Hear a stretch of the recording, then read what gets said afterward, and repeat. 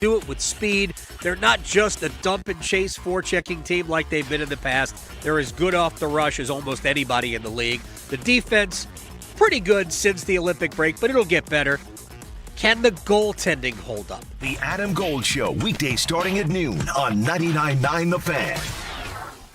It's back. The Chatley Boat Show and Sale at the Carscott Building in Raleigh, featuring Suzuki outboards going on this weekend. And it's bringing the largest inventory and deepest discount of the year. Save thousands off top brands, on-site financing to get you approved and on the water, boats in stock, and price to move now. Test ride your boat at delivery. Get in a new boat or upgrade in time for summer. The Chatley Boat Show and Sale going on this weekend at the Carscott Building in Raleigh, featuring Suzuki outboards. Hey, girls, what's going on? We're just mapping out our entertainment to-do list, and we are ready. Okay, here we go. First on the list, House of Hops. Love the place. So relaxing. Variety of food trucks and a new selection of those THC drinks I'm digging on. Oh, and you know I'm a wine drinker, and their wine list is only matched by their huge craft beer selection. Oh, I can't wait. Excellent. Who's next? Well, we gotta eat, right? So zip by Che Empanadas. Scrumptious Argentinian delicacies. Can't go wrong there. That's the one by Sharky's, right? Scrumptious indeed. Eat there all the time. Hey, don't forget Salt and Lime. You know the one by the Raleigh Grand. Girl, Margarita Mondays and Taco Tuesdays? That's where you'll find me. You girls do have it mapped out. Che Empanadas, the House of Hops and Salt and Lime Cabo Grill. All outstandingly scrumptious. Off Glenwood, Grove Barton, and Durley Road. It's time for the Coastal Scholar Athlete of the Month. Hello, Creighton Blackwell here from Coastal Credit Union and 99.9 The Fan. And today we are at Middle Creek High School where we celebrate the next Scholar Athlete, Eli Johnson. He's a hard worker and he always tries to lead people. He always checks for his teammates. And if they're down or anything, he'll make sure they're okay. Seeing him develop over the last few years has been great to see. He's a dedicated individual. He puts in the work both on and off the field, and it really can show in the classroom a lot and on the field. He's just always a nice individual to have by your side. So it's not hard to follow a guy like Eli Johnson. And I think Eli's just one of those guys that you can depend on to be at the right place at the right time. Over the course of the last 4 years, he's been our most gifted academically and athletically football player, one of the gifted ones in our football program. And I put in a lot of work to keep a good GPA in high school, and I think that's rewarded me, and I'm really happy to receive this award. Congratulations, Eli.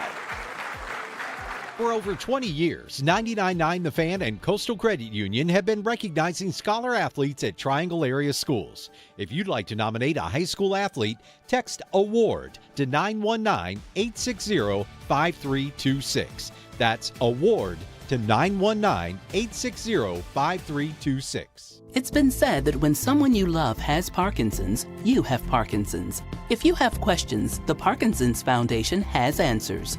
Learn more at parkinson.org or call 1-800-473-4636. I'm attorney Brian Ritchie. Workers' comp can be tricky, but my law firm will be on top of all the complicated paperwork and sneaky deadlines so that all of your I's are dotted and T's are crossed. If you've been hurt on the job, I'm on top of it. Contact us at ritchielaw.com.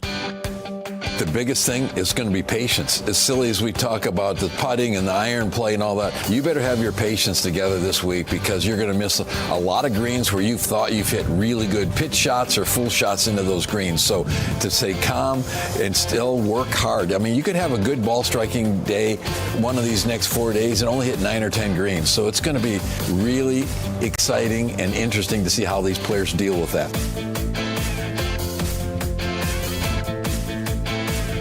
It's the Adam Gold Show. What's up? Welcome to Friday. You made it. I feel like I've accomplished something. Or is it a Friday? It's always one of those. It is a Masters Friday as well. Yeah. So once again, today, everything I've got to not be distracted. Yep. Everything. It's gonna be hard. Next 3 hours are gonna be tough. Ooh, Gary Williams will join us. 5 Clubs Golf. Also, if you were like me listening to Masters Radio early this morning on my travels around Granville and northern Wake County. I don't know. We're going to have to talk about au jus, I think. Well, that's a joke for Gary later on. I swear, every 5 seconds there was a commercial for Arby's. Oh, okay. They must have great things over there. I have no idea. They have the meats. That's the old commercial. Yeah. Do they still use that? Oh, yeah. I feel like that guy might have passed away. I don't know, but he was really? great. He was great. I loved So they're using him in AI form? Posthumously. Well, I mean, once you record it. Oh, yeah. So it's there forever. My gosh. Scotty Scheffler struggling a little bit. He's 2 over today. How's your guy Rory? Rory, he won't tee off until nearly 2 o'clock today. He was crushing it yesterday. He was great. He finished 5 under par, tied for the lead. We're going to talk a little bit about that. There weren't a ton of great scores yesterday.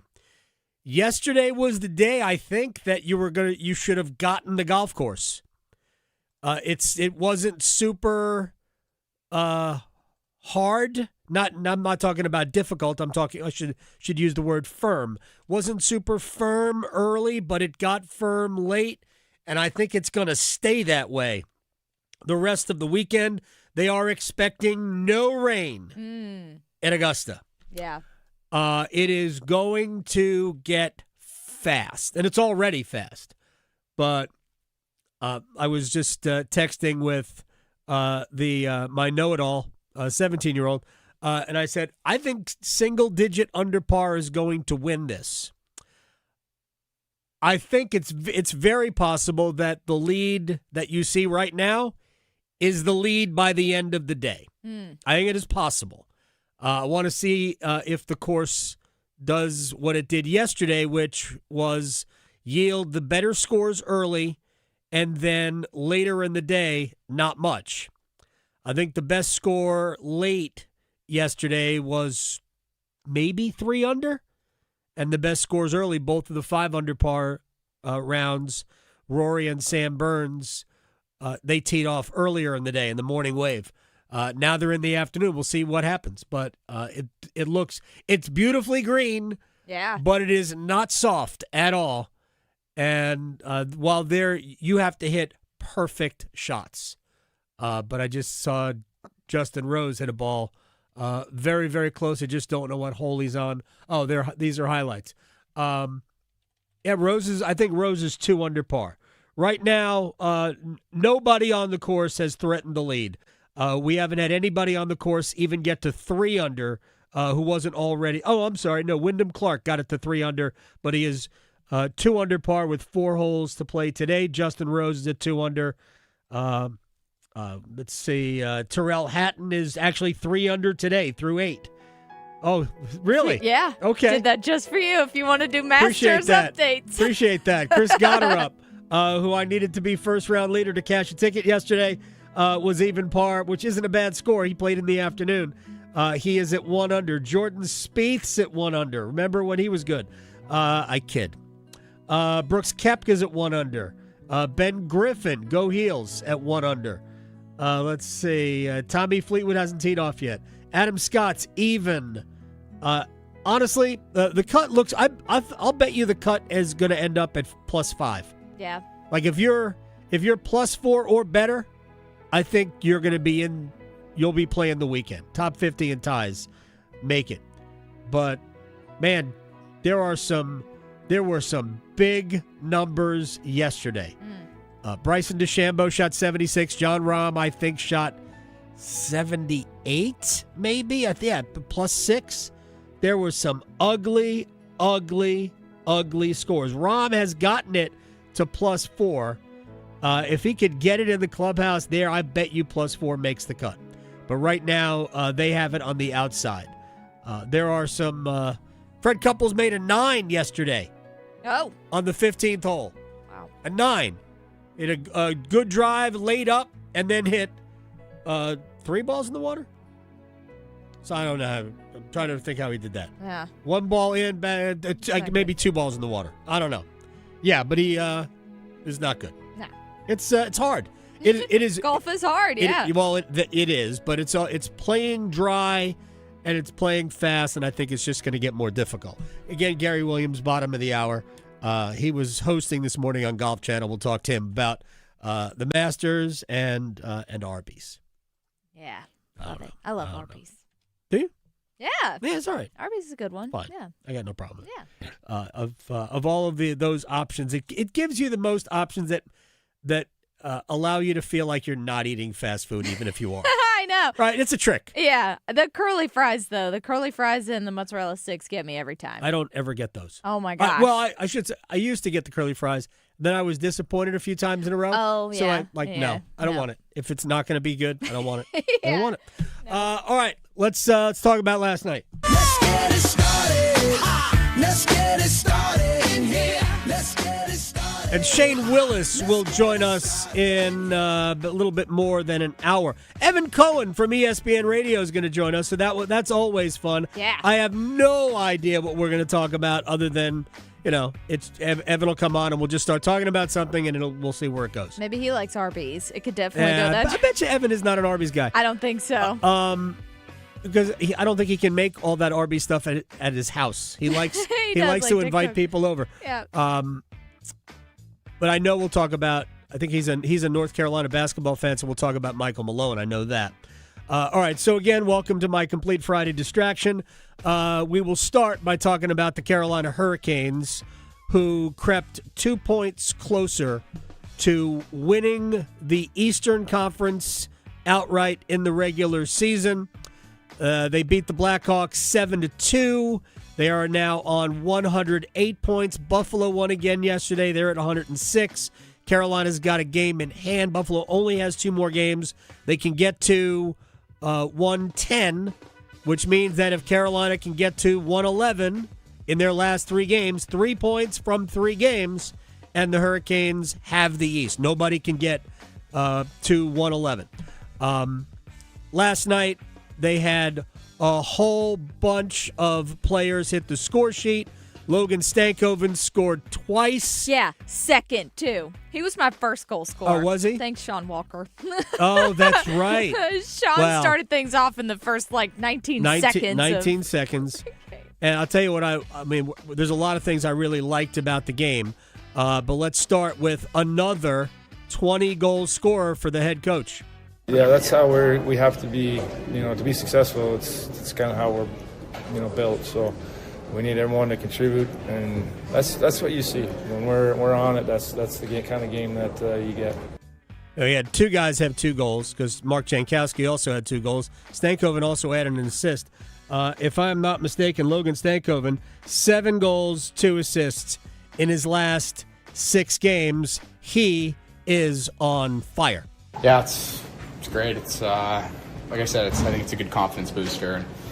And like you said, there's times where it is frustrating when you get a lot of chances and they don't go in. But I kind of said to my linemates on the bench, for all the times they've set me up and I've missed or hit posts and it didn't go in. It's nice now that they are starting to fall and drop in for me. It's great. Yeah, I mean, all 3 guys. I mean, that line has just been cooking with oil, gas, and gravy. Trip tracing. Sebastian Aho, Seth Jarvis, Andrei Svechnikov, Jordan Stahl, Jordan Martinook, Jacob Slavin, Jalen Chatfield all did not play last night. Yeah, we had to have the other Slavin. We did. We at least we had a Slavin. and we're going to talk about it because I thought Josiah played pretty well. Skylar Brindamore played very well last night. I want to talk about Bradley Nadeau as well. And we'll do that, by the way, when we talk with Shane Willis in a little bit more than an hour, but I'll go through some things tonight. But I'm not saying your 7 best players, but 7 of your best players sat. Why, head coach? Well, everyone's dealing with something, unfortunately. But, they could have played, I think. But, we're at a point where the guy's not close to 100. There's really no reason to throw him in. All right. We'll see who sits tomorrow. Those 4 players, if they were going to get sent down, it would have happened already. They would have already sent the email out. They probably would have sent it out last night. My guess is those guys are going to play in, all 4 of them will play in Utah, and we'll see where we go from here. But I wouldn't be surprised if all 4 played the rest of the regular season. I also wouldn't be surprised if they called up a couple more. We could see Joel Nystrom come up. We could see Felix Unger-Sorum come up. Justin Robidas. We could see a lot more. We could see a goalie come up for all we know. We'll get to Frederick Anderson in a minute. But as long as Stank Jesus is playing, using the Connor McDavid nickname, that guy's just on fire right now. All right. And Mark Jankowski also had a brace. He had 2 goals. The deflection goal, and then he scored the last goal. Yeah, to Nikishin's 86 or something mile-an-hour wrister. Yeah, it was. I was like, what? And I'm going to talk about that with Shane Willis as well. My read is, and I'm going to say critical. To me, Alexander Nikishin isn't often enough ready to shoot. And the time it takes to shoot the puck, sometimes he loses his shooting lane. But last night, that goal is scored because he wasted no time. There was no settling of the puck. He just gathered it and let it go. Slammed it. And Jankowski had a great net front presence, and he deflected it over Spencer Knight. My initial thought was, well, maybe that hit Knight on the way in. But no, it was deflected in front. It clearly changed directions because the puck, nobody shoots a puck that all of a sudden goes up. Yeah. Right, either going up or it was deflected up, and Jankowski got a stick to it. Even the rebound, Jake was like, oh, no, let me move out of the way. Oh, my, yeah. It was on fire. It was, I'm going to talk about Nikishin in other aspects with Shane Willis coming up next hour. But 11 different players got on the score sheet. Here's the head coach. Well, it was a great start, right? You scored in the first shift. I think it just kind of set the tone. You know, it's always better to obviously play ahead, and then we really didn't have too many lapses in the game. I thought we just played a solid road game. Obviously had some big plays by Stanks, and, you know, actually Will Carrier made real nice offensive plays, and Janks finishing on some goals. So anyway, overall, just everybody, you know, had their hand in it. Yeah, Will Carrier had 3 assists. First in his career, 3-point game. A lot of guys played well last night. And again, those 7 guys out of the lineup. Mike Riley played with Charles Alexis Legault. We had Skylar Brindamore, Josiah Slavin, Bradley Nadeau, Jesperi Kotkaniemi, Nick Delorier all drew into the lineup. And, man, I think everybody played well. And Nick got his first point as a Cane. He did. He got an assist. I forget which goal it was that he got an assist on. But, yes, and he has the puck, and everybody likes him, and that's awesome. Look. Then he tried to fight at the last 3 he didn't. Actually, here's the cool thing. No, it was the Blackhawks, but he was ready. ready. You're a dog person. Oh, big time. Okay, for anybody that's ever gone to a dog park. Yeah. All right, if there is a Great Dane at the dog park, that Great Dane, if there is conflict, the Great Dane will go to the conflict, it will stand there, and the conflict is over. Right. Right. The Great Dane is not interested in the fight. He doesn't want it. He's just there. He just stands there, and everything calms down. Yeah. Having a lot of experience in dog parks, I observed that, and it blew me away. Yes. The Great would just stand there, just looking the around, presence. Yep. looking around. We're all good? All right. Let's go back. And last night, that's what I thought Nick Delorier did. Right? The guy who was brought here to bust skulls was like, nah, man, everybody's going to be chill here. Right? Because there was no reason to fight last night. No, that's just, yeah. I appreciated that. Now, there will be reason. And maybe that reason I don't think it'll be Utah, because Utah just wrapped up a playoff spot, by the way. But maybe there will be reason in Philly or on the island when the Hurricanes close out the season. But last night, no reason. No reason at all to do that. Although Ryan Donato wanted to. Big time. He was trying. Ryan Donato definitely wanted to. But he's the chihuahua at the park that's nipping at everybody's ankles. Not a big guy. He's a nice player, though, but he's not a big guy. All right. My thoughts on the at least a few of the rookies. Again, I thought Josiah Slavin played well. I thought Charles Alexis Legault played well. But the two that stood out to me were Skylar Brindamore. I thought had a very good game, won 8 of his 10 faceoffs. I don't know where he learned that from.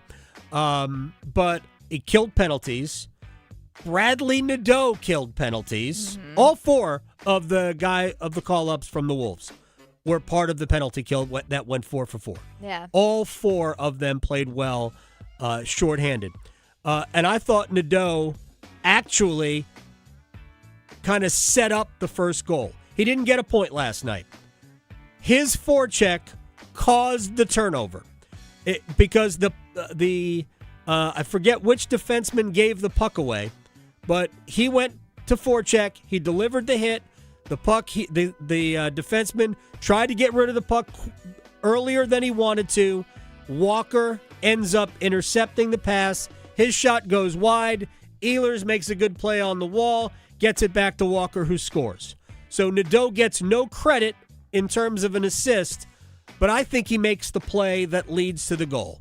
And he gets credit for that from me. He also gets credit because on the Keandre Miller goal that made it 5-1 coming right out of the penalty box, it was Nadeau, right. He came on out of the box, into the rush, Boom. and Tripp was like, what's Chicago doing? Don't really care. But Nadeau went to the back, essentially the back post, and I think it was Carrier used Nadeau as a decoy. So the defender, who would have otherwise, if he thinks that the pass is going to Nadeau, he's got to get in that passing lane. So he has to drop back. Miller's got all the time and space in the world, and he ends up finishing that for 5-1. And again, I think Nadeau, who jumped into the play and hustled up there and was part of the penalty kill, good for him. I'll go back to training camp 2 years ago. Nadeau had every chance to be Jackson Blake 2 years ago. Every chance. When we went to training camp that year, those two players essentially were in the same position. Talented young players, hadn't yet played in the AHL, coming out of great seasons in college. You remember Blake was, I think, the runner-up to Celebrini for the Hobie Baker Award. And they were going to be given a chance to play. And Jackson Blake was a star in the preseason 2 years ago. Nadeau was good, but he didn't display the other things as Jackson Blake did. And I believe that Bradley Nadeau has worked on those other things. He is an NHL player. There is no doubt he is an NHL player.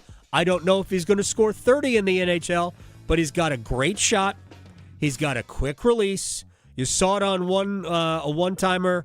I don't think it was a power play shot, but because Carolina only had about a minute of power play time in the game. Shocking because they were so good. But you saw the release at one point from Nadeau. He's gonna. I hope it's here, but I could also see it not being here if Carolina feels like the best use of Nadeau is in a trade to get something else that they need. Maybe it's a goalie down the road. I don't know. But Bradley Nadeau has to be in the NHL next season. And frankly, he might be in the NHL in these playoffs. You never know. Guy gets hurt. Yeah. I mean, Bradley Nadeau looks like he can be a complete player. Yeah. And they were using the name Seth Jarvis as a comparison. And boy, that would be awesome to have two of those. Right. But we know the offensive skill is there. When the other stuff shows up, and he kills penalties, by the way, for the Wolves. I thought he played very, very well. All right, real quick about Frederik Andersen. Played well last night. Played, I thought, the exact game that Carolina needs from their goalie. All right, I am not in any way, shape, or form saying, oh, it's Freddie now. I still think that Brandon Bussey is going to be the game one starter. But he's going to have to put forth what Freddie did last night. He's going to have to do that. He's going to have to do that maybe tomorrow against Utah, assuming that it is Brandon Bussey tomorrow against Utah. That toe block. Yeah, I mean, oh my goodness. I think the best way to describe that is Anderson did the best he could, and who was it? Andrew Mangiapane sort of hit him with the puck. Mm-hmm. But you know what? You put yourself in position to be hit with the puck. Mangiapane should have scored there. We've seen it. Carolina does that all the time, right? Sebastian Aho the other night when he basically shot the puck back into Jonas Korpisalo.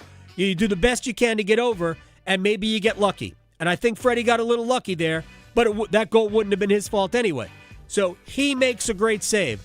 But the save on the breakaway on Nick Lardis, I believe at 1-1, right? It was 1-1, maybe 2-1, maybe 2-1 early second period, was a great save because you had to have it.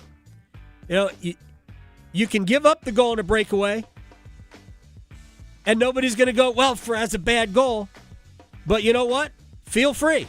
And Freddie made the save. And those saves at big times are what allows you to play with a lead or not fall behind. Huge, huge save for Anderson. His best stuff was done early. After that, it didn't matter. He saw some shots and he saw some tough shots, but the heavy lifting for Anderson was done before the game was decided, and that is a great sign. Now, he's still got to do it again. And then, if he plays in the playoffs, he's got to do it there. But last night, and it's not like the other game, the game he played, 2 games ago, was any good because it wasn't. It's not good enough. This was a good game. And that's very encouraging. All right, we'll talk with Shane Willis in a little bit. Real quick about the Masters. So I said this yesterday, and I forget if I might have said it to Brad Fritsch. I might have said it last week to Scott Mishaw. I might have said it to Jason Sobel. I do not know. Going into last year, the Masters storyline was Rory. Is this the year? Because Rory had already won twice, 2 big events, looked like he was trending in the right direction, and as it turned out, it was. But now that ended, what was the storyline going into this Masters? And the truth is that there was none. There really wasn't. McIlroy had been playing well, but not crazy. Scottie Scheffler had been outside of the top 10 in his last 3 starts. Not to mention he hadn't played in 3 weeks because his wife just gave birth to their second child. We didn't have a storyline. There was nothing that demanded everybody's attention. So we basically just went, hey, Rory's the defending champion. And it's hard to defend. By the way, I was wrong. It wasn't Arnold Palmer. It was Jack Nicklaus, 65-66, where he won twice. Nick Faldo, 89 and 90. Tiger Woods, 01 and 02. Those are the only 3 people who have ever gone back-to-back at Augusta. So, if Rory were to do it, that's another crazy short list to put yourself on. But I will say this, having watched a lot of Rory's first round yesterday at the expense of doing things I should have otherwise done, he looked like somebody who was very, very relaxed. And that isn't always a good thing, but it looked like he was very, very relaxed. And if that's a good thing, then we might be in for a lot of fun this weekend.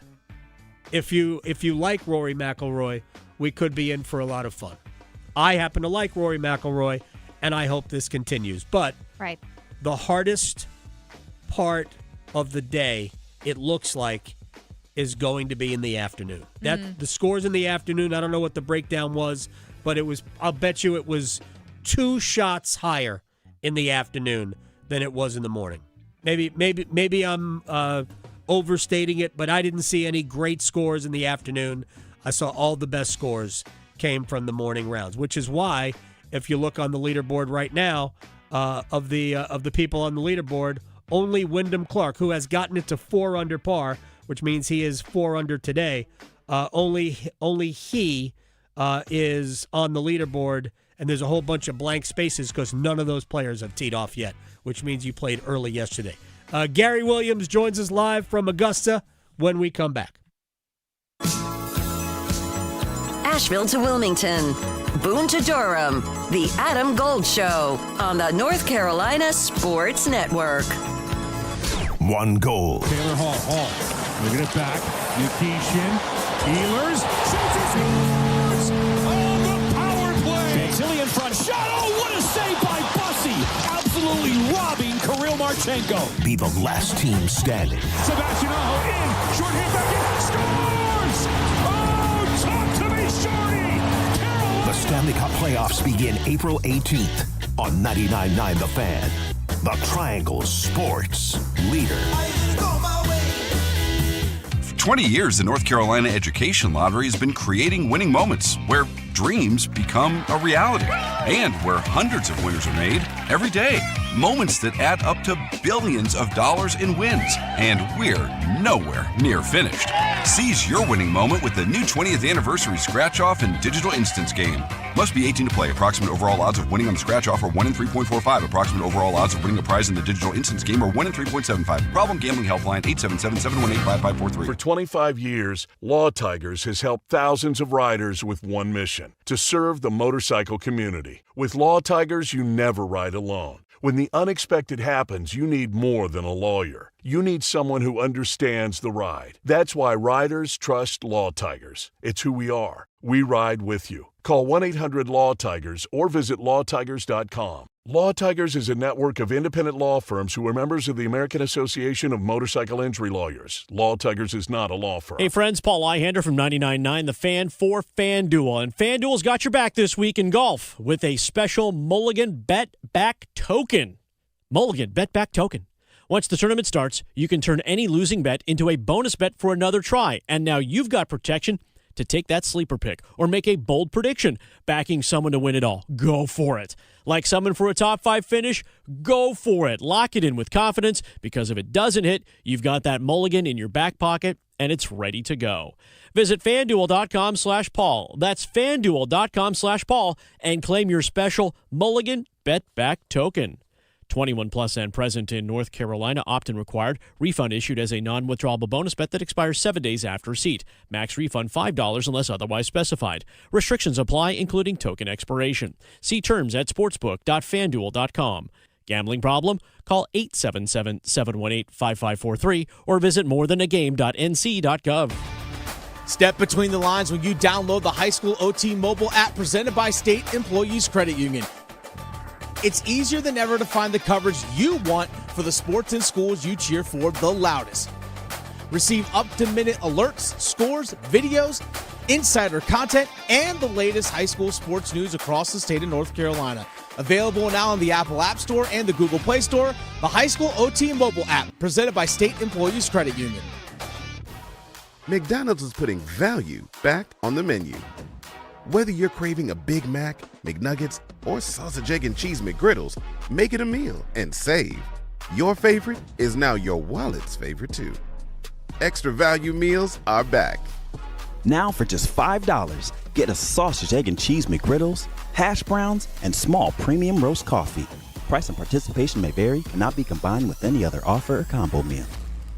I'm Ed Evans, CEO of Consumer Cellular. No, we're not one of the big guys. Truth is, we don't want to be. If you're over 50, Big Wireless probably has you paying for more data than you might need. You could be throwing away thousands over a lifetime. Our entry-level data plans start at just $20 a month. And for a limited time, switch and get your second month free. Call 1-888-FREEDOM, visit consumercellular.com or a store near you and get your second month free today. Plans include $5 credit for auto-pay and e-billing. See site for additional details. Gold. Gold.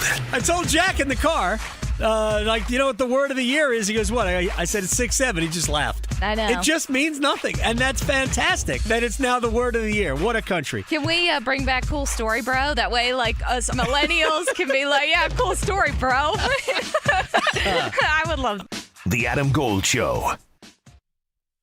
For great beautiful day. Sky falls. Sure is. Looks gorgeous in Augusta, Georgia. I'm Adam Gold. This is the Adam Gold Show. Gary Williams, 5 Clubs Golf. I was listening to Gary this morning on Sirius XM, PGA Tour Masters Radio, and I thought seriously about driving through an Arby's in the morning. So I just want you to know, came very close. I passed 2 on the ride in, but I managed to avoid it. But it was tempting because your reads for Arby's were very convincing. Thank you very much for doing this. I appreciate that. So let's start with, I guess, our co-leader, Rory McIlroy. There wasn't a storyline going into this Masters other than a title defense, but I think that's a mild storyline going in. I think maybe the storyline is, man, Rory looks really comfortable with Rory McIlroy. How do you think that's working for him so far? Quite well. Yeah. But, Adam, the one thing that I was, interested to see was because, once the first round is played, especially if there's some, high-profile players who don't play well, it's pointed out that it's very hard to come off the pace here. And my curiosity with Rory this week was, can you get past what was going to be a very reflective, celebratory, first 48 hours? And it really, for him, it's been beyond that, because he came Saturday, and to his credit, he watched the conclusion of the Augusta National Women's Amateur, was there with the champion. So this is an extended kind of thing. So a combination of managing energy and then narrowing the focus and knowing how important it is to get off to a reasonably good start. And he didn't just do that. He got past what I thought was kind of the scratchy start of his round and then played beautifully coming in. I thought the pace of his putts, I thought his mid to short irons were great, distance control. 14, I thought, was the greatest example of that, because he, front right pin, left under the hole. Not easy to do with that false front.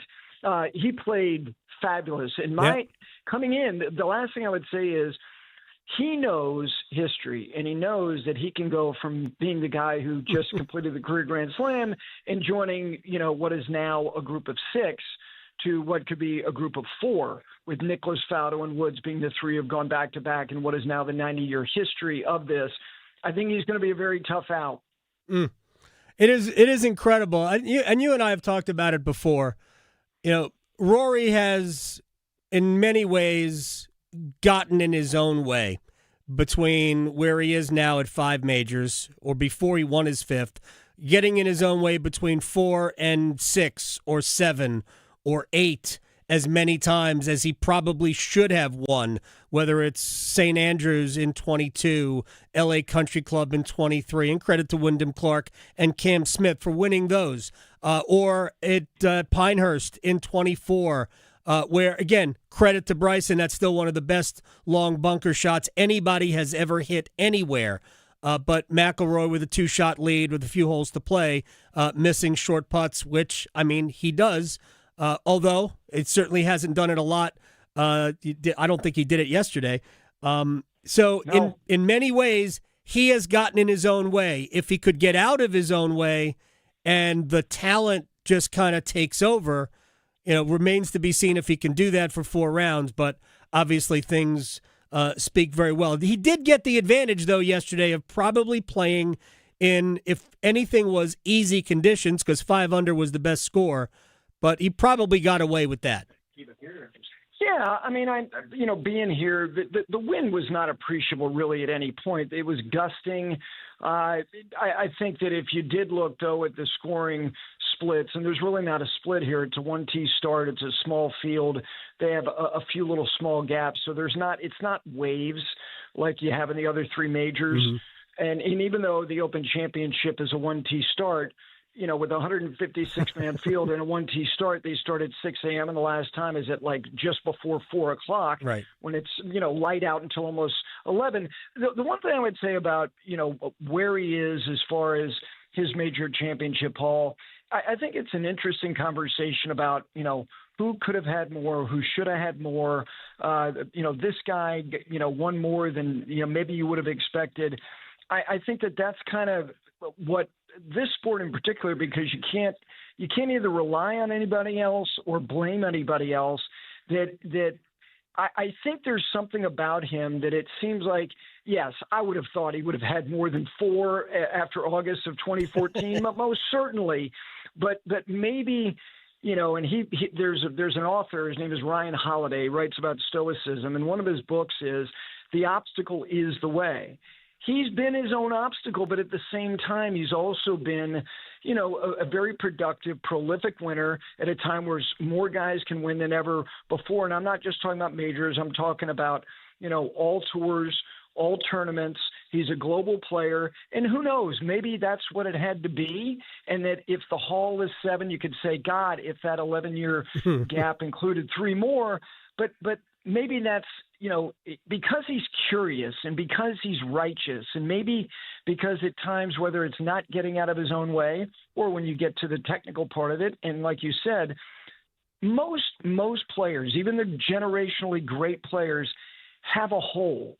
Tiger's only hole was that his driver, after technology accelerated to the degree that it did, became a faulty driver in terms of his accuracy. But even Jack was an average wedge player. He was really kind of an ordinary kind of chipper and bunker player. Rory is always going to be an interesting study.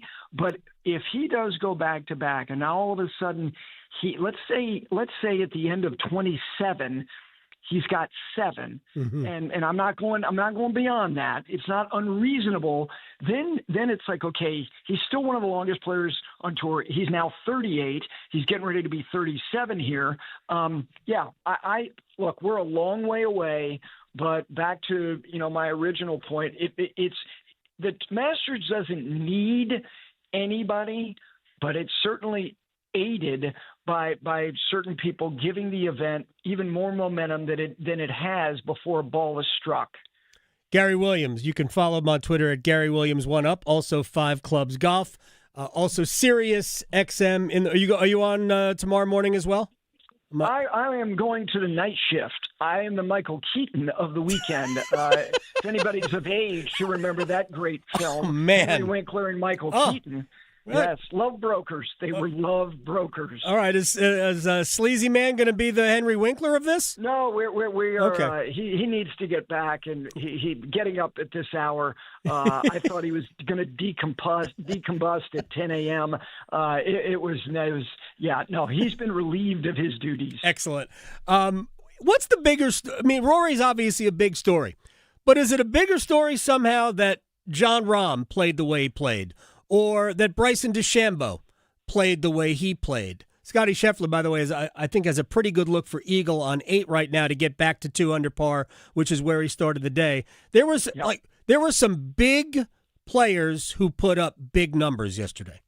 Yeah, I'm glad you mentioned it. I don't know necessarily that I would put Rahm because his score was even higher than Bryson's, but I do think in tandem, because as somebody like yourself who really is invested in golf, people can value wins on live any way they want, and that's fine. And I'm not saying that they should or they shouldn't, but we're now in a place where we do have some agnostic evaluators and accumulators of data, and those guys have first of all, Bryson contends in every major. He went to live and he won an additional major, and it seems like he hangs around, including the Open last year. I think in tandem, the 2 of those guys who were unequivocally 2 of the 5 favorites coming in, for them to both lay eggs in such a profound way, that's absolutely right up there among the 3 biggest storylines from the first day. Yeah, it was stunning, and it happened like everything got him. Well, Bryson made a triple on 1 hole, so there's a lot of it. 11. And I don't believe 4 over par is out of it yet if he puts up a good number today. Yeah, yes, it is. It is. And Adam, it's not. And I'm not trying to be, a hot take guy. Okay. It's not just that history very much pushes back against that notion, which it does, because there's only 3 players in the history, in this century anyway, that have been outside the top 10, just the top 10, right? Not after the second round, the first round. It was Tiger in 2005, it was Tiger in 2019, it was Rory last year, and they were just outside the top 10. And you can say, well, look, they're 4 over par, and the leader's only 5. That's 9 back. It's not the distance; it's the number of hurdles. There's too many players between them and the top of that leaderboard, good players, for that to be the case. Could they battle and figure out a way to backdoor, a top 10? Sure. But in terms of winning, they both eliminated themselves yesterday. What do you think the winning score will be? Gary Williams is joining us here. What do you think the winning score will be? I think it's going to be, and I'll give you a number, but I think, having just walked the golf course the last 2 hours, and my gosh, is it spicy. I mean, it is. There are areas that are really not in play, but they're not that far out of play because of, foot traffic, right? That are incredibly firm. The fairways, there's incredible. They overseed to a level that is extraordinary. It's as bouncy. I'll give you a little nugget that I heard from the club today. This is the first time in 25 years, because there's no chance of rain over the weekend unless something really extraordinary happens. This is the first time in 25 years that the entire week was absent of any water, any rain. And so with that being said, at the beginning of the week, I thought 10-11, and I went 11. And I think that we could have our first single-digit winner if they choose to really tighten the screws.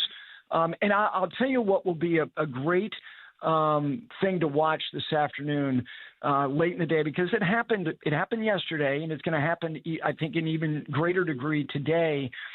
13 and 15, and most notably 15. 15 is such a fascinating thing, because you stand on the top of the hill and you're going, I got 222. It's a front right pin today. If I hit it on the green, I can give myself a reasonable chance at 3. The margin of error coming in with the firmness of these greens. Gary Woodland was a perfect example of it yesterday, and Scotty to a lesser degree. 15, you can for 10 minutes, you can be thinking 3, and in the next moment, you may be scrambling to make 6. Yep. So I think this is the exacting nature of this golf course has not been on display for a lot of people who care about golf, who may be 25 in their life. They haven't seen the golf course like this. Yeah, 15, when the hole is on the right, it might actually play a little bit easier because there's more room. But man, on the left, I heard you guys talking about it. Maybe the play is to just go for the bunker in 2 and just splash out in the sand. At least you keep 5. That should be the worst score you make if you can get it in that bunker in 2. But Gary Woodland laid up on a chip from behind the green. Yeah, he chipped to chip. Tell me where else you do that. Nowhere. No, that is just absolutely incredible. What do you think the leading score will be today? I'm going to say the leader is going to be 7 under par. And that's me thinking that Rory's going to go out. And it doesn't mean that Sam Burns, we haven't talked about yet, can't, put together a good round. I just think that this afternoon, the golf course, if we look at scoring average from the earlier times to the later, this morning it was totally flat, calm. The golf course was not in any way soft, but it was more gettable than it's going to be this afternoon. So I'll say 7, but I will not be a bit surprised if it's 6 or even 5. Yeah, I wouldn't be shocked at all if we are looking at the 2 best scores through 2 rounds, which is why I kind of think that if maybe I wouldn't think this for any other player other than Bryson, but if he can put up a good score this afternoon, and again, I know what history says, but at some point history will, like the Red Sox, came back from 3-0 down. Nobody had ever done that. So at some point it's going to happen. But I am 100% to the bone Team Rory, and I think it would be awesome. I remember watching the 22 Open Championship, and just I think I was tighter than Rory was watching that. I don't know if that's possible. You're right. It was close. It was close. I wanted that too badly. Plus, with the climate in golf at that point, golf needed a hero, and it didn't get it. Gary Williams, speaking of heroes, 5 Clubs Golf at Gary Williams, 1 up. All right, I'll check you out later on tonight on Sirius XM. Thank you so much for the time, man. Thank you. And if you do get au jus sauce, make sure you say au jus. Au jus. You sold it. But they don't give out au jus in the morning. That's the problem. I think you can only get au jus afternoon. Really? I don't know. I made that up. That is a major error on their part. Thanks, Gary. I appreciate your time. Okay, buddy. You got it. Here on the Adam Gold Show, Gary Williams, 5 Clubs Golf. I am 100% Team Rory. I do think the leading score today will be 5. I think if Rory McIlroy or Sam Burns, you go out and Burns just parred the first hole. You go out and you shoot an even par round today, you are still in the lead. Wyndham Clark did shoot a 68 today. That is a great round of golf. The 23 U.S. Open champion, that could be the clubhouse lead. Justin Rose, by the way, is 3 under par. All right, we have one-timers when we come back. Evan Cohen, top of the hour. I wonder if he wants to talk Masters. I don't know. Well, whatever Evan wants to talk about is fine. But we'll do one-timers next.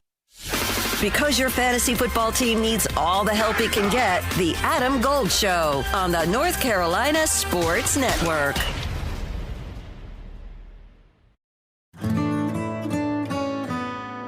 It's the first day of the first grade, and she found a new best friend. It's a laid-back Sunday afternoon you wish would never end. The homemade taste of Bluebell and good friends gathered round. The good old days are being made right now. New Bluebell Brookie a la mode ice cream brings brownies and cookies together like never before. Big chunks of brownies, soft chocolate chip cookie pieces blended into a rich, creamy brown sugar ice cream. It's not too good to be true. It's just that good. The good old days are being made right now. The good old days are being made right now. Look for Bluebell ice cream at your local grocer and pick up your favorite flavor today. Carolina Complete Health, from neighborhoods in Charlotte to families in Greensboro, Raleigh, and Durham, all the way to Asheville and Wilmington, and everything in between. We are here for communities across North Carolina, connecting you to the care and support you need. We are here to make healthcare easier to access and understand. We are here to bridge the gap, because your health matters. Your community matters. You matter. We are here for your health. Visit hereforyourhealthnc.com. This April, during Line Worker Appreciation Days, we celebrate our hometown heroes, the public power line workers who keep our communities powered and connected. From powering homes and businesses to restoring service after storms, public power line workers show up every day, rain or shine, to keep the lights on in the communities they serve. Join us in saying thank you to these dedicated, skilled professionals by visiting electricities.com/thank-a-line-worker. This April, join North Carolina Realtors in celebrating Fair Housing Month. Fair housing means everyone deserves a place to call home, regardless of race, color, national origin, religion, sex, or disability. NC Realtors are committed to fair housing for all North Carolinians and ensuring that everyone has access to safe and affordable housing. Let's work together to create communities where everyone can thrive. Visit ncrealtors.org to learn more about fair housing.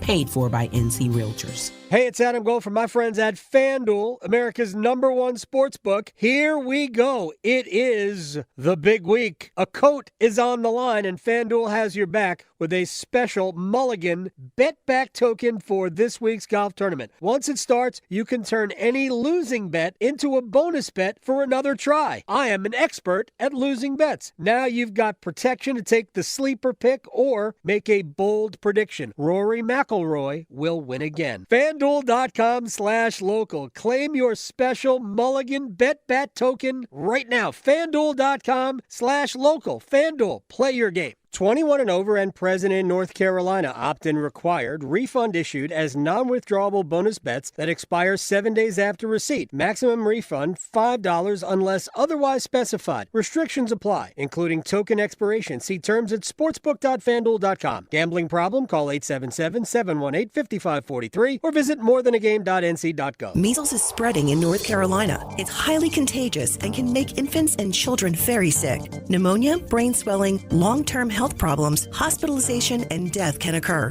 Protect your child with the MMR vaccine. It provides lifelong protection. Serious side effects are extremely rare. Millions of children are safely vaccinated each year. Insurance covers the cost and free vaccines are available. Make sure your child is up to date. Talk to your doctor or visit ncdhhs.gov/measles. Paid for by NCDHHS.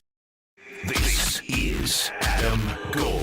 We're going to have Seth on the show next week when he gets back from vacation. He was by a pool. What are you doing? Get off Twitter. It's nicer to be on Twitter when you're by a pool anyway. No, just stop engaging with people. The Adam Gold Show.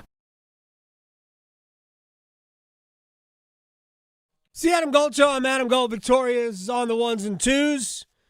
ESPN Radio's Evan Cohen will join us top of the hour. We have enough time to answer some questions and one-timers, so let's.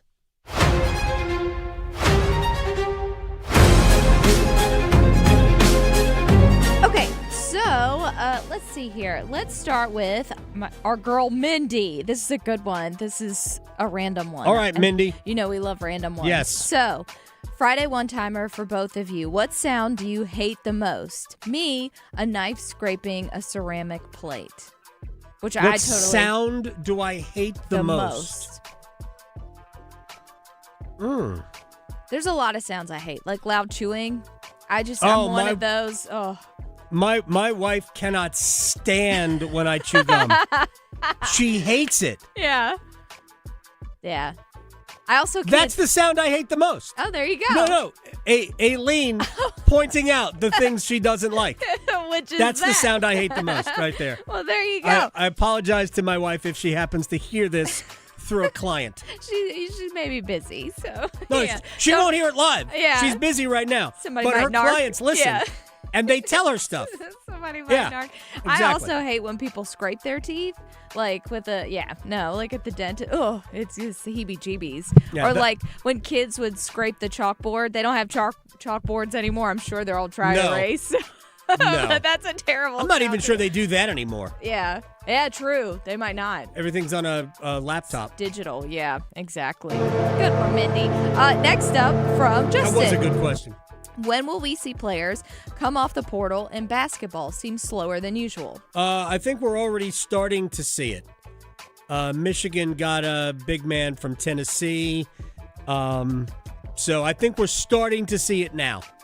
The portal's been open for, 3 days? Yeah, I think we're starting to see it. But Elliot Cadeau didn't enter the portal, but they announced that he was staying at Michigan. I'm sure he got paid a lot to stay at Michigan. So, so we've already seen one. I think we'll see a lot more. Okay, and this one from NC State moderators. Should we be concerned about Chatfield's IR status? Do they put him on IR that I don't know about? No, I don't think they put him on IR. He's on the road trip. So, I don't know. My guess is he'll probably not play again tomorrow in Utah.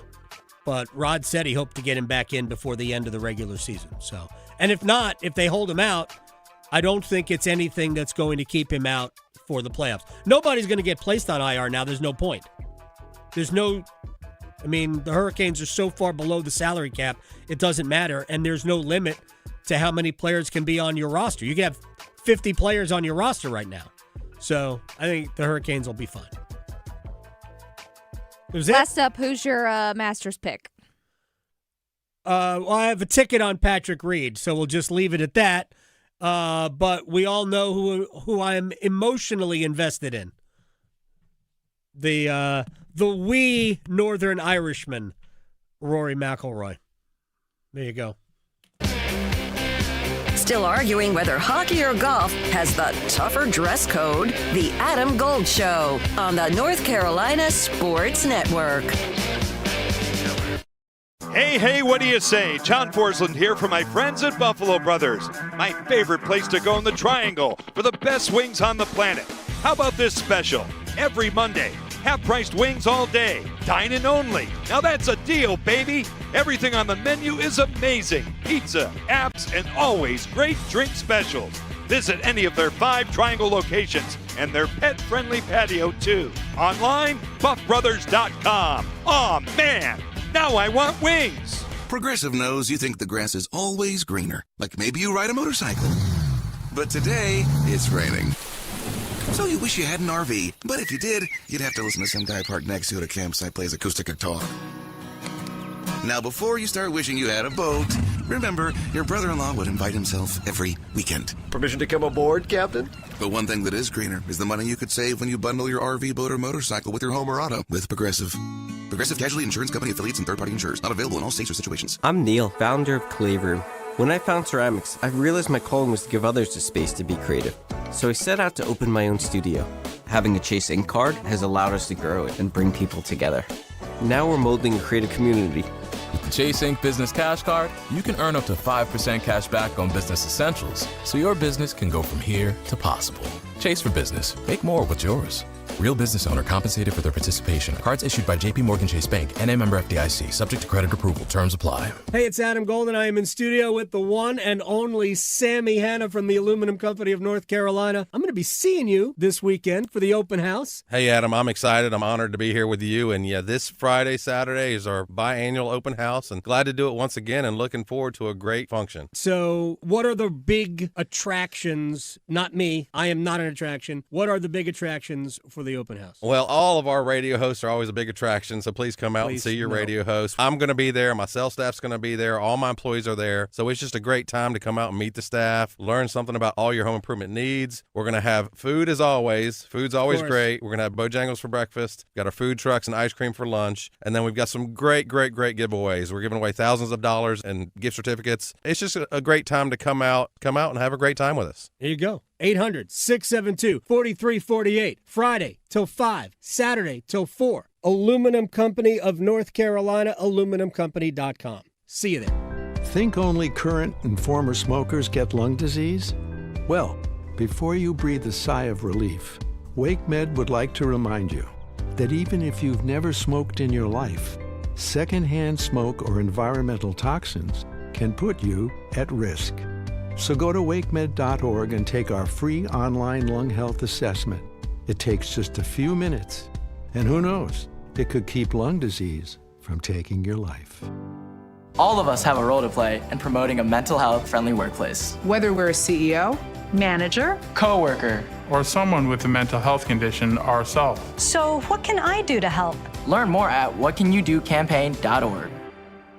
I'm Ed Evans, CEO of Consumer Cellular. No, we're not one of the big guys. Truth is, we don't want to be. If you're over 50, Big Wireless probably has you paying for more data than you might need. You could be throwing away thousands over a lifetime. Our entry-level data plans start at just $20 a month. And for a limited time, switch and get your second month free. Call 1-888-FREEDOM, visit consumercellular.com or a store near you and get your second month free today. Plans include $5 credit for auto pay and e-billing. See site for additional details. I'm attorney Brian Ritchie. Getting hurt in a car wreck comes with all kinds of stress and frustration. But when you call me, I'll be on top of all of it. So all you need to worry about is getting better. If you've been injured in a car wreck, I'm on top of it. Contact us at ritchielaw.com. The Canes light the lamp here. WCMC HD1 Holly Springs, 99.9 The Fan, the Triangle Sports leader. And I want to be a team that defends, rebounds at a high level, and gets out and run and play at a fast pace, up-tempo basketball and attack before they get set. And I think the one thing that stood out from our teams in Denver is how unselfish we were. You know, sharing the ball unites teams. That's going to be an important piece of it, too, is this being an unselfish team that plays for one another. Great teams play for each other. And I want our guys to play for each other each and every night. It's the Adam Gold Show. Welcome. Victoria's here. I'm here. I got the Masters distracting me on one television. Oh, man, but it's definitely a Friday with our next guest. Yeah, I'm very excited. I am, always. And as I said earlier, I'm not really sure what we're going to discuss. I know it will start with Tar Heel basketball because Michael Malone is the new head coach. And I know that Evan Cohen, unsportsmanlike, ESPN Radio at EVCO Radio, has a soft spot in his heart for UNC basketball. So, sir, take me back to the beginning of the week when Michael Malone was announced. What was your first reaction? You know, Adam, I was thinking, you and I were texting, what was it, last week, the week before? Something like that, Victoria yes. and I were texting the other day. And I thought, Michael Malone's hired. I was thinking of Adam Gold, and I'm like, do New Yorkers in North Carolina really work? I mean, I just has Adam. So I actually thought it was very creative hire. Listen, you cannot say anything other than that man is a great basketball coach. Correct. Now, what if I insert one word? Sure. College. We can't say he's a great college basketball coach. We don't know yet. But what I can tell you is there is a scene in a movie that I love that a great cast reminds me of the 86 Giants or the old Iowa Hawkeyes college football. That is Enemy of the State. Okay? It's a movie with Gene Hackman, Will Smith, and you look at the cast. Victoria can look it up. You look at the cast, you're like, oh, my God, there's a million people. Anna Gunn is in it from Breaking Bad, John Boyd. Like an insane cast. But there's a scene at the end where, and I'm paraphrasing, where Gene Hackman says to Will Smith, you're either incredibly smart or incredibly stupid. And North Carolina, in their hires, people are going to look at and they're going to say they're either incredibly smart or incredibly stupid. And my gut is they're going to be incredibly smart because I think Coach Belichick is going to work. And I think Michael Malone is going to work. But I don't feel like, you correct me if I'm wrong, there's a middle ground. Hubert Davis, if you look at it, was kind of a middle ground, right? Yes. You can't say it was a bad hire, and you can't say it didn't work out. It just didn't work out long enough to the level. He went to a championship game. He had a winning record. He's a class act. People love him. Represented the school well, obviously. But it was kind of like, all right, that was in between. I feel like both Bill Belichick and now Michael Malone, either incredibly smart or incredibly stupid, and I think North Carolina is incredibly smart with it. It's funny, if you had flipped it around, if you had actually gone in reverse order of Hubert Davis's 5 years, he'd still be the head coach. He won he has the two greatest victories, individual victories in North Carolina basketball history, in my opinion. Those two wins. Adam, could I interrupt you for 1 second? Yes. You make a lot of good points. That is one of the great points you've ever made. No, I'm serious. Put that on my resume. That is such a good point about Hubert Davis. That he, in essence, it's like, I always say this about Lane Kiffin. Lane Kiffin's resume is backwards. If you actually just were able to order the jobs that he's had differently, he actually would be a way more mature, seasoned coach. Like you don't coach the Raiders at 31 years old, right? But if he coached FAU, then Tennessee, and then FAU, then Ole Miss, then Tennessee, then USC, then the Raiders. Yeah, and I know LSU, but that makes a lot of sense. That wasn't the order, right? No, the Hubert Davis thing. What a great point by you. I'm looking now. So. If he was 24-9, then 23-14, 29-8, 20-13, 29-10, and going to the national championship, oh my God, what a good point! But retire now. You can't do better. You're right. You're right. I might take you up on that. But I think they made the right decision because the program wasn't where the program needs to be. So, and I love Hubert. I miss talking to him. And I hope to talk to him more down the road. I'd love for him to go back into TV, but I think Hubert's just going to retire and spend a lot of time with his family, and he's a great guy, and I wish him nothing but the best.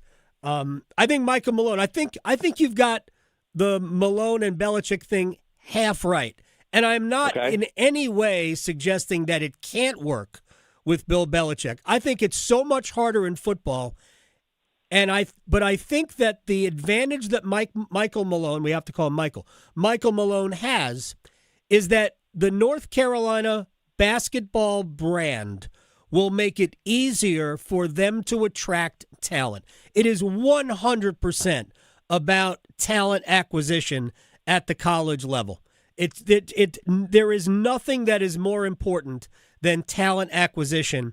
And I think Michael Malone, with the right assistant hires, and we already think that he's made the first one correctly, getting the Chuck Martin, the assistant from Arkansas, who Malone worked with at Manhattan and has been a great recruiter for his entire college career as an assistant with John Calipari mostly. As long as they can get talent, and they should be able to with money and the North Carolina brand, they'll be fine. I don't know if it's going to work with football because I just don't think that Michael Lombardi is as good at his job as he needs to be, and it's all about getting talent. I think if they got enough talent, Bill would win, but I don't know if they're going to have enough talent. Yeah, I think all of what you said is fair. And I think that obviously the North Carolina basketball program is way bigger than the North Carolina football program. Yes. But what I will tell you is if Michael Malone gets this basketball program rolling the way that obviously Tar Heel fans think he could and should and hopefully will, it's just going to help the football team for two reasons. One, more buzz, more influx of money, more excitement around the university. Two, less focus on the football program and thus more flying under the radar, which is why I love the jobs that are the other jobs at schools. What I mean by that is Indiana football is a better job than Indiana basketball.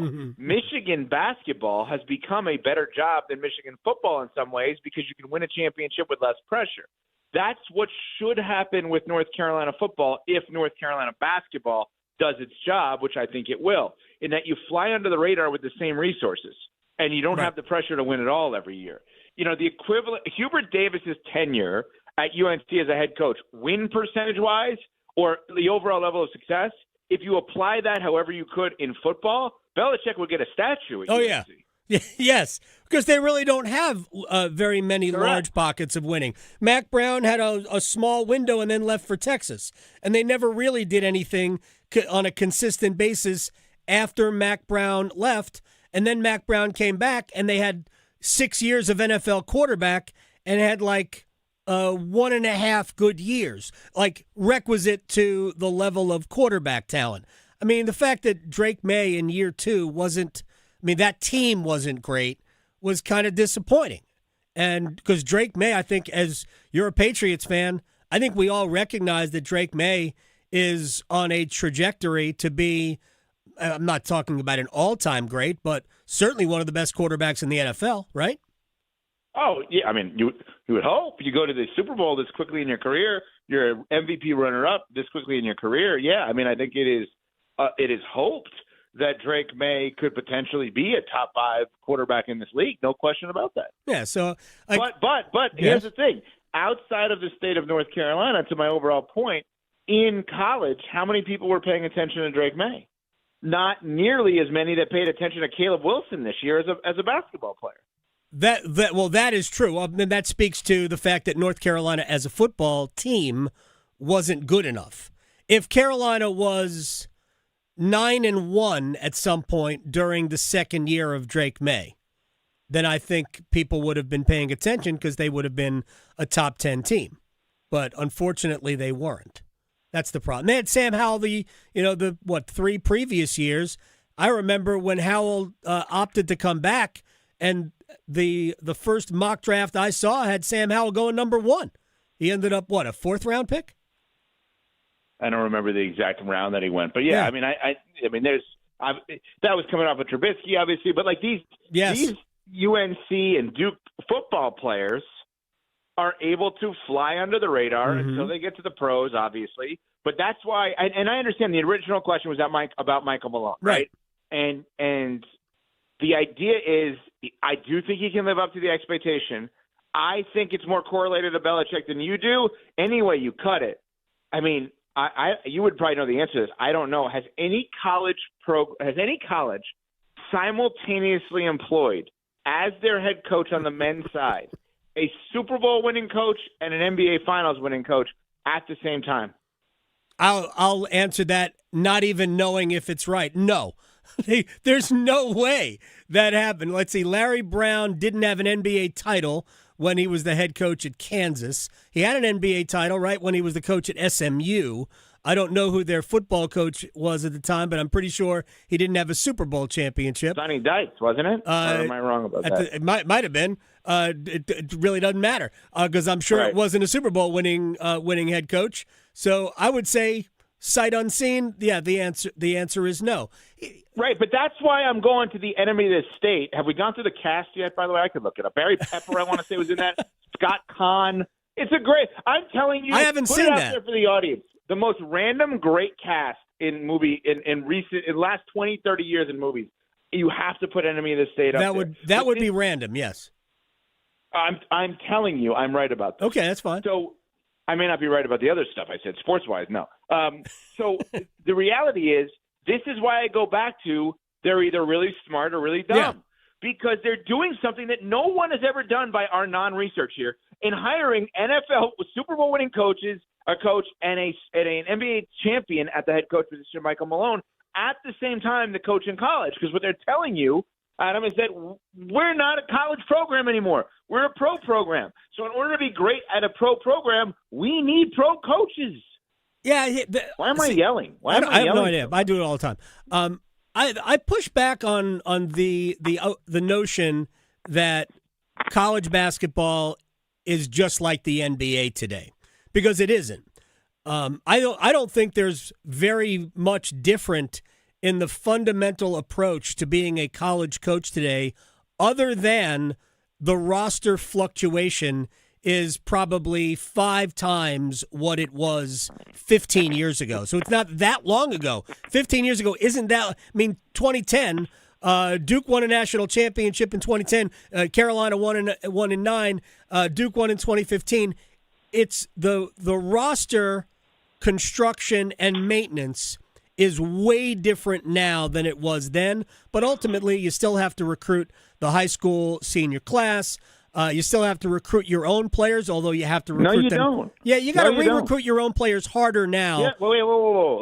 Let's fight. We're both yelling for no apparent reason. We both like each other immensely, so let's fight. So do you have to recruit high school? Why? Do you buy that a team of one and done? Do you believe the Fab Five is going to win in today's day and age? No. I don't think. I think you have to do all three.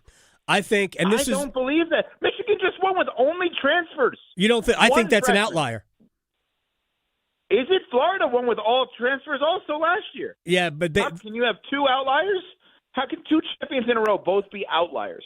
Yeah, how many? That's a good question. How many things can be in a row for it to still be an outlier if it happens commonly and consistently? I think the team. First of all, Michigan was great. There's no doubt about it. But every other team that was in that mix had either a blend of freshmen, some of them were freshmen, but veteran players and players out of the portal. And Michigan was the outlier in this Final Four. I think, and Duke was an outlier in that they were largely, although they did have Malik Brown, who was a transfer from Syracuse 2 years ago, nobody knew out of the portal, and they were largely players that were in that system. I think you need a blend. I think that's the way that teams will build over time. I think what Michigan did this year just worked, and that was great. It's too difficult to do that year over year over year. You'll get too much variance.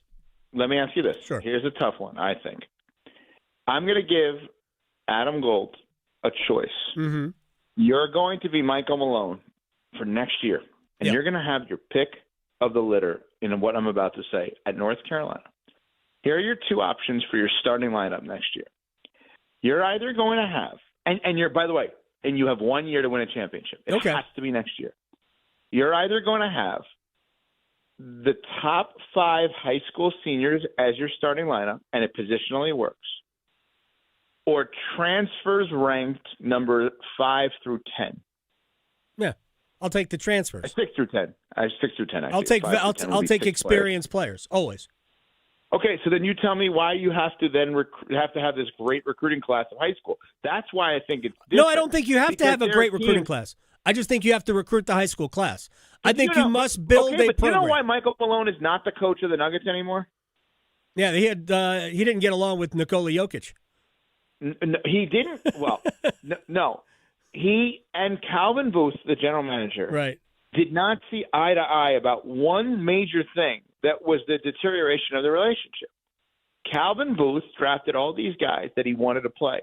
Michael Malone had no interest in playing anyone but veteran, proven guys. Mm-hmm. Peyton Watson, who's a wing for the Nuggets this year, young draft pick, did not want to use. Zeke Naji was a backup, signed a 4-year, $32 million contract. If I'm not mistaken, nobody ever heard of him. Still, as I'm bringing him up now, no one's ever heard of him, and relative to NBA. And he didn't want to play him. He never wanted to play the young guys. So I'm not suggesting that Michael Malone is not going to recruit high school guys. My point is, I don't believe in college basketball today. You have to. And I also think that a guy like Michael Malone that plays into it because he probably will love guys out of the transfer portal. I'm sure he will. And they'll be big parts of his program. My opinion is it's too hard to do that year over year over year. And I think if you have you don't have to recruit 5 players out of high school. You don't.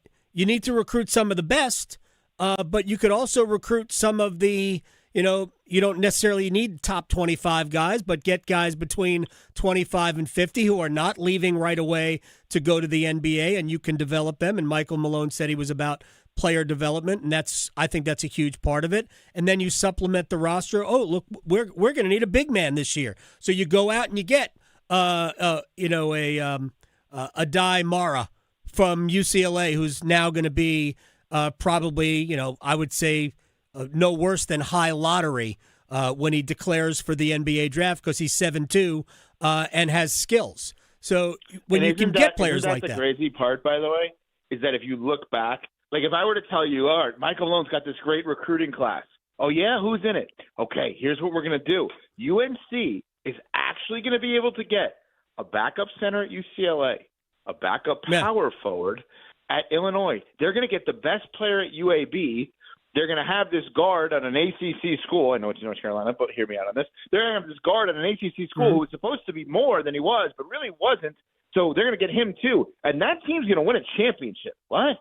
Because that's what Michigan was this year. Yes, that no doubt. No, and they were awesome.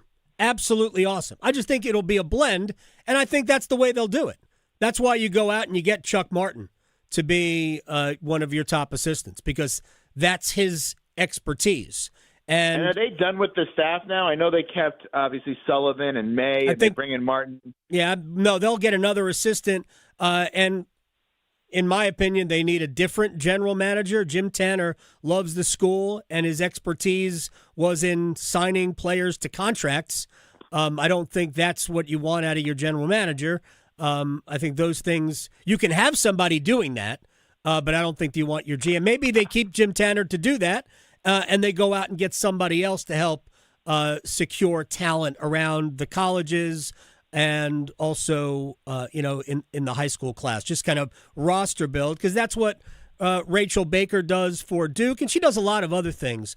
It's more than just helping manage the roster. I think John Shire's got a pretty good handle on those things, although it hurt him this year that they did not have and last year, that they did not have a veteran player who could handle the ball and handle situations. Because it doesn't matter until it matters. The NCAA tournament's pressure is unlike anything else in basketball because of the nature of the one and done. Is this overall the most serious you and I have ever been talking to each other? It frankly is upsetting. Uncomfortable. Yeah, are we doing is this awful radio? I can't figure out what we're doing here. It's like really good hardcore sports talk. I can't imagine that people would be turned off by this, because we are definitely giving the people a legit state of college basketball from both a local perspective, yours, and national perspective, mine. But you and I like to talk because we like to just stumble on complete and utter nonsense, like the depth of the enemy of the state. Wait, why did I just get a rental car room? I just got an email for a rental car check-in reminder. Where am I going? Are you renting a car? I mean, that would explain it. Did I rent? Is there a chance that I rented the car for the wrong weekend? How far in advance can you rent the car for? I once booked a return. I once booked flights where I booked the return flight. I started with the wrong airport. It was like from Buffalo or Rochester, New York to Raleigh and back, and I was supposed to go from Raleigh to Rochester, New York and back. I once did that. And you know what I did recently? Yeah. Oh, wait a minute. It's trying to get me to check in for 1 week from now. Oh yeah, you could do that. Why would I do that? Because you can. But I wouldn't do it because they're going to ask you to. They're going to ask you to check in again anyway. So definitely don't do it because you're still going to have to check in because that's the way those companies roll. Let me ask you one quick thing because you talked about Enemy of the State, and I haven't seen the movie. I haven't seen the movie, but this is my hot take. You've seen Departed, right? Of course. Okay. I saw Departed twice in the theater with the same person, and that person currently hates my guts. So go ahead. You may continue. Interesting. I think that is the worst movie that has the best cast ever. Are you being serious right now? Very serious. Everybody got shot in the head in The Departed. Everybody got shot in the head. The Departed? It was okay. It was just over the top. Everybody got shot in the head. Yeah, it was okay. To me, it is one of the best movies I've ever seen in my life. Yeah, I mean, to me, it was a waste of the cast. DiCaprio was probably the best in the movie. DiCaprio was amazing. Damon was amazing. Wahlberg's role was great. Alec Baldwin was sneaky great in that movie. Yeah, it was. It's an incredible cast. Martin Sheen, right? Great in that movie. Mm-hmm. Nicholson. Have you ever met anyone who doesn't like The Departed besides you? I mean, it's not that I don't like it. It's just you don't like it. What do you mean? How can you argue that you like it? I just said it's the worst movie that has the best cast. So to me, it's an okay movie. It just was so over the top. Everybody got shot in the head, and you can miss me with it. Well, it's interesting you say that. I just went to California with my family, and New York to LA flight. Right. And so that's 5 to 6 hours. I don't know what got over me, but I decided both ways to watch all of the John Wick movies. Oh, wow. I had never seen them. I have no understanding as to why. Nobody suggested it to me. I don't even know why it was in my head. So I watched all 4. I asked some of our producers on Unsportsmanlike to look up the movies with the most killings in them. Because you want to talk about everybody gets shot in the head. Yeah. There's nothing that happens in John Wick other than everyone dies at all times. Like literally, Keanu Reeves just kills everyone at all times, regardless of where he is, who he's with, etc. I've never seen a movie like that. I have not seen any of the John Wick movies. Now I'm interested, at least checking out one of them. But, I mean... I don't think you need to. I got to be honest. I don't want to rip on them. I just don't think it's a must. I don't think it's a must. All right, which is the best of the Men in Black movies? I've never seen any of those. Oh, boy. Is that bad? No. Well, I mean, it's not bad. They're fun movies. They're fun. But I like stupid movies. So I have a thing where every Saturday morning when I'm home, I wake up really early before my wife and kids get up. I go down to my basement and I watch a movie that you don't have to think during, right? So I watched what's the one on Netflix with Damon and Affleck, The Rip, right? I haven't seen that. Oh, that's very good. Okay. I like the Men in Black. While I'm not going to watch it, would be a perfect Saturday morning movie. For me. You'll love it. By the way, if people have suggestions for me on that, Adabco Radio, EVCO Radio, if they want to tweet at me the suggestions. I love the mindless movie for Saturday morning that I could just sit there and relax and watch. All right, final thing. You've seen Clerks? I think I saw part of it 100 years ago. I know. Right. Well, that's Kevin Smith, right? Yeah, we're not talking again until you see Clerks. I'm getting shut out all of a sudden? We're not talking again until you see Clerks. Well, then fine. You know what? You texted me something. I'm not going to pass that along now. You want to play that game? On that note, My absolute I have favorite. a feeling we're going to talk again all of a sudden. We'll talk again. My absolute favorite, Evan Cohen, EVCO Radio. Thank you very much. Unsportsmanlike on ESPN Radio. My friend, I appreciate your time. You are the best. Thank you for having me. All right, man. Evan Cohen here on the Adam Gold Show. All right, let's take a break. Shane Willis is going to join us on the other side. We'll talk about last night's Canes win in Chicago next. Delivering more hits than the Canes forecheck. Shoot, he scores! The Adam Gold Show on the North Carolina Sports Network.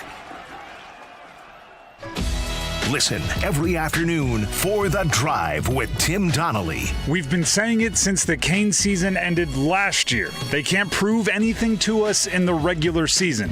It's all about how far they make it in the playoffs. So they have just a handful of games left to do whatever final polishing, make the last final adjustments, and make sure they are ready to go on a deep playoff run. The Drive with Tim Donnelly, 3 to 6 on 99.9 The Fan. Hey, it's Adam Gold from my friends at FanDuel, America's #1 sports book. My first-round leaders both failed. Good thing I'm on FanDuel because the special Mulligan bet-back token will take care of me on Sunday. I'm going to save my bet-back token for then. Once the tournament starts, if your bet fails or you think it will fail, you might as well pull it back, put it somewhere else. FanDuel.com/local. FanDuel.com/local. I'm emotionally tied to Rory McIlroy, so I won't go there. I'll go somewhere else. FanDuel.com/local. FanDuel, play your game. 21 and over and present in North Carolina. Opt-in required. Refund issued as non-withdrawable bonus bets that expire 7 days after receipt. Maximum refund $5 unless otherwise specified. Restrictions apply, including token expiration. See terms at sportsbook.fanduel.com. Gambling problem? Call 877-718-5543 or visit morethanagame.nc.gov. Featuring Yamaha boats going on this weekend, and it's bringing the largest inventory and deepest discount of the year. Save thousands off top brands, on-site financing to get you approved and on the water, boats in stock and priced to move now. Test ride your boat at delivery, get in a new boat, or upgrade in time for summer. The Chatley Boat Show and Sale going on this weekend at the Carscott Building in Raleigh, featuring Yamaha boats. If you or anyone you care about is facing a family legal matter, call Cordell & Cordell today at 1-855-GET-LEGAL or visit CordellCordell.com to schedule your consultation. There's a lot on the line in divorce. This is Joe Cordell of Cordell & Cordell, the largest family law firm in the country, with over 35 years of helping clients navigate divorce. But being big doesn't mean less personal or less local. Our attorneys live and work in your community, and as neighbors, they understand the challenges your families face. Divorce touches all areas of your life, your home, savings, retirement, and of course, kids. So when you find yourself facing divorce, you need a partner you can count on. Visit CordellCordell.com to schedule your consultation. If you or anyone you care about is facing divorce, contact Cordell & Cordell today. With over 100,000 clients served, we understand the challenges you're facing on a personal level. Call Cordell & Cordell today at 1-855-GET-LEGAL. That's 1-855-GET-LEGAL. Joseph Cordell, licensed in Missouri and Illinois. CordellCordell.com. This April, the party's in Cary as Abbey Road Tavern and Grill Cary celebrates 30 years of great food, drinks, and unforgettable nights. The 3-day anniversary bash starts Friday night, April 10th, with live music and beer reps handing out freebies. Saturday the 11th is an all-day outdoor party with local bands and a draft truck pouring cold ones. Wrap it up on Sunday the 12th with a hangover party featuring Totally Otis and killer drink specials all weekend long. All happening at Abbey Road Tavern and Grill in Cary. Details at abbeyroadnc.com. When your check engine light comes on, do you see a repair bill or do you see peace of mind? For 20 years, CarShield's been the name America trusts to help keep you on the road.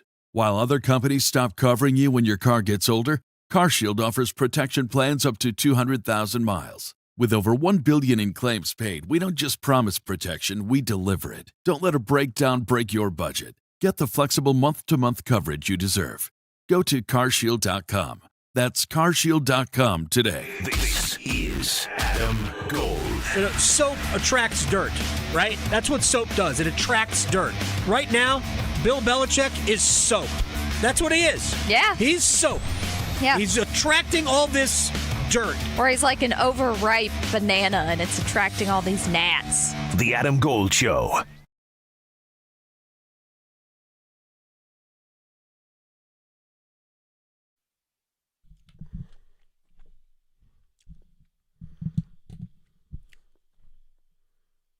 the Adam Gold Show. I am Adam Gold.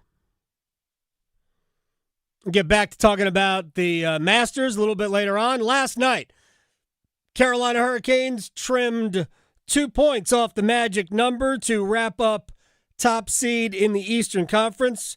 Division is taken care of, so that's home ice advantage for the first 2 rounds, assuming Carolina wins the first round. You'd like to think that they would, but there's some things that have to get better or stay good to do that. But the next step is maybe securing home ice throughout the entire Eastern Conference portion of the playoffs.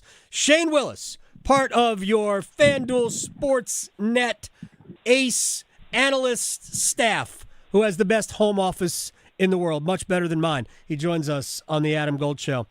Let's talk about the new guys that we saw last night. Can we do that first? I'd love to. Victoria and I were just talking offline, and she told me we were going to play music. I think you should just call me the doctor if that's what she went with today. Oh, very nice. Dr. Shane Willis. Not enough credit has been given to Bradley Nadeau for, I thought, creating the play that led to the first goal. I thought it was his forecheck, his pressure. I don't even know who the defenseman was who gave the puck away. I thought it was that created the entire play, and I don't see a lot of love for that.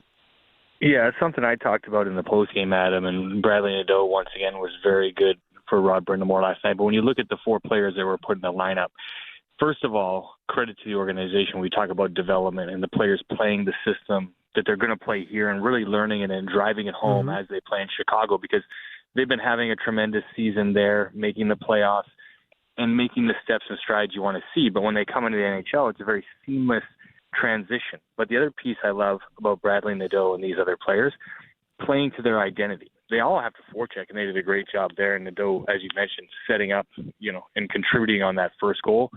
But I thought Slavin and Brindamore and then Legault on the backside, playing to their identity, really playing to their strengths. And to me, that's what equals success, right? Just coming up and doing those things. They know the system. They're ready to play. Obviously, they have a high energy coming into that game. Yeah. And it really looks seamless, because you would have never guessed there were 4 young guys in the lineup last night the way the Hurricanes dominated for 60 minutes. Not to mention the fact that the penalty kill goes 4 for 4, and all of the guys coming up from the Chicago Wolves were part of the penalty kill. Nadeau and Skylar Brindamore were out because there were so many penalty killers in the press box. Those guys had to kill off probably 40 seconds of a Chicago power play. They did a great job. Yeah, Brindamore doesn't surprise me, because that's his MO, very much like his dad, playing a defensive style, checking in that role.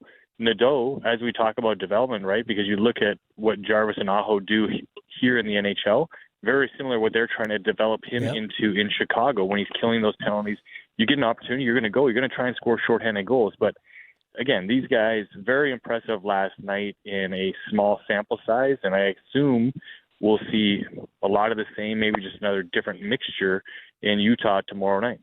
Yeah, who knows? Maybe we'll see the same guys sit out, but you don't want guys to sit out too long, because we're not going to get to the playoffs until next Saturday or Sunday at the earliest. Shane Willis, the doctor, is joining us here on the Adam Gold Show. Let me move to Logan Stankov, who apparently brushed up against the sun at some point. Now 7 goals in his last 6 games. You've been on a goal-scoring run like that in your career. Is this water finding its level for all the opportunities that were not finished, let's say, a month ago, that we're just now seeing it kind of leveling off? Or has he been getting better? I kind of think it's the latter. Well, I think he's definitely still not at the ceiling, but I agree with you. And a player that we talk about all the time, when you're doing things right, defensively, offensively, inside the faceoff dot, eventually you're going to start getting on the right track and the puck starts going to the back of the net. The game is easy right now for Logan Stankov because he is so red hot in the way he's playing with his line mates and Blake and Taylor Hall, and you just want to continue that to end the season. I always go back because the naysayers were there at the deadline, even the start of the year. Well, who's going to be your number 2? Who's going to be your number 2? Logan Stankov continues to solidify that it's him, and it will be for a very long time for this organization, and I love it. because this young man has the best character. He works extremely hard every single day with not only the team but with Rod inside the face-off circle, and that's why you're finding success. When you work hard, you're committed to getting better, and he continues to do that on a nightly basis. So happy to see him getting rewarded right now, and if I was a player in that room, I would be paying the trainers to put me beside him when we get to Utah. Can you put my locker beside Stankov? Can you put my sticks beside his in the room? I mean, I might even steal a pair of his gloves right now. He's so hot. I mean, but that whole line is relentless, and I got to feel like Taylor Hall must feel like he's 5 years younger playing with those two guys who will get the puck back. Jackson Blake is as good as there is on the team at taking the puck back from you after he's lost it. And they extend shifts longer than you would think, and it has to. I wouldn't want to play against those guys. No, their pursuit of the puck, and that was my key to the game last night, was heavy pursuit.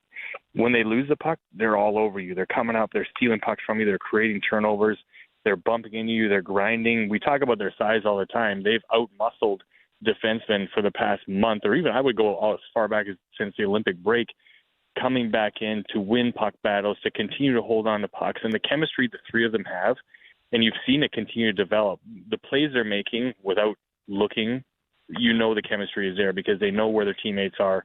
They feed off of each other so well. And I agree with you. Taylor Hall said it to Tripp Tracy the other day, talking about that you have to have a comfort level. And Taylor Hall said to Tripp, he said, I think I should have been a Carolina Hurricane a long time ago, because that's how comfortable he feels in this locker room, in this city, and inside that jersey. And when you have that as a player, you're going to play well, without a doubt.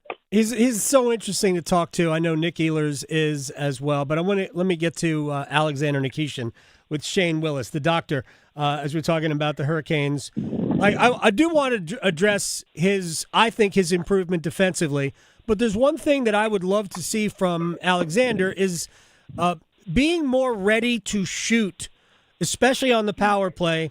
It always seems to me like he receives the puck and then positions himself to shoot. But last night, when he got the puck, there was no dust-off. He just let it fly. Jankowski was in front for the deflection. I would love to see that part of his game just take another step forward, because that shot's too lethal.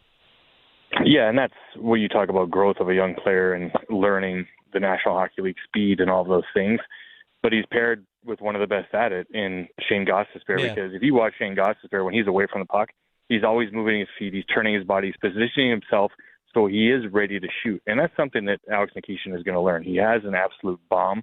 So now it's about positioning yourself, making sure you're in the right area. So when the puck does come, it was like last night. It's on your stick and it's off your stick and it's in the back of the net. So that is a big growth area. I agree with you. The defensive side of things, the physicality, everything is moving in the directions the organization wants with this young player. But just that quickness away from the puck, getting yourself ready for that pass to be able to shoot it without a doubt, comes down to footwork, something he can continue to develop, not only this season, but this summer for sure. All right, goaltending. I thought Freddie looked very good last night. He looked very comfortable. Now, maybe it's Chicago. Chicago was the worst offensive team in the NHL, so anybody is going to look good. But I didn't think there really was a moment where he fought the puck last night. That's got to give him a lot of confidence. But what are your thoughts on Freddie and Brandon Bussey, who I'm sure will go tomorrow night against Utah as we trend towards the playoffs? I gave Freddie Anderson the play of the game last night with the toe save in the first period for a reason, because that's a play that if it goes in, the momentum's all going Chicago's direction. They're a young team. We were suffocating them, but if that goes in the back of the net, that game could turn in a second. And I think that's a big thing in Freddie's game. He did look very comfortable last night on very few shots, if you will, once again. But when he did have them, he made big saves at big moments, and that's what you want to see from him. I agree. We'll probably see Bussey in Utah tomorrow. We'll continue to see them going back and forth for the rest of the year. But really impressed with what Freddie did last night, and a big reason why I gave him the play of the game in the first period. Yeah, the save he made on Nick Lardis on the breakaway, I could argue might have been just as big, because that was, I think, was that early second period when he makes that save? I forget the exact. Well, no, it was third period because that's when Keandre Miller fell down at center ice. Oh, that's right. I didn't know they were allowing snipers in the building last night, but it was one that got him, and he went down. And everybody says the same thing. He blew a tire. But that's exactly. He just fell, and boom, here's a breakaway, and Anderson makes it. I thought it was a big save. Maybe it's a big save for Freddie more than it was, in terms of the sequence of the game, because Anderson had allowed that goal, for the last couple of you. Try to think who he allowed that goal against. I guess it was Tim Suchley in Ottawa. Anderson allows that goal, right? Yep. You don't have to. I mean, it's not the fault of the goaltender when you allow a breakaway goal, but you're also allowed to stop it. And I thought that was a very big save. Let me ask you about one of the guys who did not play last night, because in the game against Boston on Tuesday, I thought Sebastian Aho really struggled, but then at the end he makes that incredible pass that, I don't think there are a lot of players in the league that make that pass. It was that perfect, and he did it quickly. I think there was a subtle maybe look away, and then he threaded the needle right on Jacob Slavin's tape. And you almost forget that the rest of the game wasn't great. But what do you need to see from Aho going forward? Well, the main thing, as you just talked about, when you need a goal in a big moment, you can turn and Sebastian Aho gets it done. The rest of the game, I think we also have to remember, is Sebastian's going to get the hardest lineup and hardest matchup every single night. Whether he's playing against the Pastrnak 9, the best defenseman on the road for the other team. And as long as they're creating the chances, you want to see that. But I think the biggest thing for me is even when Aho is what people say, we haven't seen much of tonight. In the big moment, that's when I know he's going to show up. And so the confidence for me for Sebastian Aho, what he does on a nightly basis, is exactly where it needs to be. You're going to want to see him rest and continue to get ready to go for the playoffs, and that line be dynamic, because what do you need in the playoffs? You need everybody scoring, and the big moments will be there, and I think Sebastian Aho will be the guy that we see very often. I think this is the best group of forwards. I mean, it might be the best offensive team that Rod's had. Yeah, I mean, we talk about, I was on a podcast the other day, Adam, and people were talking about the goaltending, as we always do. Yeah. And, I said, well, last year, too, the biggest thing to me, and I talked about it after they got knocked out, is the goal scoring dried up. Yeah. And right now it's red hot. Everyone's rolling in the right direction. And to win in the playoffs, you have to have everyone rolling on all cylinders, finding the back of the net, scoring 3 or 4 goals a night to make that deep run. And right now the offense is flowing. Even the fourth line, if you want to call them that, last night with Delorier, Carrier has 3 assists. Yeah. So if that line heats up, and because they're physical, look out. And the positivity continues to roll. We're still a week away, but I expect this team to be ready to go when the playoffs do begin. Final thing for the doctor, Shane Willis.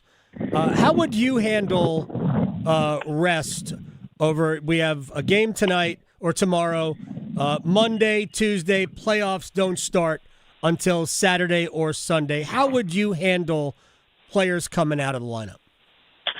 Tomorrow would be a look for me. If I was a head coach, I would play my lineup tomorrow. And then in the back-to-back situation, you go 4 or 5 one night, a different 4 or 5 the next night is how I would look at it. But we could see a mix for the next 3 games of guys coming in and out. And as you mentioned at the top of the show, they're one more away from the magic number of the Eastern Conference, right? Yeah. You get one more win, that's a big deal. So it's a matter of when you get it, I think, because I think out of the next 3 games, the Hurricanes are going to win one of these games, and they'll sit first in the Eastern Conference. But I think it could be a mix, but if you had to, I would play everybody tomorrow night.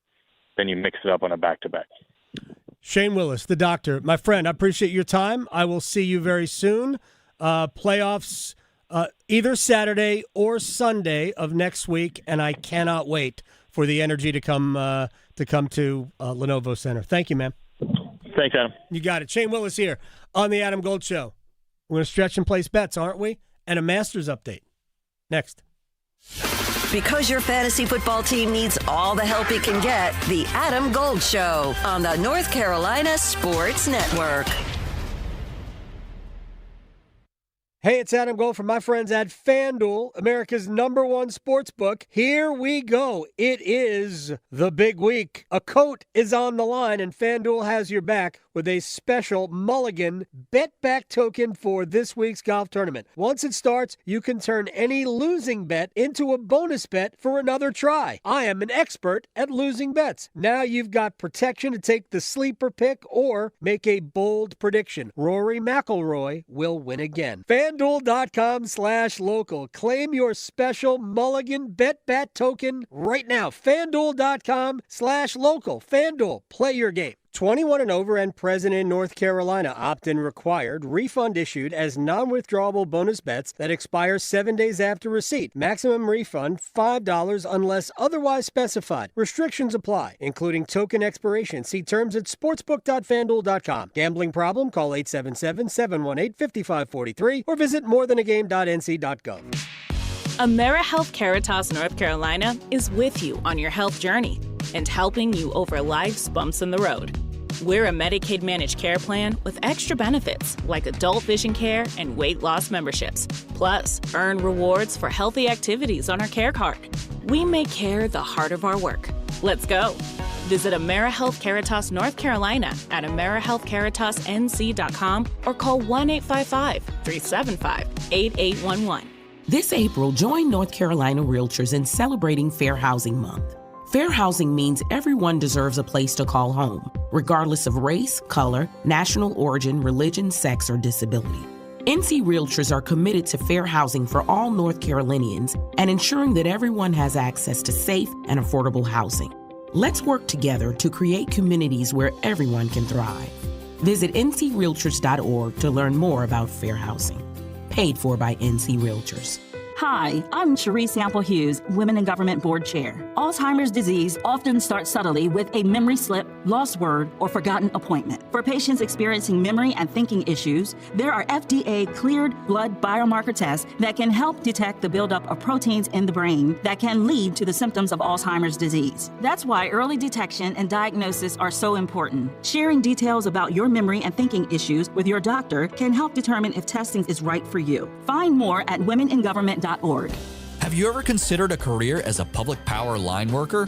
Public power line workers use a variety of specialized skills to build and maintain a locally owned and operated electric system. As a public power line worker, you can expect a career that allows you to work close to home, a safety record superior to other energy providers, and training and apprenticeship opportunities. Learn more about public power and careers in public power at electricities.com.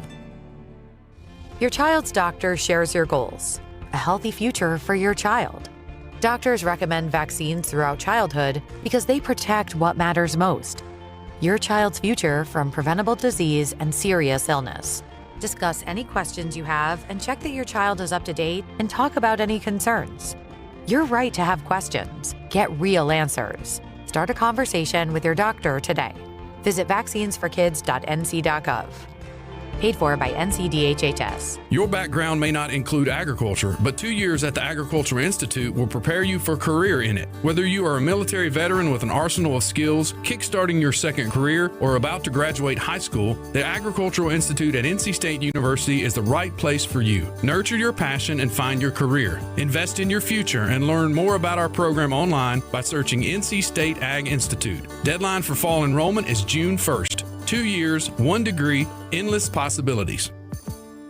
This is Adam Gold.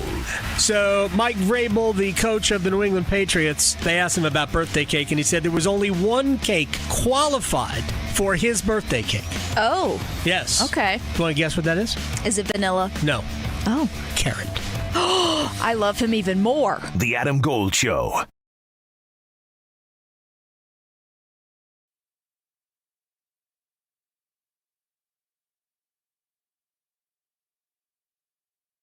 It's the Adam Gold Show. I'm Adam Gold. Victoria producing the program. We thank Shane Willis. We thank Evan Cohen. What an hour. I know. What an hour. I don't know if it gets better. Well, we have the roundtable next hour. It will get better. Absolutely. Well, better. I mean, It'll be great. Yeah. It'll stay consistently exactly. awesome. It'll yes, it's all we're looking for. Try to keep it on an even keel. All right, it's time to stretch. Okay, so that song that I played it for a reason, which it's called Green Light by John Legend. Okay. So it's because I know you've heard of Artemis. NASA. Yes. It's coming back today. It's going to splash down. Yes, that's how we do it. Yeah. So it's supposed to splash down in the Pacific Ocean off the California coast around roughly 8:07 Eastern time. So on this side. And the 4 astronauts will have traveled further from Earth than any humans in history, in case people have not heard this news. I saw one of the pictures that they sent back. Yeah. Where you can see they're close to the moon, right? Yeah. But you can see Earth. Awesome. Wow, what a photograph. Oh, yeah. What a photograph. And there are still people who think that that's a fake. I know. The Earth is flat. The cruise capsule will cut through the atmosphere at temperatures around 5,000 degrees. And then after they splash down, the U.S. Navy is going to recover the team so they can quickly get some medical checks and then return to Houston. This will mark the end of humanity's first crewed. I thought you were going to say mark the end of humanity. I really thought you were ending there. Yeah, no, we're ending. I'm glad you didn't. A lunar mission in more than 50 years. So this is big news.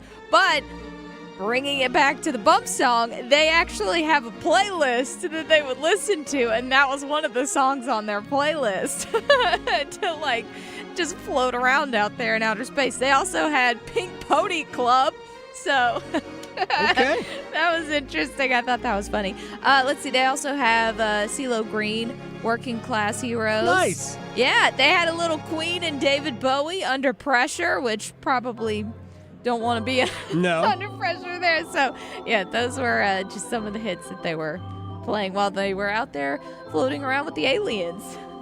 So, I don't think you could place any bets on that, but there's plenty this weekend to place bets on. Place your bets. Place your bets. Here we are. I bet you slice into the woods $100. Gambling is illegal at Bushwood, sir, and I never slide. Okay, you can owe me. I owe you nothing. You know there are no NHL games tonight? Yeah, none. 0. None. What are we None doing? at all. All tomorrow, starting at 12:30, and Yes. then going all day. Hurricanes play at 5 tomorrow in Utah. All day, but you know what is happening tomorrow? Oh, no. Oh, no, yes. UFC 327. I'm here for it. That starts at 5:30 with the early prelims. And the main event, Yuri Prochazka versus Carlos Olberg. Man, I love Yuri Prochazka. So I do love I. him. He's the greatest samurai. No, he's a little crazy, but he's awesome. And he's had some ups and downs. I feel like this is an up. So give me Yuri Prochazka to win by KO plus 150. All right, you want to finish the card? I mean, we can. So next up, this one's a pick'em. Kevin Holland versus Randy Brown. This really could go either way, but I'm leaning Kevin Holland. He's got a slight reach advantage. So give me Kevin Holland also by TKO. That's plus 350. And then this one, I love Lupi Godinez versus Tatiana Suarez. Give me Lupi to win just because I want her to win. She's also tough. She's a tough cookie. So, and she's an underdog, plus 135. Boom. Excellent. There's boost out there, too. So There's the card. All right, we are going to do NBA tonight. We'll start. Hornets, home to the Pistons. Charlotte needs a win. Pistons don't need anything. Hornets get the win. Give the 5.5 over 225.5. That's plus 229. Knicks are in Toronto, or playing Toronto. I think the Knicks are at home. Minus 6.5. Give it. Under 218.5. That is plus 233. And believe me, I don't want the following to be true, but it is going to be true.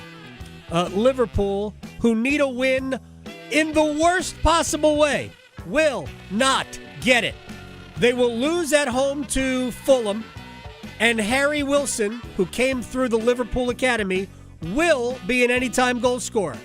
So, if you want to get the college fund set, I have just given you some value picks. Fulham is plus 390 at Anfield, and Wilson is plus 320 for an anytime goal scorer. Liverpool are a mess. Makes me sad.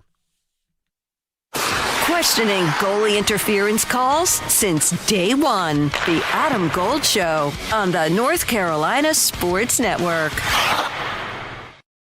Golf's first major will be found on 99.9 The Fan. Listen all week long as we cover golf's lasting tradition, the Masters. Find out if Rory McIlroy can recreate his Augusta magic or if a new champion emerges. Depend on us for constant leaderboard updates and every big moment through the presentation of the Champion's Jacket. Coverage of the Masters on 99.9 The Fan is teamed up by Wilson Country Club, the premier private club of Eastern North Carolina.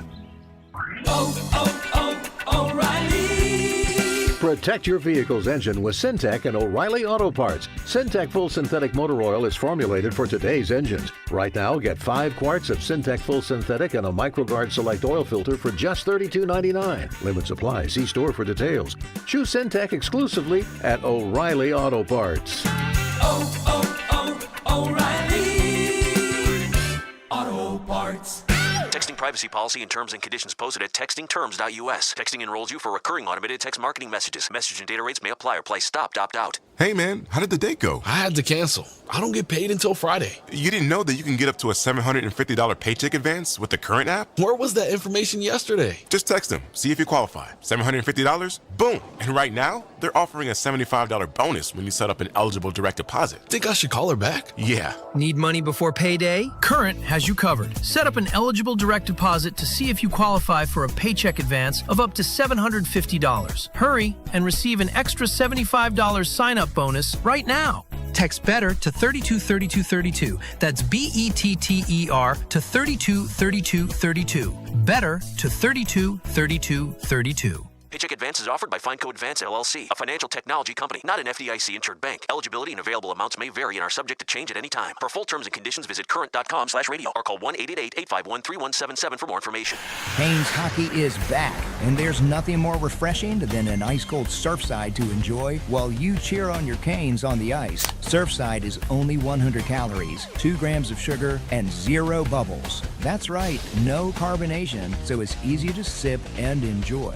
It's not a seltzer, it's Surfside, official hard tea and lemonade of the Carolina Hurricanes. Sold in arena and at bars, restaurants, and stores near you. Must be 21. Please drink responsibly. At Wake Orthopedics Urgent Care, we spend days, nights, and weekends in 3 convenient locations providing specialized care for kids and adults. Sprains and strains, shoulders and knees, fractures, hammies, and more. All that and all without an appointment. Walk in or limp in, either way you'll get the care you need whenever you need it. Visit us today at wakemed.org. Do you worry about how much someone drinks? Do you feel neglected or unloved? If you answered yes to any of these questions, you are not alone. Al-Anon and Alateen can help. Call 1-866-200-0223 or visit alanon.org/help. A multi-billion-dollar settlement is paying claims for up to 21 years. If you were exposed to weed killers at work or at home, your rights are affected. If you or your family has or had non-Hodgkin lymphoma, you could receive $6,000 to $165,000 or more. This settlement impacts you even if you're not sick, because this blood cancer can take 10 to 15 years to appear. If you stay in the settlement, you give up your right to sue. Learn more at weedkillerclass.com or call 888-403-8201. Paid for by the Roundup Settlement. This hour of the Triangle Sports Leader is powered by Ritchie Law Firm, injury lawyers. Ritchie Law is on top of it. Go to ritchielaw.com. That's ritchielaw.com. They score! The Canes light the lamp here. WCMC HD1 Holly Springs, 99.9 The Fan, the Triangle Sports Leader. It drives me crazy when people say, well, we used to talk about education. What's stopping you from talking about education? If a player's not interested in education, then don't take the player. And if you don't like transfers, don't take transfers. But you know what everybody wants to do? They want to win. None of these schools is going, we have the highest GPA. They're going, we've been to 6 Final Fours. They want to win, and they're going to pay what's necessary to win. It's the Adam Gold Show. I'm Adam Gold. Victoria is producing the program.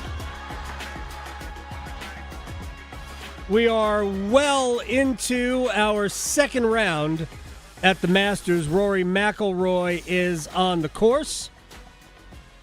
He is even through one hole. Tyrrell Hatton is out of his mind today. He is 7 under in his second round, and he's got 2 holes to play. He birdied 15 and 16 to get to 5 under overall. Started the day 2 over par. He birdied the second, birdied the third, birdied 7, 9, 12, 15, and 16. 7 birdies, no bogeys, 2 holes to play, 7 under, tied with McIlroy at 5 under.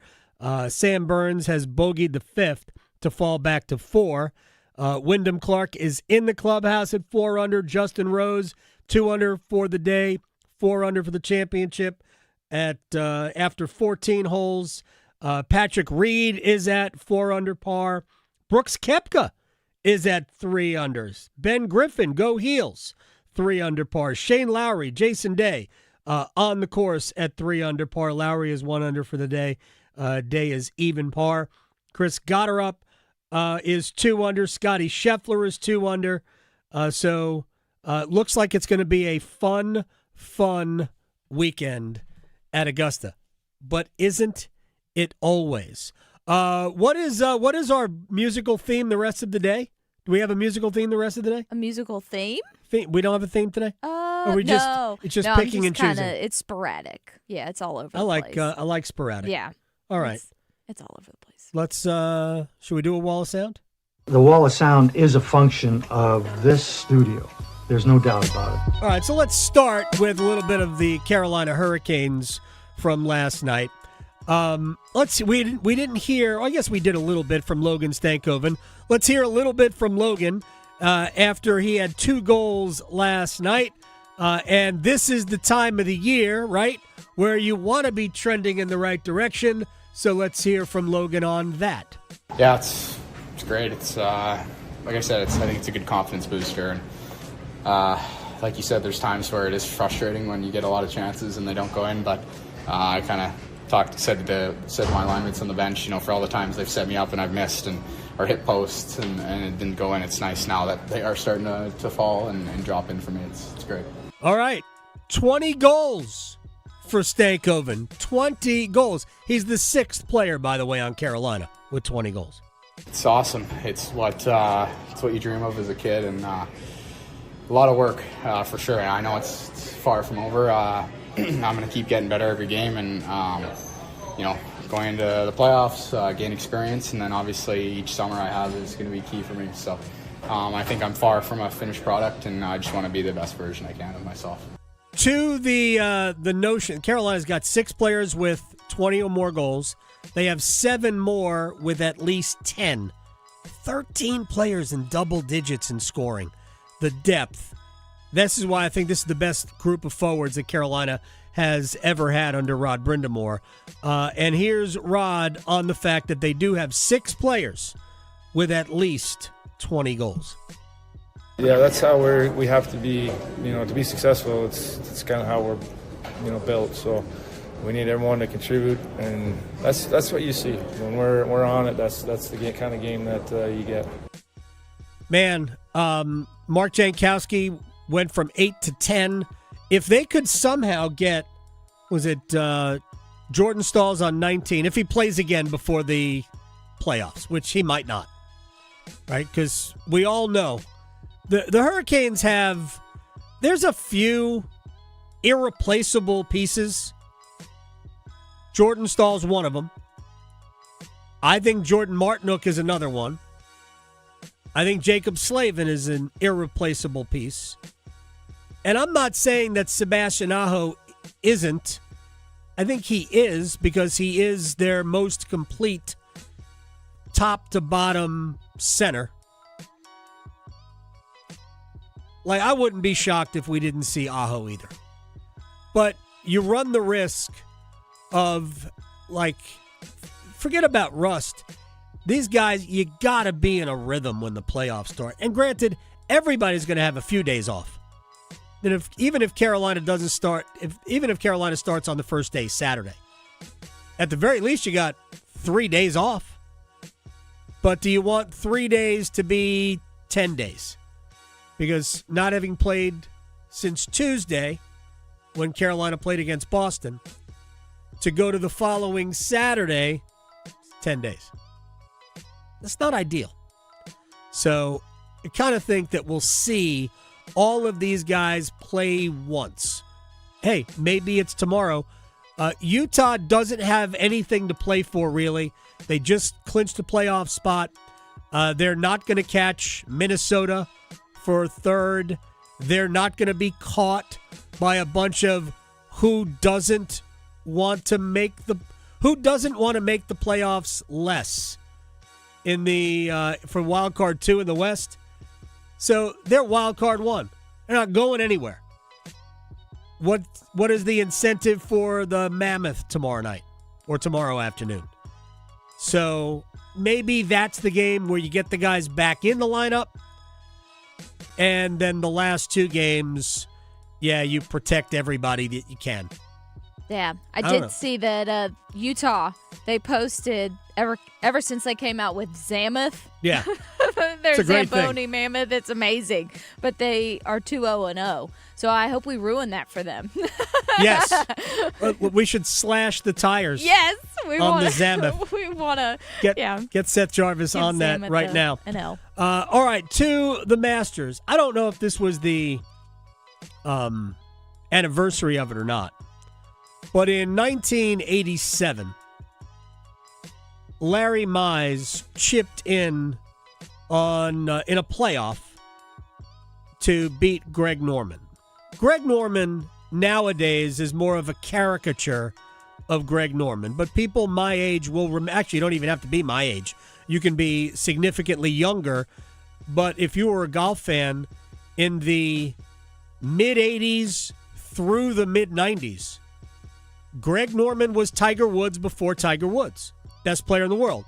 The difference is that Greg Norman hardly ever took advantage of the times he should have won majors.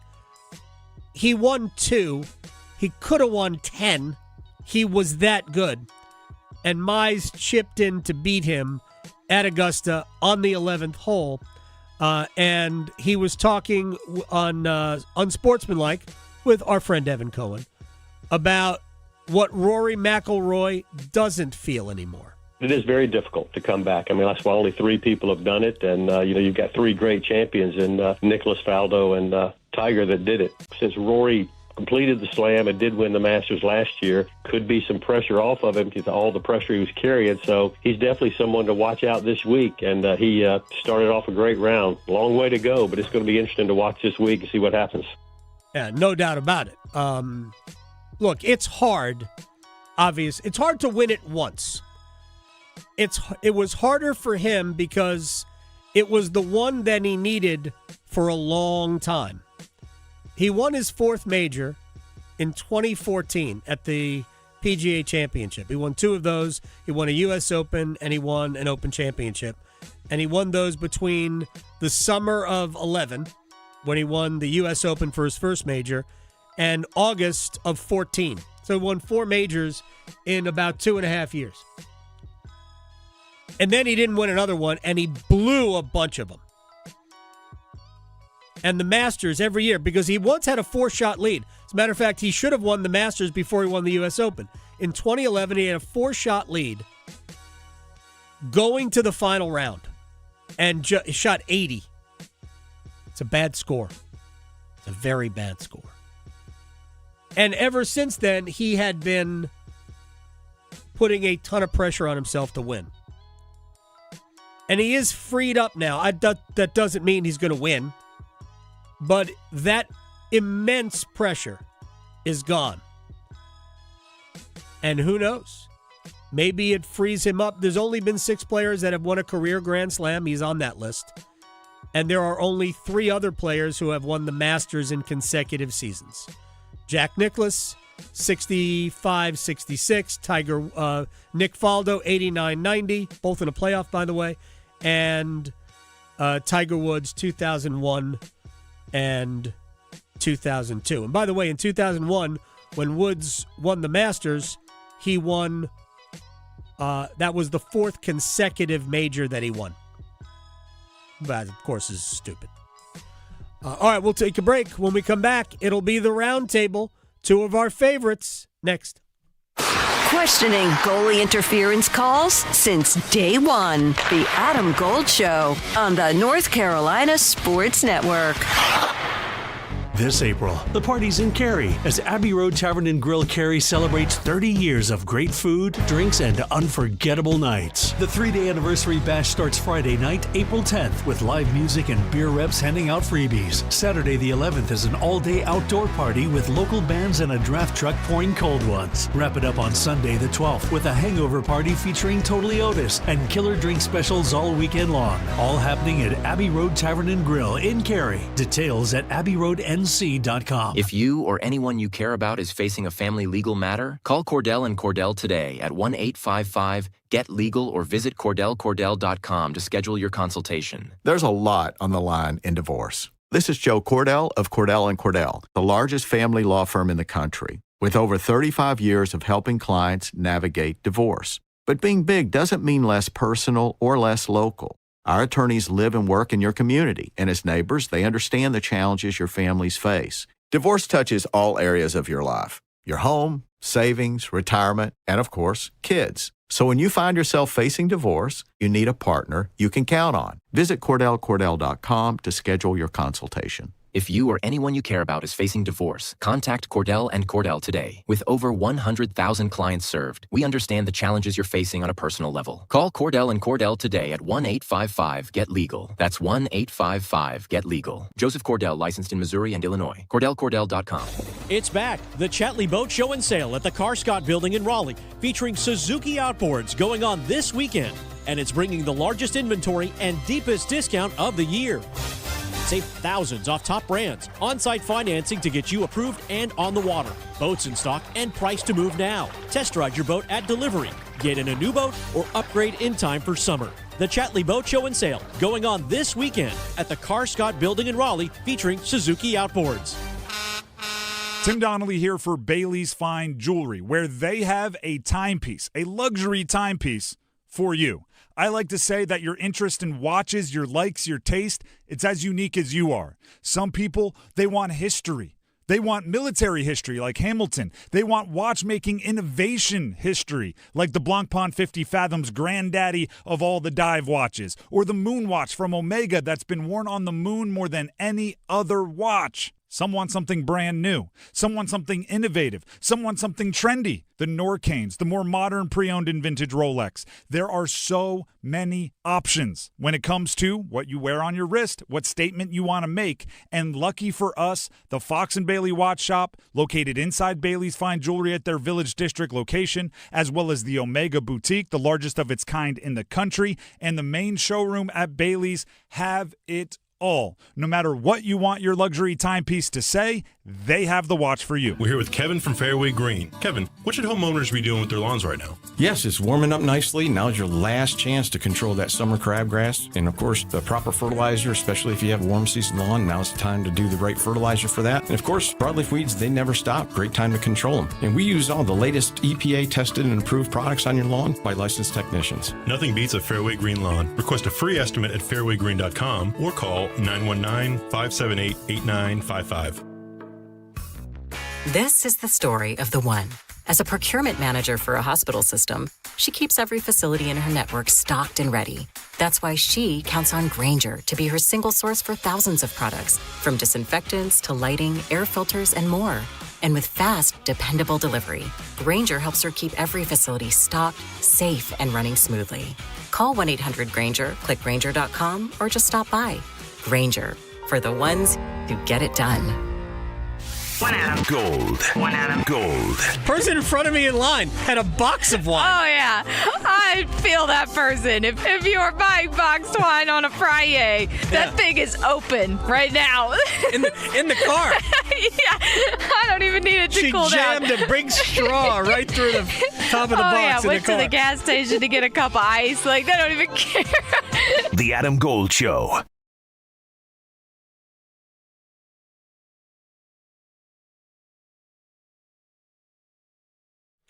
It's the Adam Gold Show. I am Adam Gold.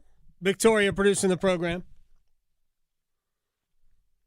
Rory McIlroy will have about, 5 feet for birdie on the second hole to get 6 under par. Seems like the scoring is going to be maybe a little bit better than I thought. Shocking that I was wrong about that. So, but Tyrrell Hatton's got 2 holes left to play in his second round. He is 7 under for the day. 5 under right now in a tie with McIlroy atop the leaderboard. It does seem like the European Ryder Cup team's doing well, which shouldn't shock anybody because that European Ryder Cup team did fairly well in September of last year. All right, we ready for the roundtable? Camelot. Yes. Camelot. It's only a model. And we have Travis Hancock, WFNZ in Charlotte at T-Bone, WFNZ and Brian Murphy, WRAL, TV5 sports investigative reporter at Murph's Turfs. Gentlemen, thank you so much. We should begin with the Tar Heels. I haven't asked either of you since the news has come down and we've had the press conference and all of that. I'll start with you, Travis. Are you excited about the Michael Malone era in Chapel Hill? As big a Tar Heel fan as you are. Silence. Silence. As a Duke fan, are you excited for the Michael Malone era? I think we lost. You got me? Yes, we do. It's certainly very intriguing because I think from a pure basketball standpoint, the guy knows the game. There's no doubt. X's and O's wise, the guy's going to have a lot of stuff buttoned up, figured out. There's an intensity there in terms of, I think, maybe getting after the players a little bit differently than Hubert did will certainly help the program. The big question with Michael Malone, and you got to make sure you call him Michael. Yes. You don't want him mad at you. You have to call him Michael, not Mike, is relating to the young players and the relationships within the team and, those that run UNC. It feels like with Denver, he wore out his welcome to some degree. There's a Tom Thibodeau aspect to him when it comes to the young players and really sort of how he relates to those young kids. So if he can master the relationships, and it feels like we said this about Belichick a little bit along the way too, by the way, but it feels like if he can master the inner workings of relationships and how to deal with all the stuff of, it's one thing when you have Jokic coming back every year and Murray coming back every year in the college game now, you're largely going to have a new roster back every year. How does he adapt to the ever-evolving roster year in, year out? But I think basketball-wise, he's great. Can he adapt relationship-wise and sort of the roller coaster ride of the roster? I think that they may have a hidden gem here of someone that we didn't talk a whole lot about leading the program. What do you think, Brian? Are you feeling the Michael Malone resurgence, the vibe? Yeah, I mean, my big question comes down to can he get the players? Because if he can get the players, then I think he can. Then I think he can coach them up. But can he get the players? I mean, we've seen like I look at Michigan. He basically is rebuilding that team year after year, and he's having to make decisions on guys that. Look, Elliot Cadeau was basically run out of North Carolina. Morrow was basically run out of UCLA, or at least not utilized at UCLA, and then he was able to craft a team that could win. Can Michael Malone do that? Can whoever he brings in as general manager or the people that are still left on staff, can they identify players that can come in and build a cohesive team in 9 months, because that's all you get now. And then I look at like what Illinois did, and they built a whole team of basically Eastern European players. Does he have connections with Jokic? I know that there's been a lot of reports that he's tight with Jokic's agent, who represents a lot of people from kind of the old Balkan states. Can he bring in some guys, and craft a team that way? Like, it's all about, can you get the players and then piece them together in a very short period of time? And so I think he can coach. Can he get the players? Yeah, I mean, I think I've been saying this all week. It's all about, and that's why I think they hired Chuck Martin away from Arkansas, is because here's a guy, well, and this is a little bit different because he's more of a recruiter, right? He's more of a guy, because I think you need a blend.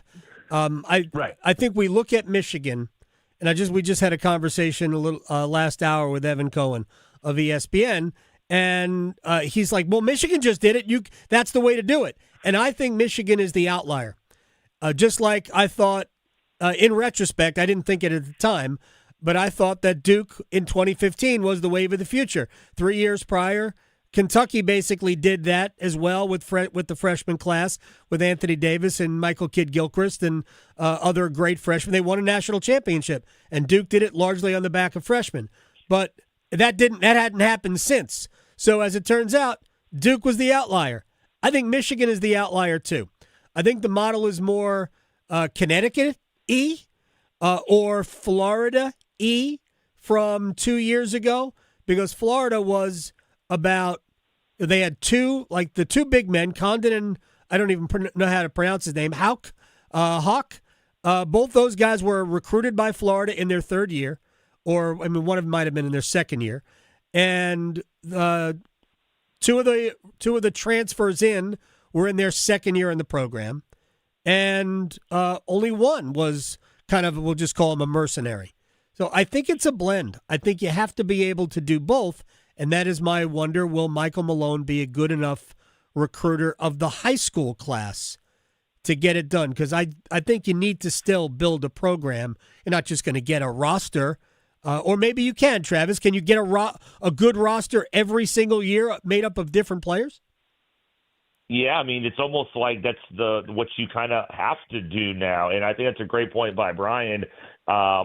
Michael Malone also was part of the, and I'm not sure what his recent ties are, but he's been part of the Serbian coaching staff as well. So the connections with Jokic, they go pretty deep. I'm excited to be able to not say half the names on their roster like they do play for Illinois. Like a lot of guys with itch in their last name, like ICH ends their name, and I don't know exactly how to say it. That should be a whole lot of fun for us, right? Not knowing how to say any of their names, but hey, as long as they win games, I guess that's all that matters. And we watch football. It took me 3 years to figure out how to say DJ Uiagalelei. So I never figured it out. I just called him DJU until he left. It's probably good. Yeah. I just recently learned how to say Antetokounmpo. I was like 5 years. I'm just calling him Giannis. That's all. That's all I need to go. I host the Hornets pregame show, and I've stepped around his name now for a decade. I just decided to go Giannis, and not even, to me, he's like Madonna. He doesn't even have a last name. He's just very good point. Giannis. It's a very good point. Is Michael Malone, Brian, a top 4 Michael of all time? Oh, probably not. I mean, Michael Jordan. I mean, is it only sports, or are we going everywhere? I don't do what you want. I mean, it's your list. Well, Michael Jordan and Michael Jackson are got to be the first two. Saint Michael. Who I assume he did some good things. And then he's got to beat out every other Michael ever. I'm not sure that's going to happen. Yeah, George Michael would be on that list, right? Sure. Michael Keaton. Oh, very good, Michael. Solid. Yeah. I talked to, not to redirect this, but I talked to Courtney Banghart after the press conference, and she said something that really kind of has stuck with me, in that Malone's ability to coach Jokic and to coach Murray in particular, he's shown that he can handle a star. And at Carolina, if you're going to win, you're going to have stars. Yes. You're going to have to recruit stars. And so that really stuck with me. Like, he's shown that he can coach stars, keep stars happy. You know, those guys never asked out. They never, were begging for trades. I know the end didn't go that great, but that was more Malone in the front office, not Malone and his players. And so can he land those 5 stars and keep them happy? And to your point, maybe keep them in the program for 2 years or 3 years if that's what it takes. I thought that was a really interesting point because at Carolina, obviously you should be able to recruit stars, and then can you keep them happy when they get on campus? And honestly, recruiting at the top of the high school class has been a problem for North Carolina over the last decade. Right. It probably goes back to the academic issues in 10 and Roy. I'm not saying he wasn't able to get players who were only going to be around 1 year. North Carolina's always had like super elite talent, but over the last 20 years, it hasn't been to the same level since Marvin Williams. They hadn't recruited those players who were going to stick around, who were going to come to school for 1 year and go. And Duke was reluctant until probably 15 or probably 2011, maybe 2012. Yeah, they recruited Kyrie Irving. He was really the first one that they landed that was only going to be around for 1 year. And North Carolina really kind of have avoided those players. But you need those players within your roster because those players are the super talent level players that are going to the league. And you need some of those guys. I'd love to see Michael Malone get a few of those. They're probably not keeping him for more than the 1 year, but that's okay. Right. Get another one. So get a Cooper Flagg 1 year and then get a Cameron Boozer the next year. Like, you could do it that way, no? Yeah, well, they got Caleb Wilson, and you saw the difference that it made on this team. Right. I mean, if Caleb Wilson had stayed healthy the whole year, maybe we're having a very different conversation right now. So, Hubert Davis was able to get one of those guys, but you're right. Duke is able to get 3 or 4 of them every year, and when they lose them and they're the National Player of the Year and they're a top draft pick, they go and get another one. That's kind of what you need to do, I think, at North Carolina as well. Yeah, I mean, North Carolina should recruit the same way that Duke recruits. All right, Travis, I'm going to go to the pro ranks. Give me your confidence level of the Charlotte Hornets today with, 3 games left in the regular season? They have 2 games left in the regular season. 2 games left in the regular season. Confidence level in what regard in terms of are you talking about in the play-in to get into a series? What are we talking about here in terms of what am I ranking this at? Getting into the playoffs itself. Getting into the playoff itself, I give it about. I love the other teams that are with them, so I would say I don't like the fact that they may have to be on the road and a couple or at least one on the road. I would say 65% chance to get into it. Because they're better than if it's Toronto in there. I don't know if it's Toronto, Miami, Orlando. I feel good about the way they play and their ability to beat those teams. I don't, even though Embiid is out now, I don't want to play Philadelphia for various reasons. I just don't love playing Philadelphia. But I do think there's a 65% chance they get into a series. They've been one of the best teams in basketball now, really since January 1st. They've only lost 17 games in the last 3 months or so. It would be a real shame if they went on this run. They played as well as they have and didn't get into it, because I think that a lot of people outside of even Charlotte want to see it. They're entertaining. They become a brand that a lot of people nationally want to see. So I think they can get in there and entertain. The one team I fear the most of all the teams, I would not want to see them play Boston because I think that would go pretty quickly. Yeah. But I think the Pistons, they're relatively new to the season. They won 15 games just a couple of years ago. I think they can at least in the series with them. But outside of Boston, and if Philadelphia had Embiid, I don't really fear that many per se that they can at least. I mean, I would love to see him get to the 8, the 8th spot right now, so you get 2 cracks at it. There'll be a ton of pressure at home in the 9-10 game because obviously if you don't win that, it's done. In 9-10, you got to win twice. So much pressure for the home team in that game. You take your swing on on the road at the loser of 7-8, but I think it's important that they get to the 8 right now. I'd rather have 2 cracks at it, with the second one being on my home floor. And I think Orlando is very beatable, although they're obviously playing well right now. Brian, let me throw something else at you, because Evan brought this up earlier. Do you think North Carolina is in a good spot with their athletic choices, Malone and Bill Belichick? That's a tough question, right? I don't think if you would ask people before they hired Belichick, and like in 2 years you're going to end up with Bill Belichick and Michael Malone as your 2 premier coaches, and by the way, you're paying them $17.5 million next year. I don't think anyone would say that's a good situation to be in. I just don't think that like, if you're mapping it out. On the other hand, once you have Belichick, like, I think this search ended up in a better spot than I thought it was going to end up. I mean, there was a lot of talk at the NCAA tournament in D.C. with all those great coaches about how being a blue blood doesn't matter anymore. So much of it's about your bottom line, your NIL. And if you're in a good situation like a Tommy Lloyd or a Dusty May or, you know, some of the other candidates they may have gone after, why would you leave and try to rebuild that at another place when you know you have all the ingredients at your spot? So given how difficult it was to like find a coach that would be willing to leave and make the money work, you know, with some of these ridiculous buyouts. Yeah. I think the Malone hire is okay, but when you look at it, you know, the Chancellor Lee Roberts has taken some big swings with Belichick, now with Malone, with trying to rebuild the Smith Center out at Carolina North. Like, he's shown he's gonna swing for the fences, and we'll see if that's going to result in a homer somewhere along the lines. But right now, you know, you probably say he struck out on Belichick, and he's certainly struck out on the arena at this point. And so, you know, you just wonder if the Malone thing doesn't go well, at what point does that rebound to Steve Newmark, the incoming AD, and to the Chancellor? Yeah, well, I think this is entirely about my feeling is that it's entirely about Lee Roberts. Travis, do you think Bill Belichick is already a swing and a miss?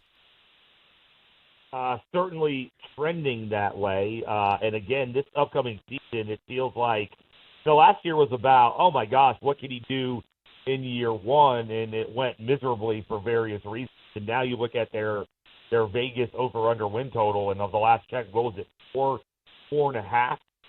So certainly this year the eyeballs are on Belichick, but the expectations aren't there. So does he now stick with less Whitbread in your roster? I mean, you put nothing past them, but last year felt like a continuation of who Belichick was at the end of New England. Did not go well there. He wasn't relating to players. It felt like Belichick's a football coach, regardless of distractions he may have been undergoing last year from the hoodie and the hoodie situation there going on. Who knows what was going on there, but it just doesn't feel like the same coach. And I don't know if he's gonna all of a sudden you're gonna snap your fingers, gonna get it back. I don't know. It does feel like it is a mistake, and I don't really have faith that this thing is going to work out. Faith in Michael Malone, certainly. That's why the comparisons. I don't really think they're that close. By the way, I'm very nervous to talk to you with Brian Murphy on. I'm afraid he's going to investigate. Well, that is very possible, but that investigation is already underway. Travis, yeah. Brian, because if the win total in Vegas is 4.5, let's say they go over, but the number is 6. Is that acceptable for $10 million a year? Yeah, I mean, I was having this conversation with someone the other day. Like, I think they could be better than they were last year and still have a worse record, because if you haven't checked the schedule, it is a very difficult schedule.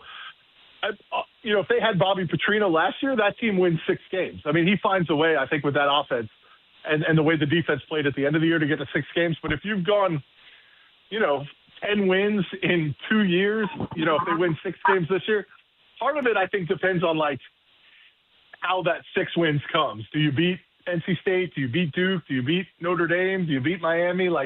Or do you just beat up on teams that are having a bad season? I mean, I guess if you're 6-6, I think then some of the conversation becomes does Belichick want to stay? Right. Does he want to do it for another year? I think if they go anything less than 6-6, they're going to make a change. At 6-6, 7-5, then I think some of it depends on how that transpired. Are you showing progress? Did you beat some of the good teams? Did you get blown out like the way you got blown out last year and nobody showed up, after the Clemson game? At 6-6, 7-5, I think some of that, how it happens, matters. I think below that, they're probably looking to make a change. Above that, you go 8-4 better, then I think Belichick gets a third year for sure. I think if they go 6, I think 7-5 is borderline failure. Just making a bowl game. That's not what they paid $10 million for. And I realize it's football, but they paid $10 million and they're paying Bobby Petrino whatever. And it's so good that he's on a college campus again. Nothing bad will ever happen there. But to me, if that's their record, then this was a waste of time and a lot of money. And to me, it always felt like taking a shortcut. Even though I thought I was open-minded at the time, and if they could get players, I think Bill Belichick could coach them up.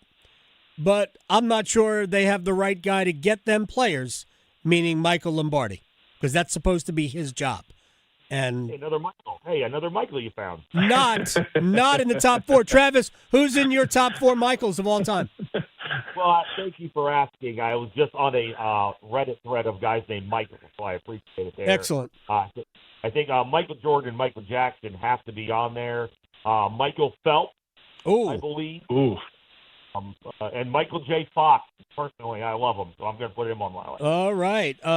Michael Madsen, but only as the character from Reservoir Dogs. Then he's on my list because he terrified me. I thought that was California basketball coach. Am I mistaken? Oh, no, that's not Michael. That's it's Mark. Sorry. It was Mark Madsen, yes, who had great dance moves. Travis Hancock, T-Bone WFNZ, Brian Murphy, WRAL Sports. You know Middle what? name Michael over here. Before you Middle leave, name Michael. Really? I wish Travis would have been on last week when Jeremy was talking about John Shire. Oh, my gosh. Travis would have lost his mind. You didn't hear that? Our friend Jeremy Green said that John Shire was not a good coach, not a good X&O coach. And, yeah, it got crazy. We went 10 minutes on Jeremy Green's silliness because clearly he lost the bet. He was the best baseline out of bounds coach, the best sideline out of bounds coach. Yeah. They were the best. They were the best team with the shot clock winding down. They are unbelievable at execution. They've lost 7 games in the last 2 years. Yes, they had trouble throwing a pass down the court, but I think we may have gone just a little too far, Mr. Green. That's what I thought. Gentlemen, it has been fun. I appreciate both of you and your time, and we'll do it again very soon. Going to go tweet Jeremy Green real quick. Yep. Thank you. Yeah, just text him. We'll take a break. We'll come back. We'll give you another Masters update and a little bit of a rewind next. Because your fantasy football team needs all the help it can get, the Adam Gold Show on the North Carolina Sports Network.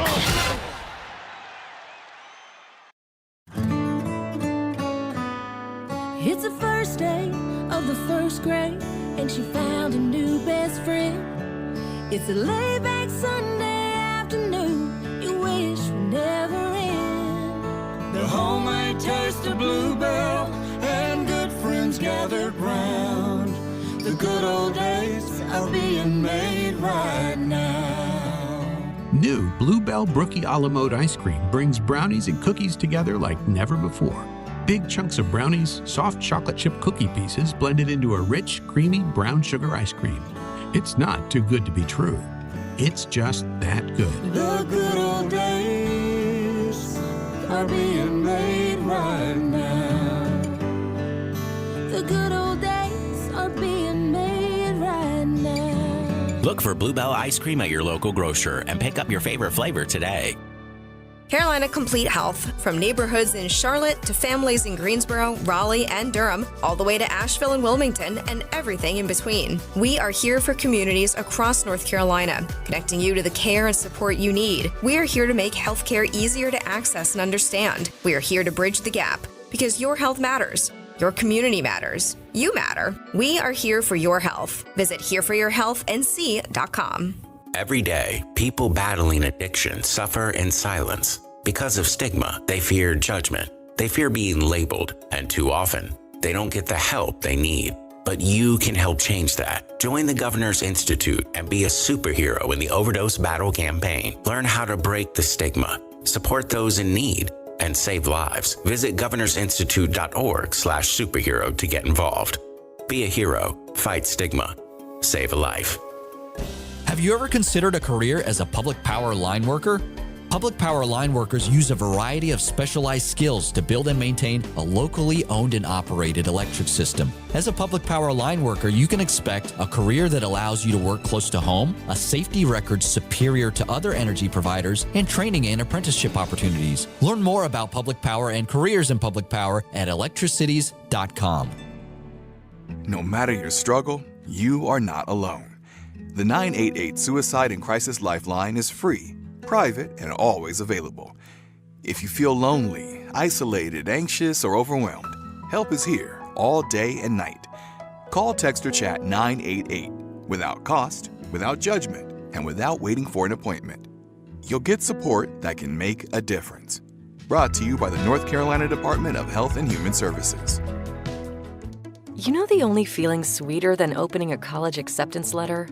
Knowing that you'll be able to pay for tuition however far you go. The first step? Completing the free application for federal student aid, or the FAFSA for short. Find out how much money for college you qualify for.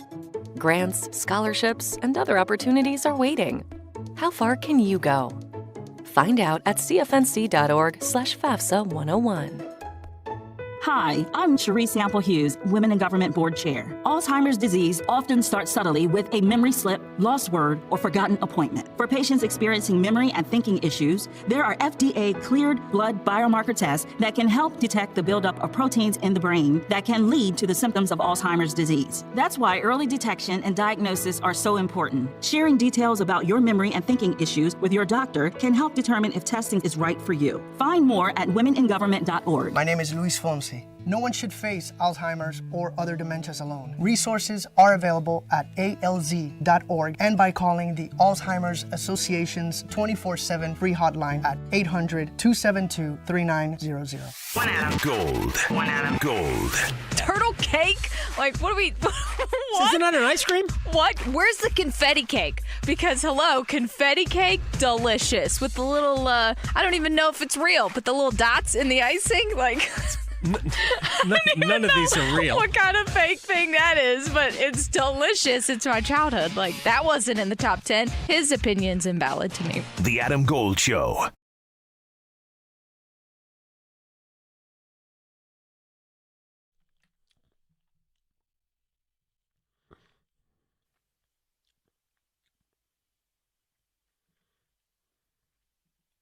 It's the Adam Gold Show. I'm Adam Gold. Victoria is producing the program, and at her disposal right now is the breaking news sounder. She's got it at the tip of her finger.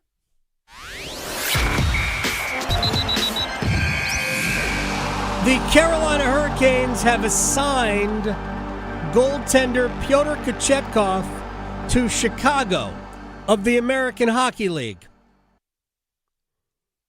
I'll let everybody's imagination run wild for just 1 second. Obviously, healthy enough to get into a game.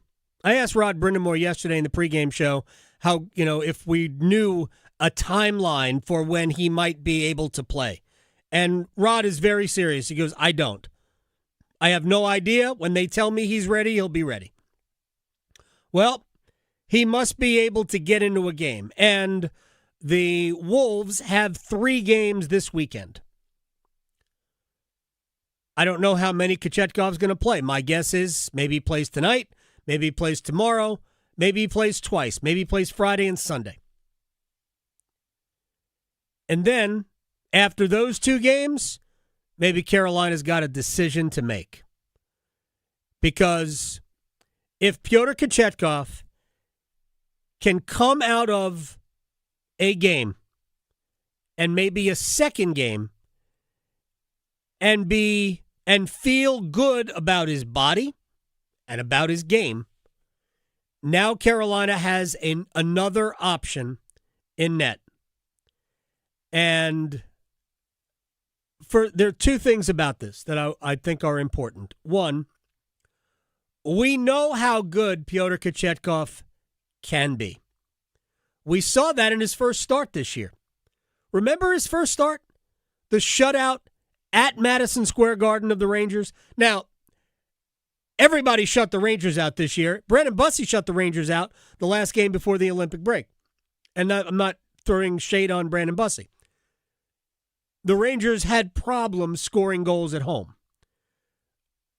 But Kochetkov was really good in that game. The reality, though, is that Kochetkov has been kind of all over the place, even this year. He has had some great games, and he has had some bad games, and he only played 9. And his save percentage was just like a tick under 90%, which, again, in this season would be among the best in the league. Top 15 in the league. But if Kochetkov could simply come back and give them another option, that's what Carolina needs. More stuff to throw at the wall. The Frederik Andersen we saw last night, that Frederik Andersen, and granted, it was against a Chicago Blackhawks team that is at the bottom of the league in terms of goal scoring. That Frederik Andersen can play. The Brandon Bussi that played against the New Jersey Devils. The Brandon Bussi that played, who was the game after that? Like two really good games in a row. That Brandon Bussi can play.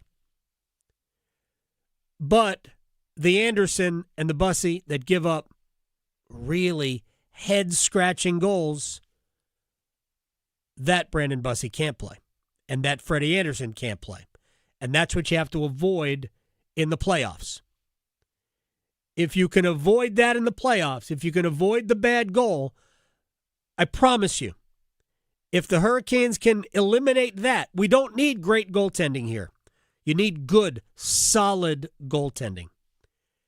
If that's what you can get, if you told me, I've said this over and over again, if you told me today that the Hurricanes would have a 900 save percentage in the playoffs, I would tell you I'll see you in the Stanley Cup Finals. That's it. That's all they need. That's not a lot to ask. Shouldn't be a lot to ask. Has been this year. Just saying. Kochetkov, now let's see what he does. A start, maybe 2. He had 1 start in the minor leagues this year before coming up and playing the Rangers. And it was reasonably good. 1 start. Maybe he only needs 1, and they'll figure out how do you feel after it. And then he'll come up. Maybe he'll start today, and then he'll come up and start, I don't know, maybe Monday in Philadelphia. But it is, first of all, it is great news that he is to the point where he can actually play in an NHL game.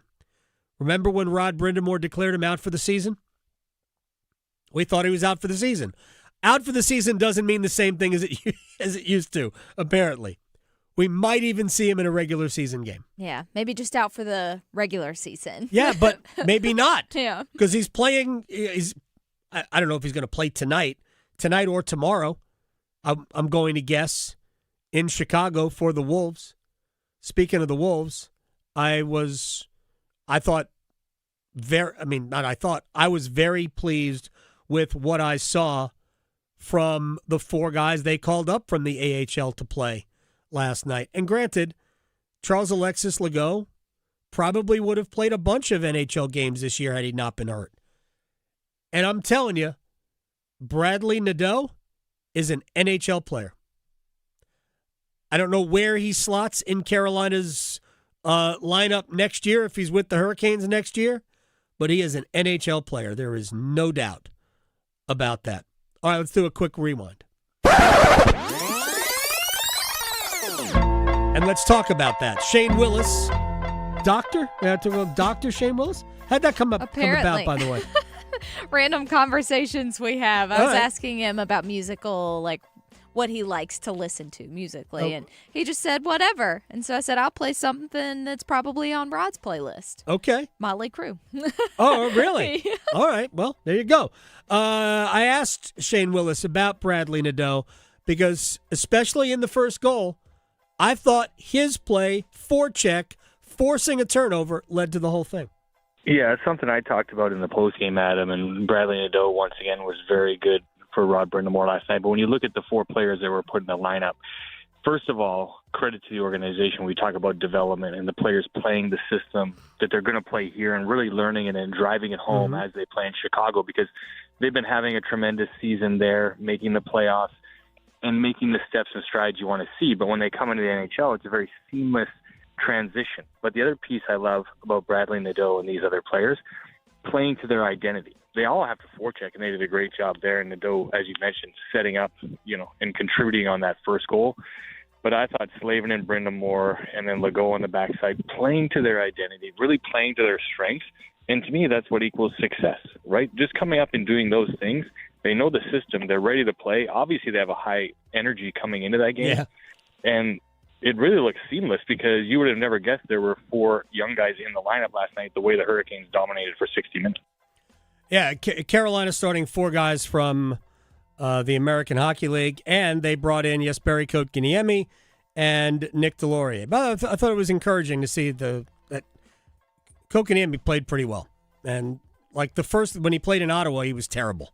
And if you're going to come in, you can't just go through the motions. You got to come in and play. At some point, they might need you. At some point during the playoffs, Jesperi Kotkaniemi might actually be needed. You can't do what you did against Ottawa. One more thing with Shane Willis, Dr. Shane Willis. Alexander Nikishin. I've been saying this for a while. He needs to be ready to shoot. When the puck comes to you in a shooting area, you need to be ready to get rid of it quickly. That led to the Jankowski deflection goal because he gets it away quickly, first of all, with steam on it, and there's nobody there to get in the way of the shot. I'd like to see that part of his game get better. Yeah, and that's where you talk about growth of a young player and learning the National Hockey League speed and all of those things. But he's paired with one of the best at it in Shane Gostisbehere, because if you watch Shane Gostisbehere when he's away from the puck, he's always moving his feet, he's turning his body, he's positioning himself so he is ready to shoot. And that's something that Alex Nikishin is going to learn. He has an absolute bomb. So now it's about positioning yourself, making sure you're in the right area. So when the puck does come, it was like last night. It's on your stick and it's off your stick and it's in the back of the net. So that is a big growth area. I agree with you. The defensive side of things, the physicality, everything is moving in the directions the organization wants with this young player. But just that quickness away from the puck, getting yourself ready for that pass to be able to shoot it without a doubt, comes down to footwork, something he can continue to develop, not only this season, but this summer for sure. Shane Willis, the doctor. Victoria, I know you're interested. Rory McIlroy has strung together birdies on 2, 3, and 4. Look at him go. He is now 8 under par, 3 clear of Justin Rose and Sam Burns, both at 5 under.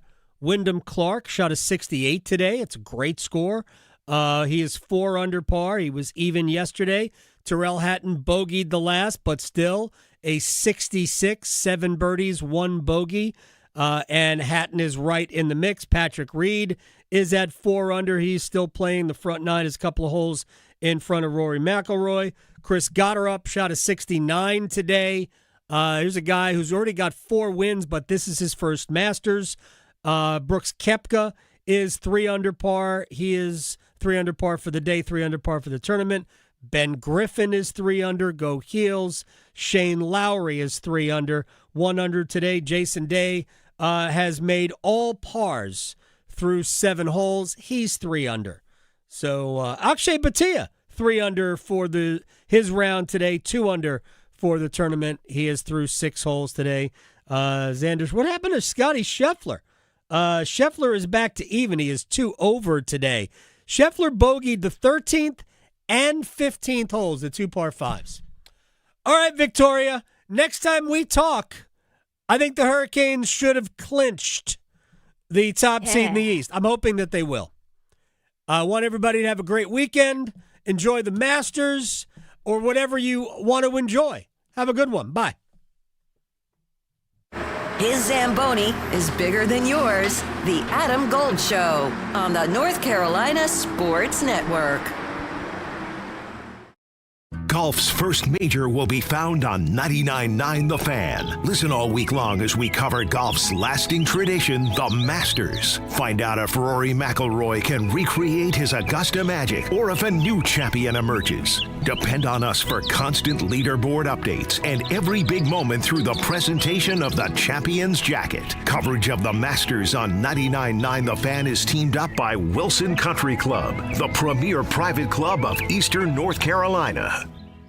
This April, the party's in Cary as Abbey Road Tavern and Grill Cary celebrates 30 years of great food, drinks, and unforgettable nights. The 3-day anniversary bash starts Friday night, April 10th, with live music and beer reps handing out freebies. Saturday the 11th is an all-day outdoor party with local bands and a draft truck pouring cold ones. Wrap it up on Sunday the 12th with a hangover party featuring Totally Otis and killer drink specials all weekend long. All happening at Abbey Road Tavern and Grill in Cary. Details at abbeyroadnc.com. Texting privacy policy and terms and conditions posted at textingterms.us. Texting enrolls you for recurring automated text marketing messages. Message and data rates may apply or price stopped, opt out. Hey man, how did the date go? I had to cancel. I don't get paid until Friday. You didn't know that you can get up to a $750 paycheck advance with the current app? Where was that information yesterday? Just text them, see if you qualify. $750? Boom! And right now, they're offering a $75 bonus when you set up an eligible direct deposit. Think I should call her back? Yeah. Need money before payday? Current has you covered. Set up an eligible direct deposit to see if you qualify for a paycheck advance of up to $750. Hurry and receive an extra $75 sign-up bonus right now.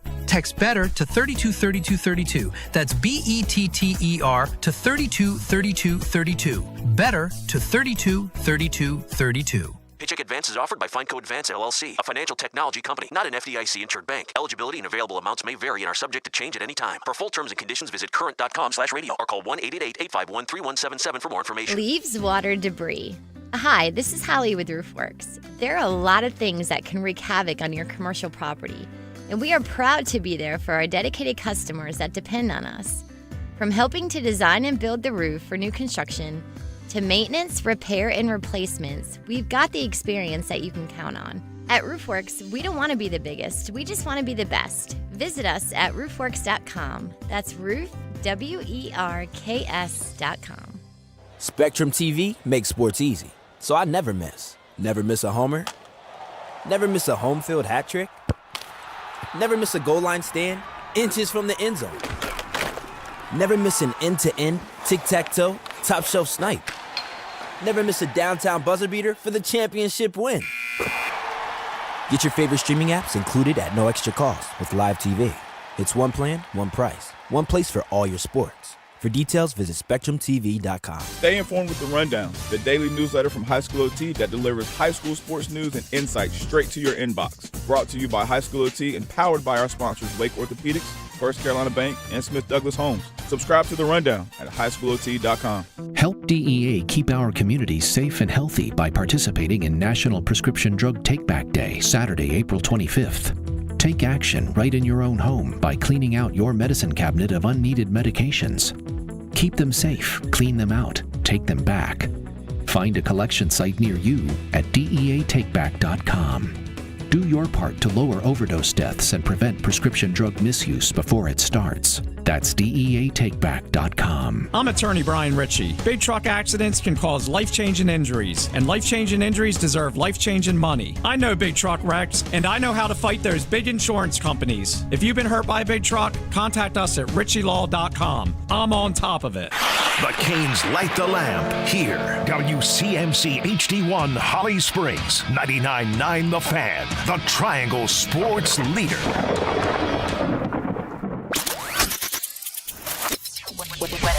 I'm WRAL meteorologist Elizabeth Gardner. We've got a great-looking weekend in our forecast, but late Saturday, we could end up with a few isolated showers. Nothing heavy. It shouldn't affect your plans too much, but just make a note of that. In the meantime, pretty today with a high of 78, 51 tonight, and tomorrow's high, 83 degrees. 3 o'clock check of your money. Dow Jones down 256 points to 47,929.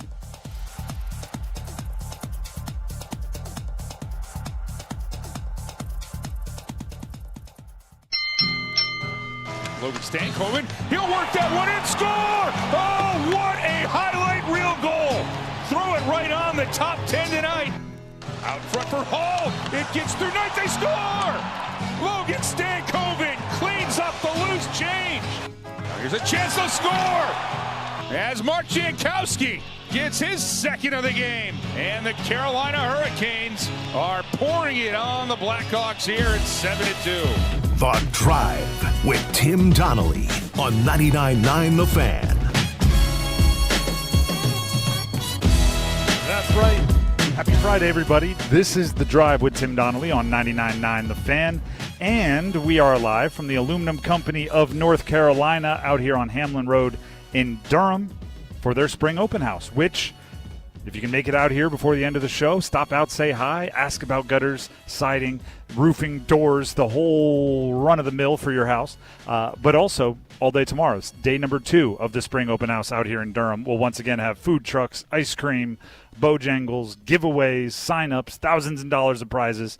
It's all right here at the Aluminum Company of North Carolina. Can confirm food truck is awesome. Can confirm ice cream is awesome. Can confirm they do an awesome job replacing a roof. As someone okay. like it lives in a house that the Aluminum Company replaced the roof of my fiance and I's house last summer. Phenomenal job. Absolutely phenomenal job. I'm very happy that you can personally confirm all 3 of those. Yes. You took one for the team and tried the burgers, the ice cream, and then obviously the roof is more serious. But I can confirm the burgers and fries were delicious as well. It's The Drive with Tim Donnelly, 99.9 The Fan on a Friday. You just heard Dennis. He's out here with me. Max Gorenbeck keeping us up and running. And just because we're out here at the Aluminum Company of Notre Dame doesn't mean of Notre Dame, of North Carolina. They in the ACC? They're in Durham. They're in North Carolina. They're in ACC country. Yeah, we're tobacco road of North Carolina. They are not Notre Dame. That's a weird one. It's a Friday, everybody. So let's just stop with the jibber jabber and get straight to the real stuff. It's the Big 3 at 3.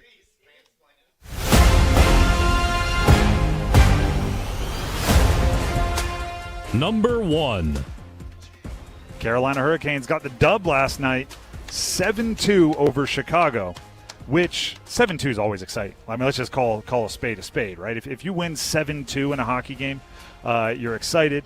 You scored a bunch of goals. There's usually some highlights. But when you add in the fact that a whole bunch of their studs just were not even in the lineup, and a lot of their quote-unquote secondary members, right? A lot of their depth pieces, I guess, played very well, and it's unfair to call some of them depth pieces because they're going to be main parts of a playoff run for one of the favorites to win the cup.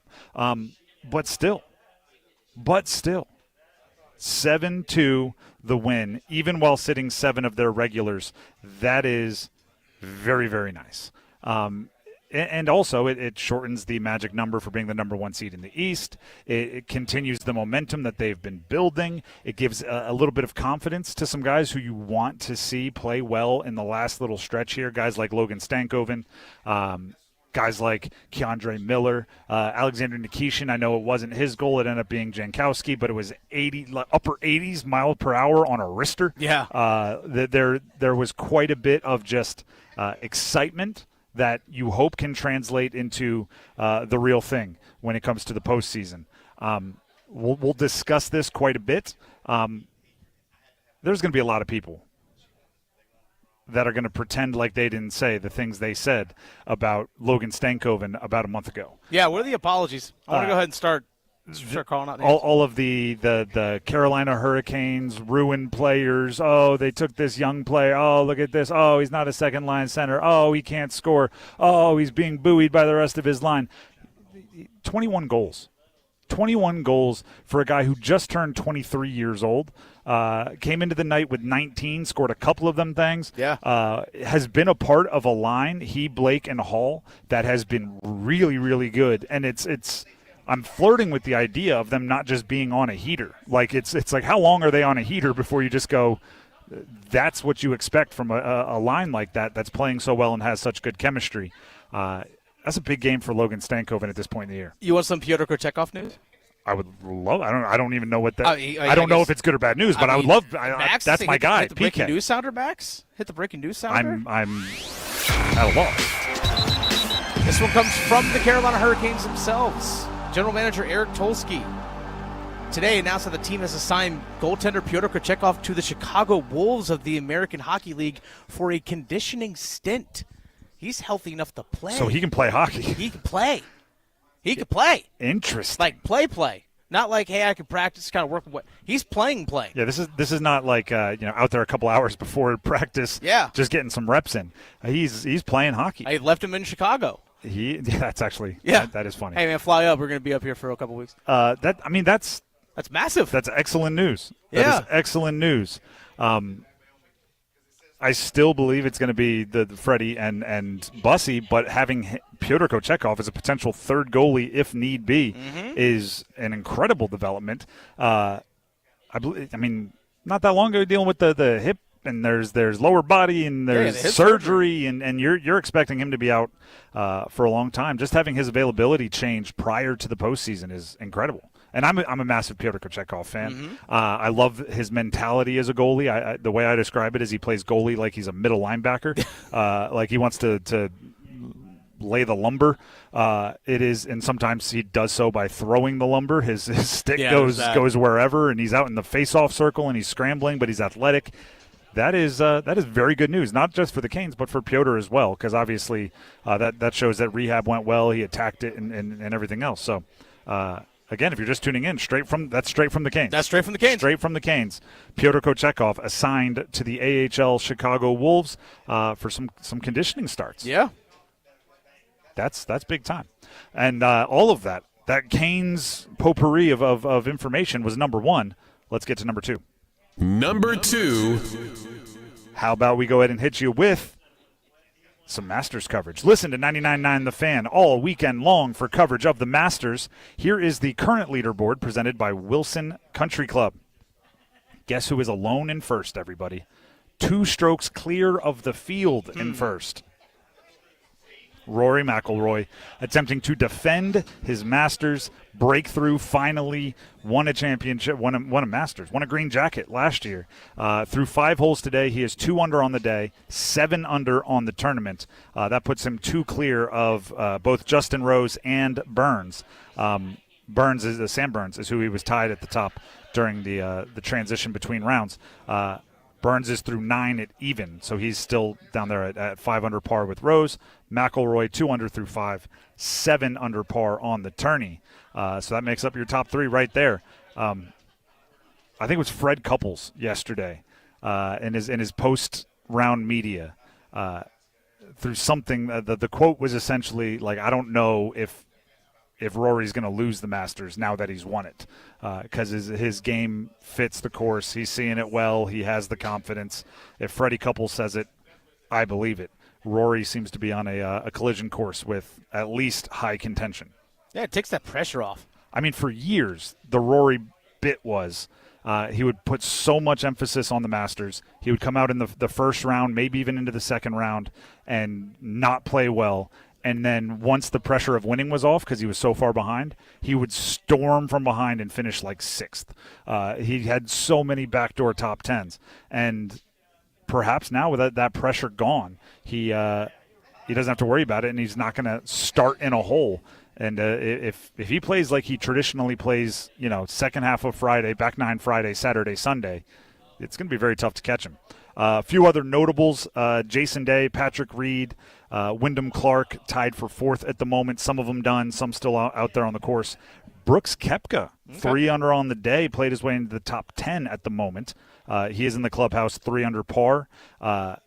It is quite a bit of, solid variety up there at the top. There are players like Koepka, interesting. Players like Rory, a lot of people tend to like him.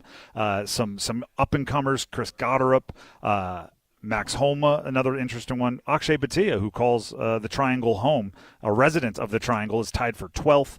There's a lot of, I would say, good storylines at the top, and we'll continue to update you on that throughout today's show, and of course throughout the weekend. Masters updates on 99.9 The Fan are teed up by Wilson Country Club, the premier private club of Eastern North Carolina.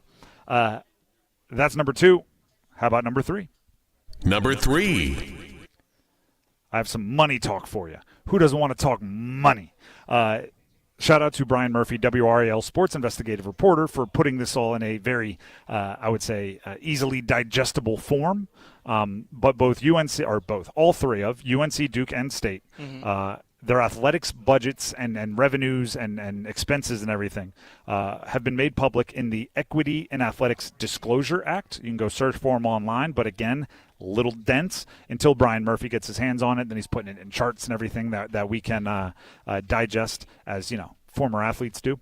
There's a few interesting things here. One, all of them are making money, right? They're doing okay. They're good businesses. I still think they can be better. For example, Duke men's basketball brings in $13 million more in revenue, roughly, than men's basketball at Carolina. Carolina has a home arena, meaning the Dean Dome, with over almost 22,000 seats. Cameron is right around, which is Duke's home arena, is right around 9,000. There I don't believe, should be that difference. Now, what that means is Carolina needs to run their basketball program like a better business, right? We've talked about how quite a few teams, quite a few GMs across the country are being brought in from the business world rather than the basketball world, so they can run that program, whatever program it is, more like a business. You have to maximize your revenue. You have to do the studies to find out what merch should cost. You should do the studies to find out how much each seat should cost. You should price your food and beverage. You should sell your merch the right way. You should advertise the right way. You should spend money to make money the right way. That way, you can take that revenue and spend it on the things that lead to winning, like players, like coaches, like support staff, like the other sports that you have to support if you are one of the revenue sports. It's sometimes comparison is the thief of joy. Sometimes comparison sets off the competition the right way. If you're looking at your competitors and they're doing better than you, you should ask why. You should hit the drawing board and get back to work. I also wonder as well as how much it factors in the sense of these neutral site games that we see the Duke basketball team go out and play, like they go late in the season, let's go to Washington, D.C., play against Michigan. You're playing all these neutral site games against these other big programs. Like how much of that revenue is also coming in from that as well. So finding other ways to already have it built in your schedule where you can make more of that money. And any way to make money should be explored. I'm not saying you sell out in every sense of the word and just make the bottom line above everything. But it's a chicken or the egg. Does the winning follow the money, or does the money follow the winning? You can jump on that cycle in any direction, right? If you go win a national championship, the money will follow. I don't doubt it. But if you want to win a national championship, you probably got to go spend some money. It's both of those. So if you are Carolina, learn, move forward, get better. That's the name of the game. And there's a bunch more observations. That's just one I chose to talk about here in the Big Three at 3. There's state observations. There's women's sports observations. There's revenue versus non-revenue sport observations, which we'll get to, again, all in the Equity and Athletics Disclosure Act because, cash rules everything around me in college sports right now.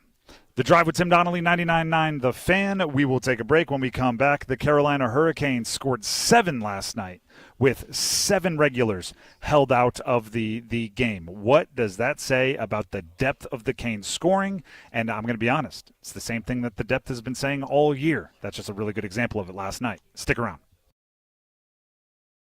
The Chase Ink Business Premier Card is made for people who make things happen, like me. I'm Sam, founder and CEO of Manifest, a product design company that makes everyday products designed smarter. I get 2.5% cash back on purchases of $5,000 or more, plus unlimited 2% cash back on all other purchases, which helps us make more smart ideas into a brilliant reality.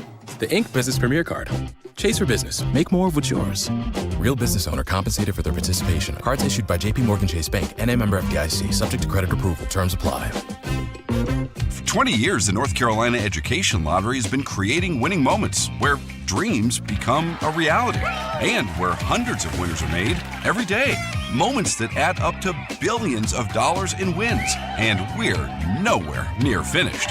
Seize your winning moment with the new 20th anniversary scratch-off and digital instance game. Must be 18 to play. Approximate overall odds of winning on the scratch-off are 1 in 3.45. Approximate overall odds of winning a prize in the digital instance game are 1 in 3.75. Problem Gambling Helpline 877-718-5543. McDonald's is putting value back on the menu. Whether you're craving a Big Mac, McNuggets, or sausage, egg, and cheese McGriddles, make it a meal and save. Your favorite is now your wallet's favorite too. Extra value meals are back.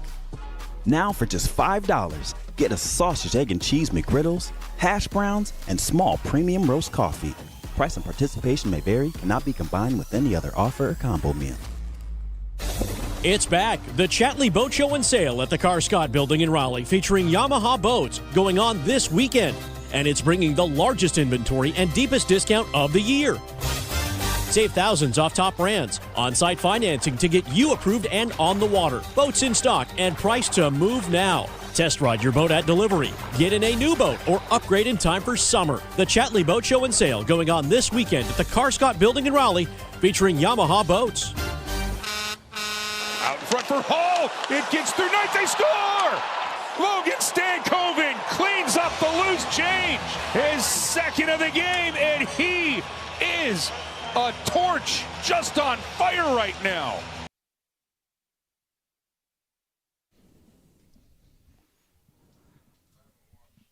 The Drive with Tim Donnelly, 99.9 The Fan, continuing our Friday show from here at the Spring Open House, Aluminum Company of North Carolina on Hamlin Road in Durham. And, I mean, you just heard Mike Maniscalco say it, so it must be true. Logan Stankov is a torch right now. Yeah. He is on fire. 2 goals last night, 2 out of 7 for the Canes, by the way.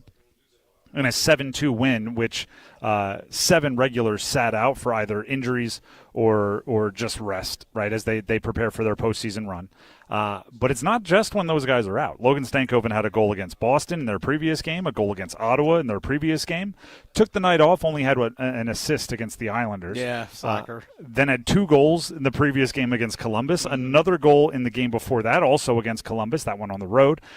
He's been scoring like a madman. 7 goals in 6 games. That's pretty darn good, and it's taken him from, oh no, he's not scoring enough to now he has 21 goals on the season, and I think he is an excellent example of the scoring depth that the Carolina Hurricanes have this year. And I have 3 stats in front of me that are all semi-related, but I think they tell the story of this year's Canes scorers pretty darn well. We'll start with this. Seth Jarvis leads them in goals with 32.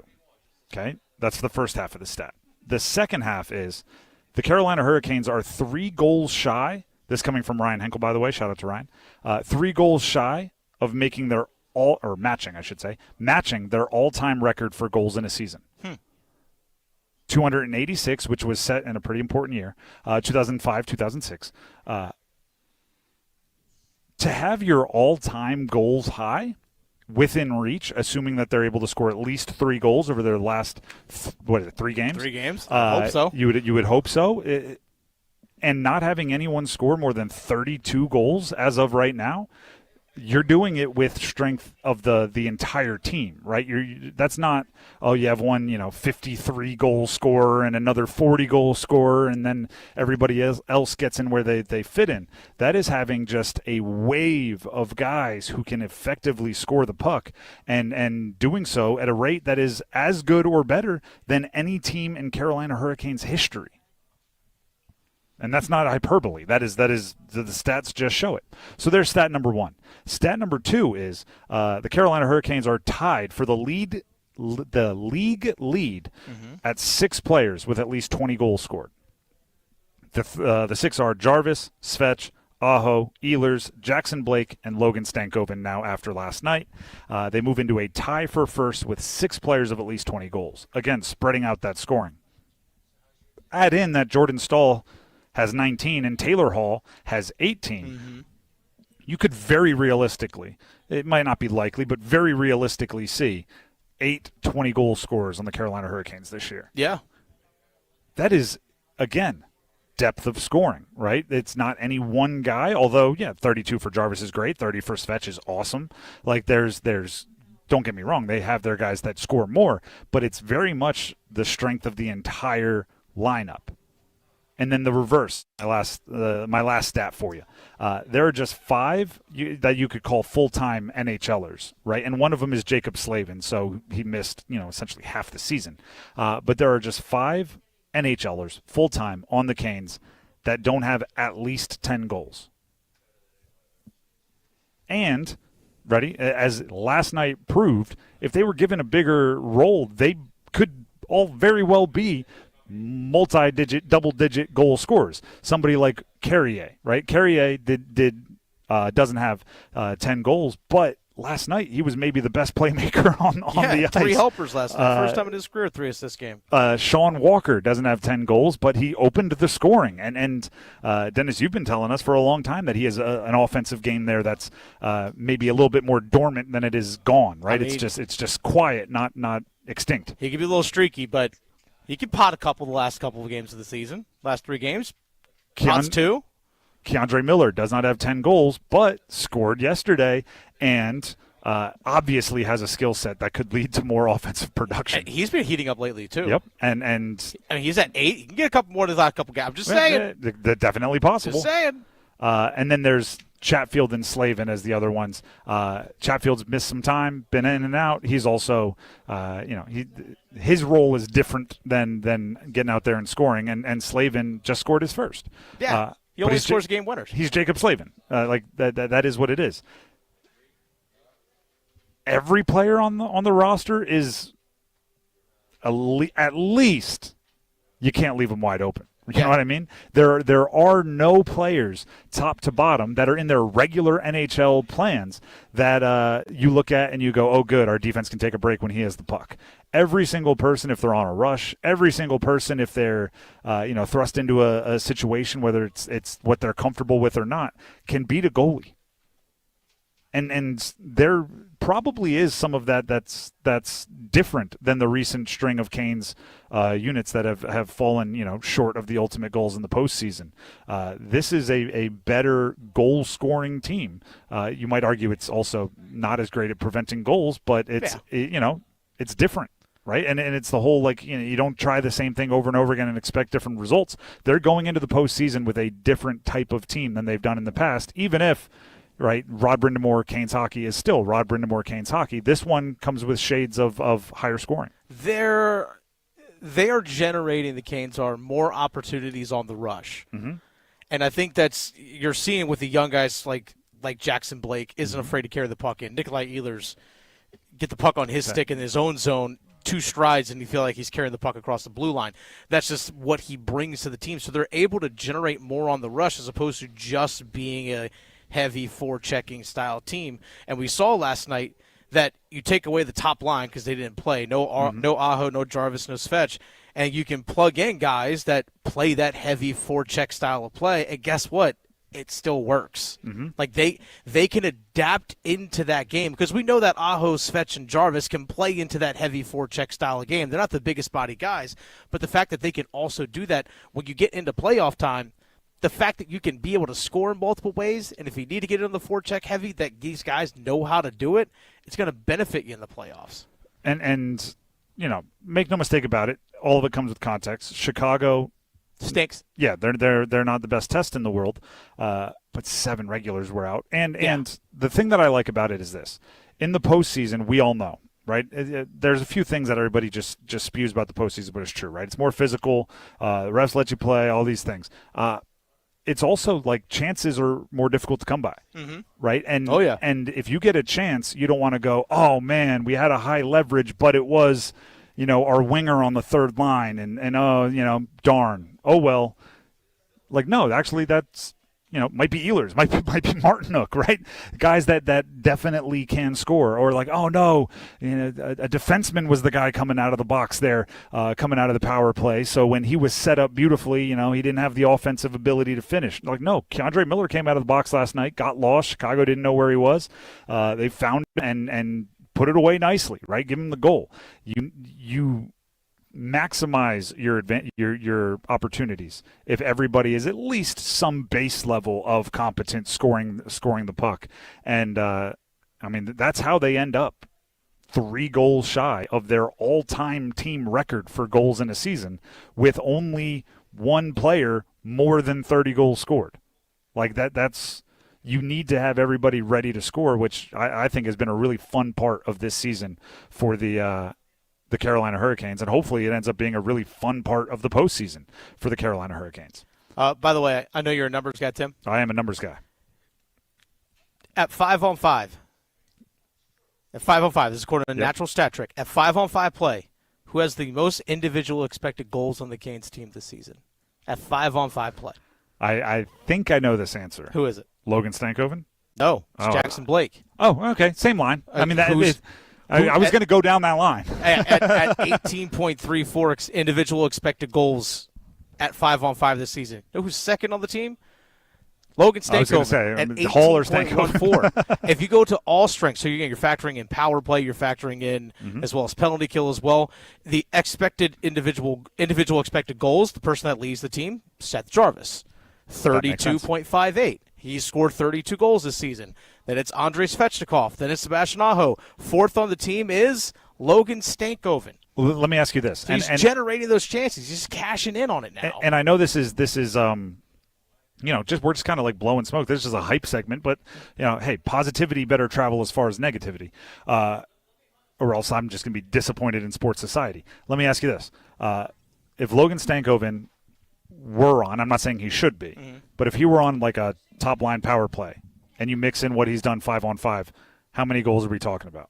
I mean, probably at his expected about 26. Yeah.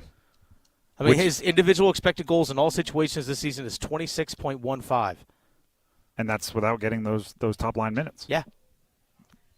26 would be lovely. Yep. And I think it would quiet the haters even further. By the way, some haters out there, they're never going to be quieted. No. But 21 goals is a really nice rebuttal for some people that were saying some things about his ability to finish and his ability to score earlier in this year. 7 goals in 6 games, whatever it's been as of late. It's a really nice kind of end-of-the-season statement to get your confidence high going into the break. I mean, coming out of the Olympic break, people wanted him traded.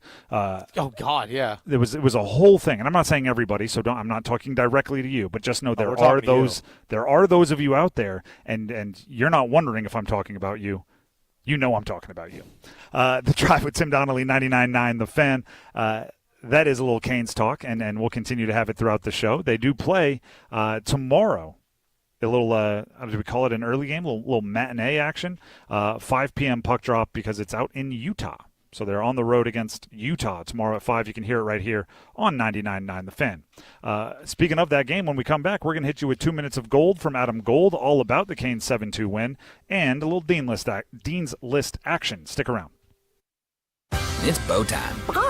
Sometimes the craving for Bojangles Supremes is so strong you just gotta have them, even when your gas tank is on empty and Bojangles is still 10 miles down the highway. Nothing beats the flavor of Bojangles' juicy Golden Supremes, especially when they're part of a perfect combo with 4 boldly seasoned chicken Supremes, a made-from-scratch biscuit, fixin', and some legendary iced tea. The only thing that can satisfy your hunger is that delicious southern flavor. So when the craving is supreme, put the pedal to the metal. It's bow time. There's no time like bow time.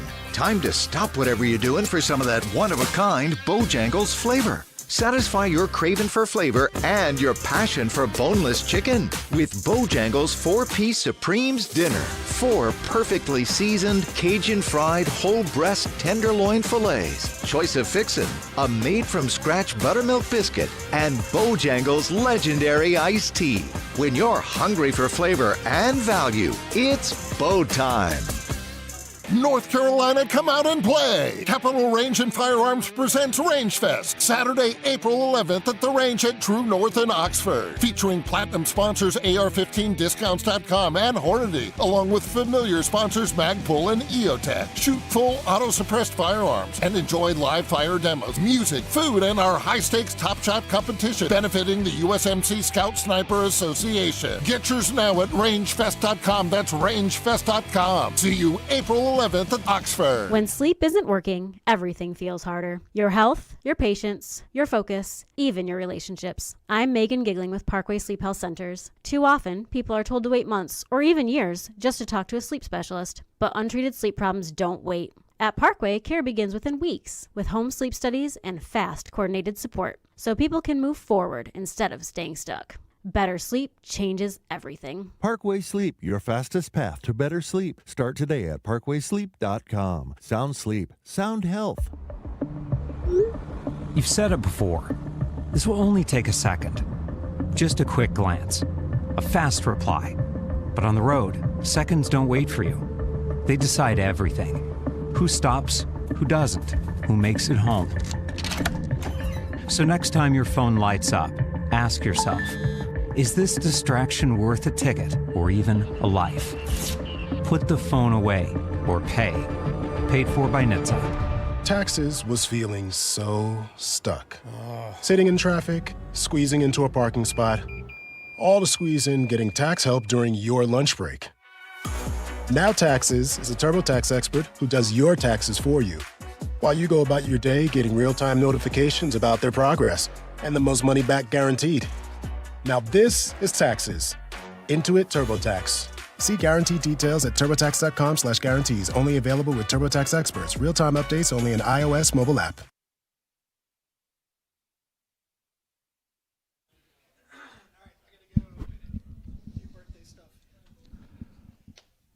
The Drive with Tim Donnelly, 99.9 The Fan. Getting jiggy with it coming out of break. Maybe that's how you feel about the Carolina Hurricanes. Max Gorin back at the studio. Was that an intentional rejoin, or was that what just was next up on the list? I just like Will Smith. Okay, there you go. Willennium. A little before your time, but that's neither here nor there. Big Willie style, actually. But there you go. The Fresh Prince. But it is appropriate, right? If you felt like the Canes were getting jiggy with it last night, they beat Chicago in Chicago 7-2 with a whole bunch of their regulars held out of action. Bunch of AHLers in the lineup for the Canes, and that didn't stop them from winning, as you heard me say, by 5 goals. For more details on how it happened, when it happened, where it happened, here's our very own Adam Gold from here at 99.9 The Fan with 2 minutes of gold. Hey, it's Adam Gold, and I got 2 minutes for 2 players that helped Carolina get 2 points as they close in on the East overall top seed. Still a lot of work to do, so we need some rest. Thanks to our friends at Parkway Sleep Health Centers, parkwaysleep.com. Last night, Carolina got off on the right foot. Sean Walker scored 19 seconds in. Then after Chicago tied it up, Logan Stankov took matters into his own hands. Logan Stankov, he'll work that one and score! Oh, what a highlight reel goal! Throw it right on the top 10 tonight. Logan Stankov, 6 goals now in 6 games, and the Canes in the lead 2-1, and that's his 20th of the season. That's what happens when you lose a faceoff. You go win the battle on the wall, and then you make some fancy move and go bar down over Spencer Knight. Carolina led 2-1, and they cruised home from there. We got 2 goals from Mark Jankowski. Stankoven would add a second, so both guys had a brace. Taylor Hall scored again. Miller, Walker. It was a festival of Carolina Hurricanes goals. It was dynamite. And you know what else was dynamite? Freddie Anderson played very well. Lard is coming in and Anderson with a save and the rebound with a follow-up on Nick Lardis. Oh, Mr. Anderson's had 2 to 3 big saves here in the second half of the first period. Moved across, filling to the side, and Anderson got a toe to the shot on Mangiapane. I mean, that was tic-tac-toe. This is a great save. Look, I'm not saying Freddie's back. I'm not saying Freddie's going to start game 1 of the playoffs. But what happened last night was when Anderson was needed, he made the big save. If you can do that and not allow a bad goal, and he didn't allow any of those, you got a leg up or a leg in to the crease for game 1. We'll see what happens. 3 more games to play. Hurricanes have a magic number of 3 to wrap up the East overall number 1 seed, and the first crack at that will come tomorrow afternoon when the Canes skate against the Mammoth and have to deal with the Zamoth in Salt Lake City. Have you seen the Zamoth? It's amazing. It's not even woolly. Parkway Sleep Health Centers. Sound sleep, sound health, sound off. For Freddie Anderson playing well? Really? Awesome. The Drive with Tim Donnelly, 99.9 The Fan. Thank you to Adam Gold there for 2 minutes of gold. We will talk goalies later on. If you watched the Canes game last night as they played in Chicago, you know Trip Tracy wants one of the goalies to make a statement and say, "This is my crease." We'll discuss if that statement is even possible at this point in the season. But again, that's for later on. In the meantime, here on The Drive, live from the Aluminum Company of North Carolina's Spring Open House, it's time for the Dean's List.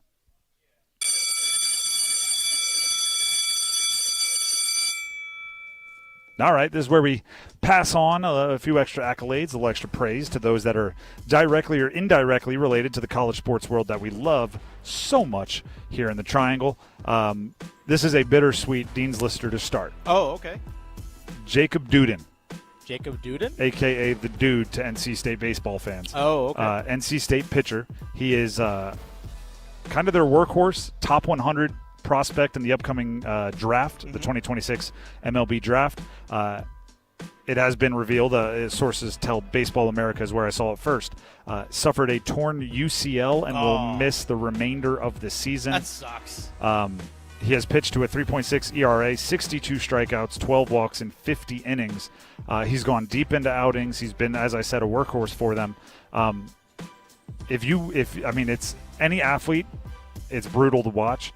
But there's the moment on the mound where he kind of lets everybody know. And I assume pitchers and their UCLs are kind of like everybody, like a football player in their ACL. Mm-hmm. Like you're laying there, you know, right? Like this is bad. Yeah. And seeing all of his buddies, the rest of the infield, as they realize what's being said and just watching their faces drop. It's like a slow motion brutality for any athlete out there. So obviously hoping Duden bounces back, can go still live out his dreams, but that is a brutal injury for a pitcher. Yeah, usually that requires Tommy John. That is exactly. Brutal. It means you're throwing hard, right? That's the yes. my buddy, silver lining. My buddy who is a baseball player said, you don't throw hard until people start worrying about Tommy John. Like as soon as they start saying like, oh, that guy's going to need Tommy John before, it's like then you're not throwing hard until people start saying that, which is a kind of morbid way to look at it, but it is true. But it is kind of true. So Duden makes the Dean's List. More Dean's List. This is news that's straight out of High School OT. Shout out to Joel over there, our colleagues at High School OT. Rainier Rackley has been the Rollsville High School head football coach. He has accepted a job as the director of player development with the Duke Blue Devils. Yeah. So he's going to be on Manny Diaz's staff. He's expected to be an off-field coach at Duke, helping players navigate their personal lives and upcoming careers, while also serving as a key piece of Duke's recruiting operation. That all according to High School OT. You want to know the bona fides? You want to know the resume? All right. Rollsville's been very good, and he's been there as the head coach since 23, assistant longer than that. Yeah.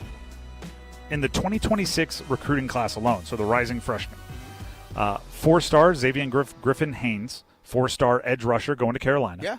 Yeah. Jaden Griffin Haynes, 3-star linebacker, also going to Carolina. That's right. Gavin Waddell, 3-star wide receiver, going to Louisville. Malachi Harris, 3-star defensive tackle, going to ODU, and Davis Brown, 3-star tight end, going to FIU. That's one recruiting class from one school. Not bad. That's pretty good. There's rising 3 and 4 stars on the roster. Some other notables that you may remember from his time either as an assistant or head coach. Noah Rogers. He's at Alabama now. Started at Ohio State. Spent a year in the middle at NC State. He is at Alabama now. Yep. Tamarcus Cooley, secondary player. Started at Maryland. Did a year at NC State. Now he's at LSU. Byron Brown, quarterback for Auburn, spent quite a bit of time down there at South Florida, but they've produced some dudes from Rollsville, and they're bringing that head coach up to Duke. So congratulations to him. Dennis, do you have any Dean's Listers? I do. Keandre Miller, Carolina Hurricanes. Sure. His Wisconsin Badgers won the Frozen Four semifinals last night. I was waiting to see the college connection. So he beat Jackson Blake's North Dakota Fighting Hawks. They'll actually take on the Denver Pioneers, by the way. Denver won in double overtime, double OT against Michigan last night. Their goaltender, his last name was Hicks. 49 saves in net for Denver. 49 saves. They have the most national championships all time, 10.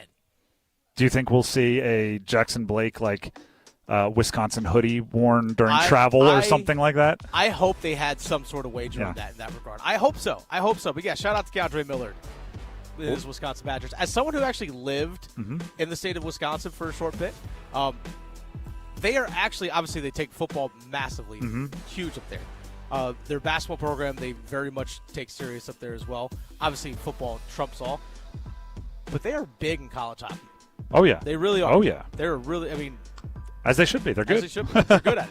But it's something that they do take serious. They really do. And shout out to the Badgers. And Keandre Miller. It is, and I've never been in this situation. It seems very fun to be in a professional locker room when your alma mater is doing well. Yeah. You puff up your chest a little bit, talk a little bit more trash. Normally, everybody's rowing in the boat in the same direction, and pulling the rope in the same direction. If you're the Canes metaphor, but you do get to get on each other and compete and talk trash when it comes to your alma mater. So, Keandre Miller. Hey Jackson, dinner's on you, buddy. Yeah, exactly. There should be something like that. Oh yeah. Hopefully more than just cash. I heard. What was it? Liam McNeely with. I think it was Liam McNeely with the Hornets when UConn beat Duke, was getting $100 from Sion James, $200 from Con Knipple. I'm going that's not the fun stuff. It needs to be something where you get to enjoy it, a little bit of appropriate teasing and that kind of stuff. A social media post where you sit there and just go, I fully acknowledge that UConn beat Duke in the Final Four or in the Elite Eight. Something along those lines. I don't know, something. It's just fun. Something along those lines. With that being said, carry my bags, buddy. Yeah, carrying your bags, something like that. That's what it needs to be.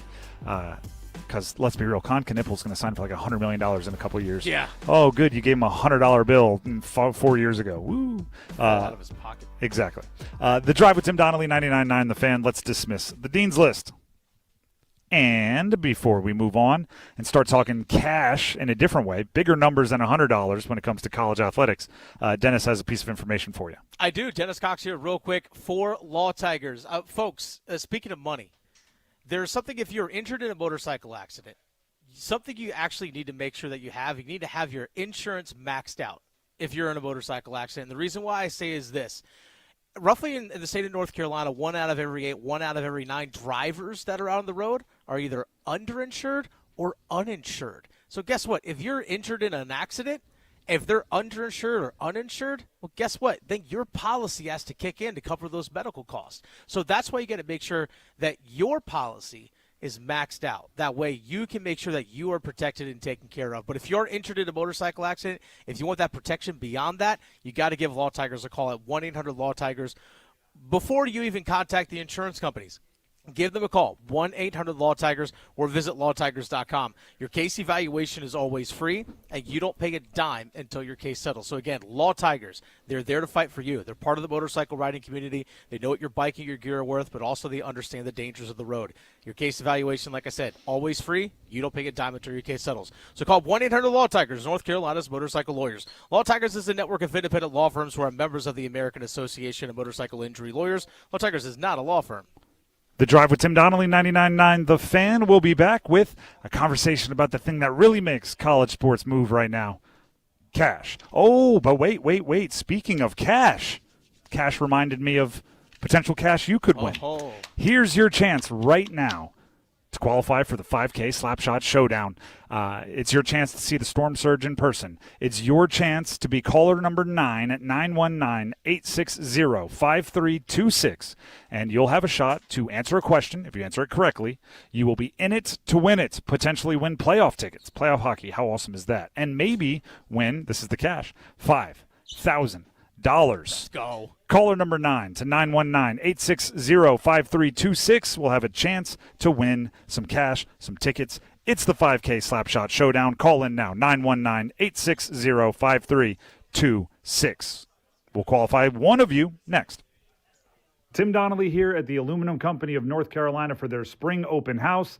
The food trucks, the ice cream, that's left for Friday, but they'll be back on Saturday. Day 2 of the spring open house, 8 to 4 out here in Durham. But while I have Sammy, who's the leader over here, he runs the show, I want the important stuff. If somebody has some questions on siding, doors, windows, gutters, gutter helmets, what do they need to bring when they stop out at the open house tomorrow? And Tim, that's obviously the main reason we do that.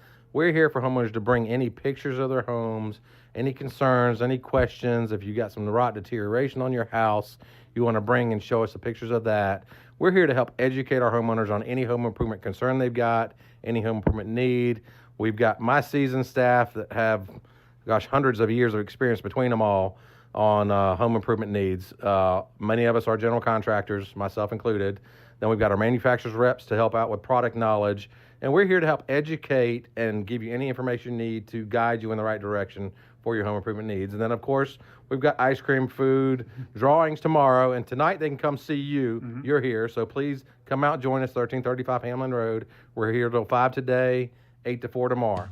Hi friends, this is Mark Pons with Chapel Hill Tire. Spring break is here. Whether you're heading to the beach, the mountains, or just getting out of town for a few days, make sure your car is ready for the trip. At Chapel Hill Tire, our team of ASE certified technicians can help with brakes, oil changes, and the routine maintenance that keeps your drive smooth and stress-free. With 13 locations across Raleigh, Durham, Chapel Hill, Carrboro, Apex, and Cary, there's always a Chapel Hill Tire close by. Schedule your appointment today at chapelhilltire.com and drive happy.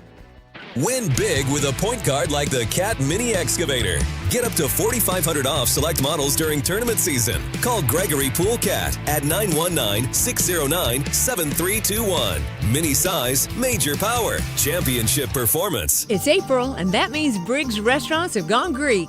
Briggs has some incredible lamb specials this month, like the homemade lamb sausage patty stuffed with feta and fresh mint, lamb sausage Benedict, Briggs gyro, and more. This month only at Briggs. Ever catch yourself hiding your smile in photos? If you're dealing with stained, uneven, crowded, or missing teeth, you're not alone, and you don't have to live with it.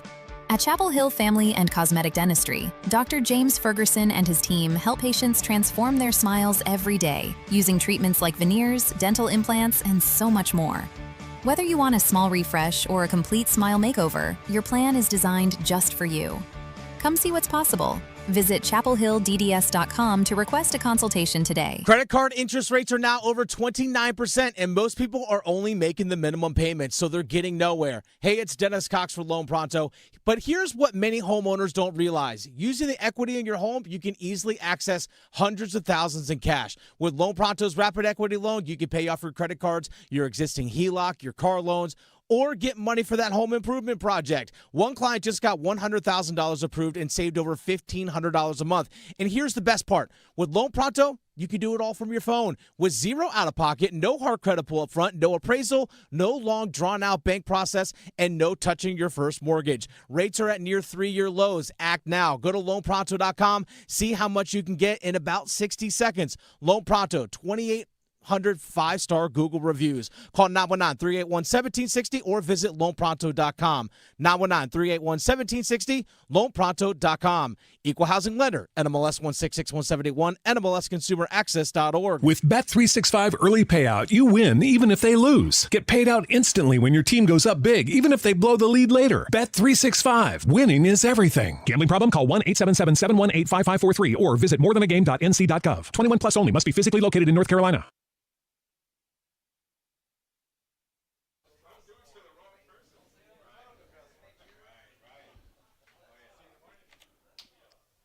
The Drive with Tim Donnelly, 99.9 The Fan. As promised before the break, somebody is going to end up qualified as a contestant in our 5K Slapshot Showdown, where they'll have a shot to win playoff tickets and maybe $5,000. Getting a run at it here will be Ryan in Fuquay. Ryan, are you there?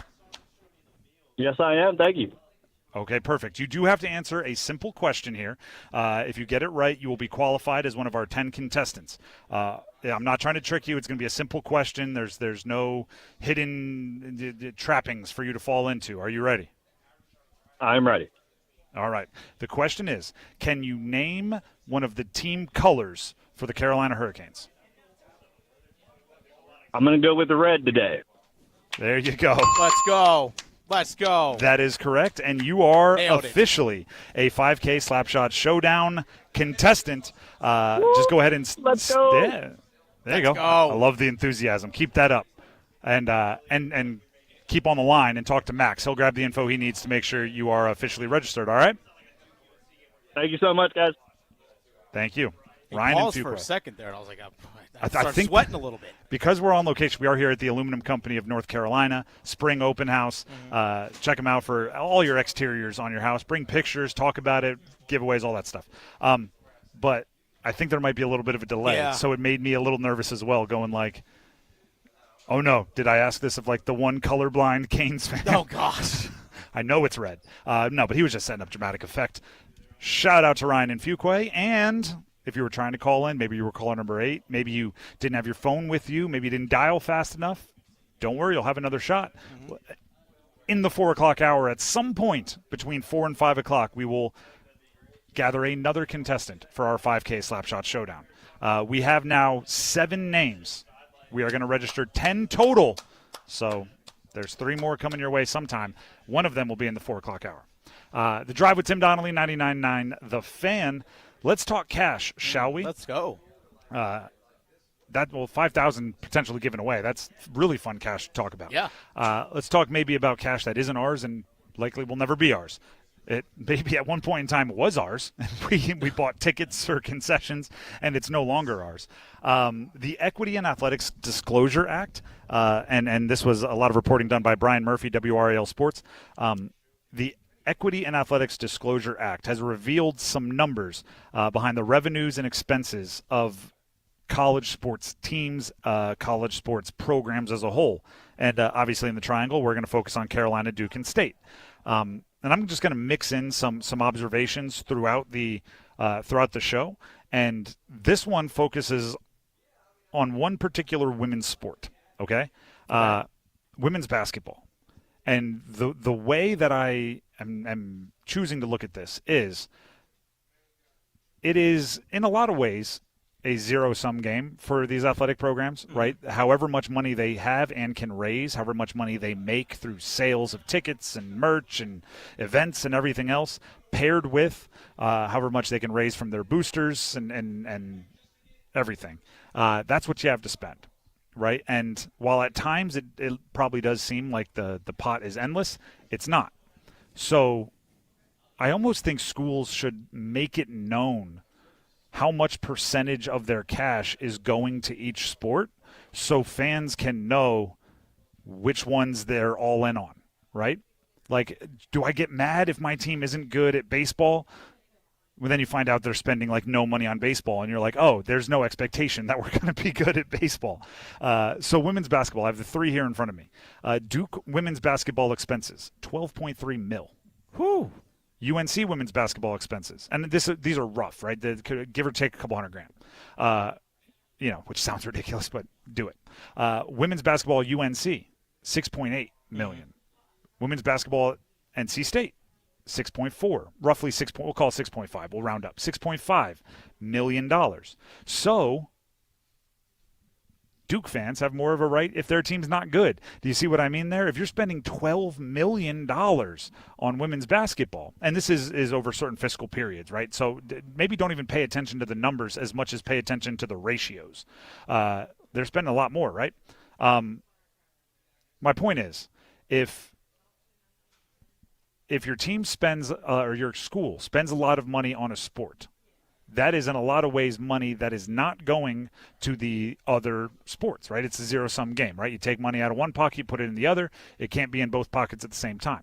So, if you're spending a lot on women's basketball, you should see the success in women's basketball, or else you might as well spend it on football, or you might as well spend it on something else.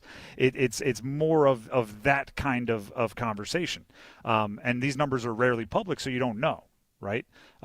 If we find out that Michigan basketball spent $80 million on their basketball team, maybe you won't be as upset that your $30 million basketball team wasn't able to beat them. Right? You have to set expectations based on where the resources are going.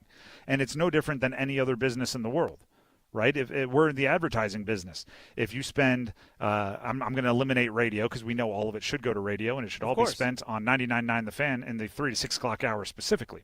But like if you spend $500,000 advertising on television and you spend $10,000 advertising on a billboard, you better see a lot more return. You better see a lot more success from the $500,000 you're advertising on television. You got to follow the money for the results. So now that this and this Equity in Sports Act, whatever it's called, is giving us some insight, I think you should pay attention to it as a fan to judge where you should have the highest expectations. If you're in the ACC and you're spending the most on basketball in the ACC, okay, yeah. Double bye in the ACC tournament, deep run in the NCAA tournament. That's an expectation. If you're a school that's spending bottom third money in the ACC, and every 4 years you're going on a nice little run, be excited about that, right? You have to set the expectations around the dollars rather than legacy and everything else, because more so than ever, wins follow cash in the college basketball world. The Drive with Tim Donnelly, 99.9 The Fan. Real quick on that. Go ahead. Just so I'm looking here at North Carolina, their totals from the 2024-2025 school year. So we're talking July 1, 2024 through June 30th, 2025. All right, so last academic year. Mm-hmm. The men's total revenue that they generated, just over $114 million. But revenue total generated outside of football and basketball, just over $11 million. So $103 million. You know your cash cows. For UNC, again, off their men's team, $103 million of total revenue just from football and basketball alone. Total revenue. It's a lot of money. It's crazy. It But is. everything else, $11 million. Now, granted, football had an operating total expenditure of $49.1 million. Basketball had $16.7 million total expenditure. Mm-hmm. Again, this is before we get to the NIL and all those kinds of things. This is your coaching staff, equipment, travel, feeding your players, hotels, revenue share. So there's everything that encompasses this. The equipment that you buy, the clothing. That comes from the university. That comes collections from the and everything that come from the outside. Yeah. But you could argue that the collections and everything that do pay players lowers your expenses. So it's indirectly impacting the equation that leads to profit, right? Because it's money that you didn't have to spend if it's coming from somewhere else. Anyway, it's just something to keep in mind. Big money, big dollars, big business. And there are a few observations that I find interesting, and I have more coming your way later in the show as we continue to dive through those spreadsheets and everything else that comes with it. The Drive with Tim Donnelly, 99.9 The Fan, from live here at the Aluminum Company of North Carolina. We'll be back with Football at 4 coming up next. Tim Donnelly here at the Aluminum Company of North Carolina's Spring Open House, and I'm joined by Patrick, who's going to let you know everything you can expect if you make it out here Friday or Saturday for that open house. Well, if you come out today or tomorrow, you can expect to register for thousands and thousands of dollars of prizes. That's probably the biggest draw we've got. There are people, everybody's lined up in there to sign up for that. Free lunch, free ice cream. Manufacturers reps are here. You can come see all of our products on display. We've got windows, doors, siding, roofing, gutters, gutter guards. Weather's beautiful. Valet parking. I don't know how much easier we can make it for home improvements, but we certainly try. And then should they bring pictures of their house? What else should they bring for the aluminum company side of things? Yeah, if you bring pictures of your house, you've got ideas of things you're thinking about doing, windows, doors, siding. Again, we can show you what we have, talk to you about some budget numbers, and then we can set up an appointment to come out at no charge to you and take a look at the project and also price it that way. So happy to help in any way we can. We're just happy to have people coming out and thinking about home improvements for the spring. It's out on Hamlin Road in Durham, the Aluminum Company of North Carolina's spring open house. This is Gordon Miller for Miller Lending, the original home of the no-cost mortgage. If you've been in the market for a new home or just wanted to take advantage of lower rates, recent events have shown exactly why Miller Lending chose to offer a way around bad timing with our no closing cost program. With no fees rolled in or charged, including the cost of title insurance, you can simply close on today's rates and refinance free of charge as rates improve. Over the past several months, we spoke to numerous borrowers who had heard rates were coming down and chose to wait. We explained that if rates did fall, you could simply update a few documents and refinance again, but why take the chance? So when rates spiked to 0.5% recently, not only was I disappointed that we couldn't help those who waited, but also for those buying a home who just saw a sharp increase to their monthly payment. So while we can't control the market, we can offer an alternative. Eliminate timing and say goodbye to closing costs forever. 919-447-3377 or simply apply online at millerlending.com. Miller Lending is an equal housing lender and MLS number 250-2146. I'm attorney Brian Ritchie. Workers' comp can be tricky, but my law firm will be on top of all the complicated paperwork and sneaky deadlines so that all of your I's are dotted and T's are crossed. If you've been hurt on the job, I'm on top of it. Contact us at ritchielaw.com. The Canes light the lamp here. WCMC HD1 Holly Springs, 99.9 The Fan, the Triangle Sports leader.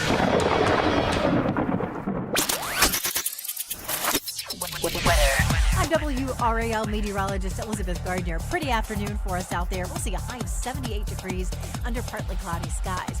Not as chilly overnight tonight, a low of 51, and then we jump to 83 tomorrow. Nice and warm. We'll see partly cloudy skies until the evening when we could see just a few light patchy showers. 4 o'clock check of your money. Dow Jones down 269 points to 47,916.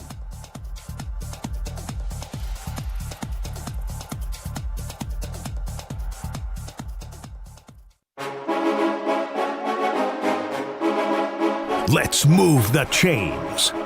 Time for football at 4. The Drive with Tim Donnelly, 99.9 The Fan, from live at the Aluminum Company of North Carolina out on Hamlin Road in Durham.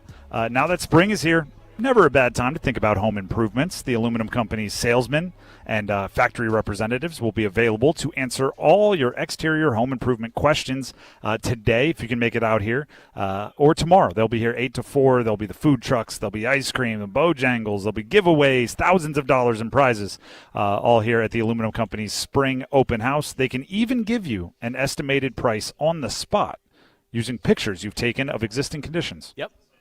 How cool is that? You show up, you're like, hey, I want a new gutters, and you show a picture of your house. They give you an estimate on the spot. Mm-hmm. So bring pictures of your house if you're interested in having siding, roofing, doors, gutters, gutter helmets, awnings, patio coverings, whatever you're talking about here at the Aluminum Company. My fiance and I got a roof done through Aluminum Company last summer. There you go. Honestly, everything we mentioned about the Aluminum Company, I speak this from experience, 100% true. Firsthand. Yes. Straight from the dentist's mouth. And one thing I will say about this, though, something we probably don't talk about a lot, is that when they replaced the roof at my fiance's nice house, once they were done, didn't leave a single trace of anything behind. Not a single thing. Everything was gone. I'm not surprised by it because the Aluminum Company is awesome, but that's a respect thing. Yeah. That's a professionalism thing, and it should be talked about more because it's important. But you're right, it does get overlooked. Not like a single piece of a shingle that was left in the bushes. Nothing like that. Awesome. Cool. Good to know. With that being said, shout out to Aluminum Company for having us today. Now let's jump into football at 4.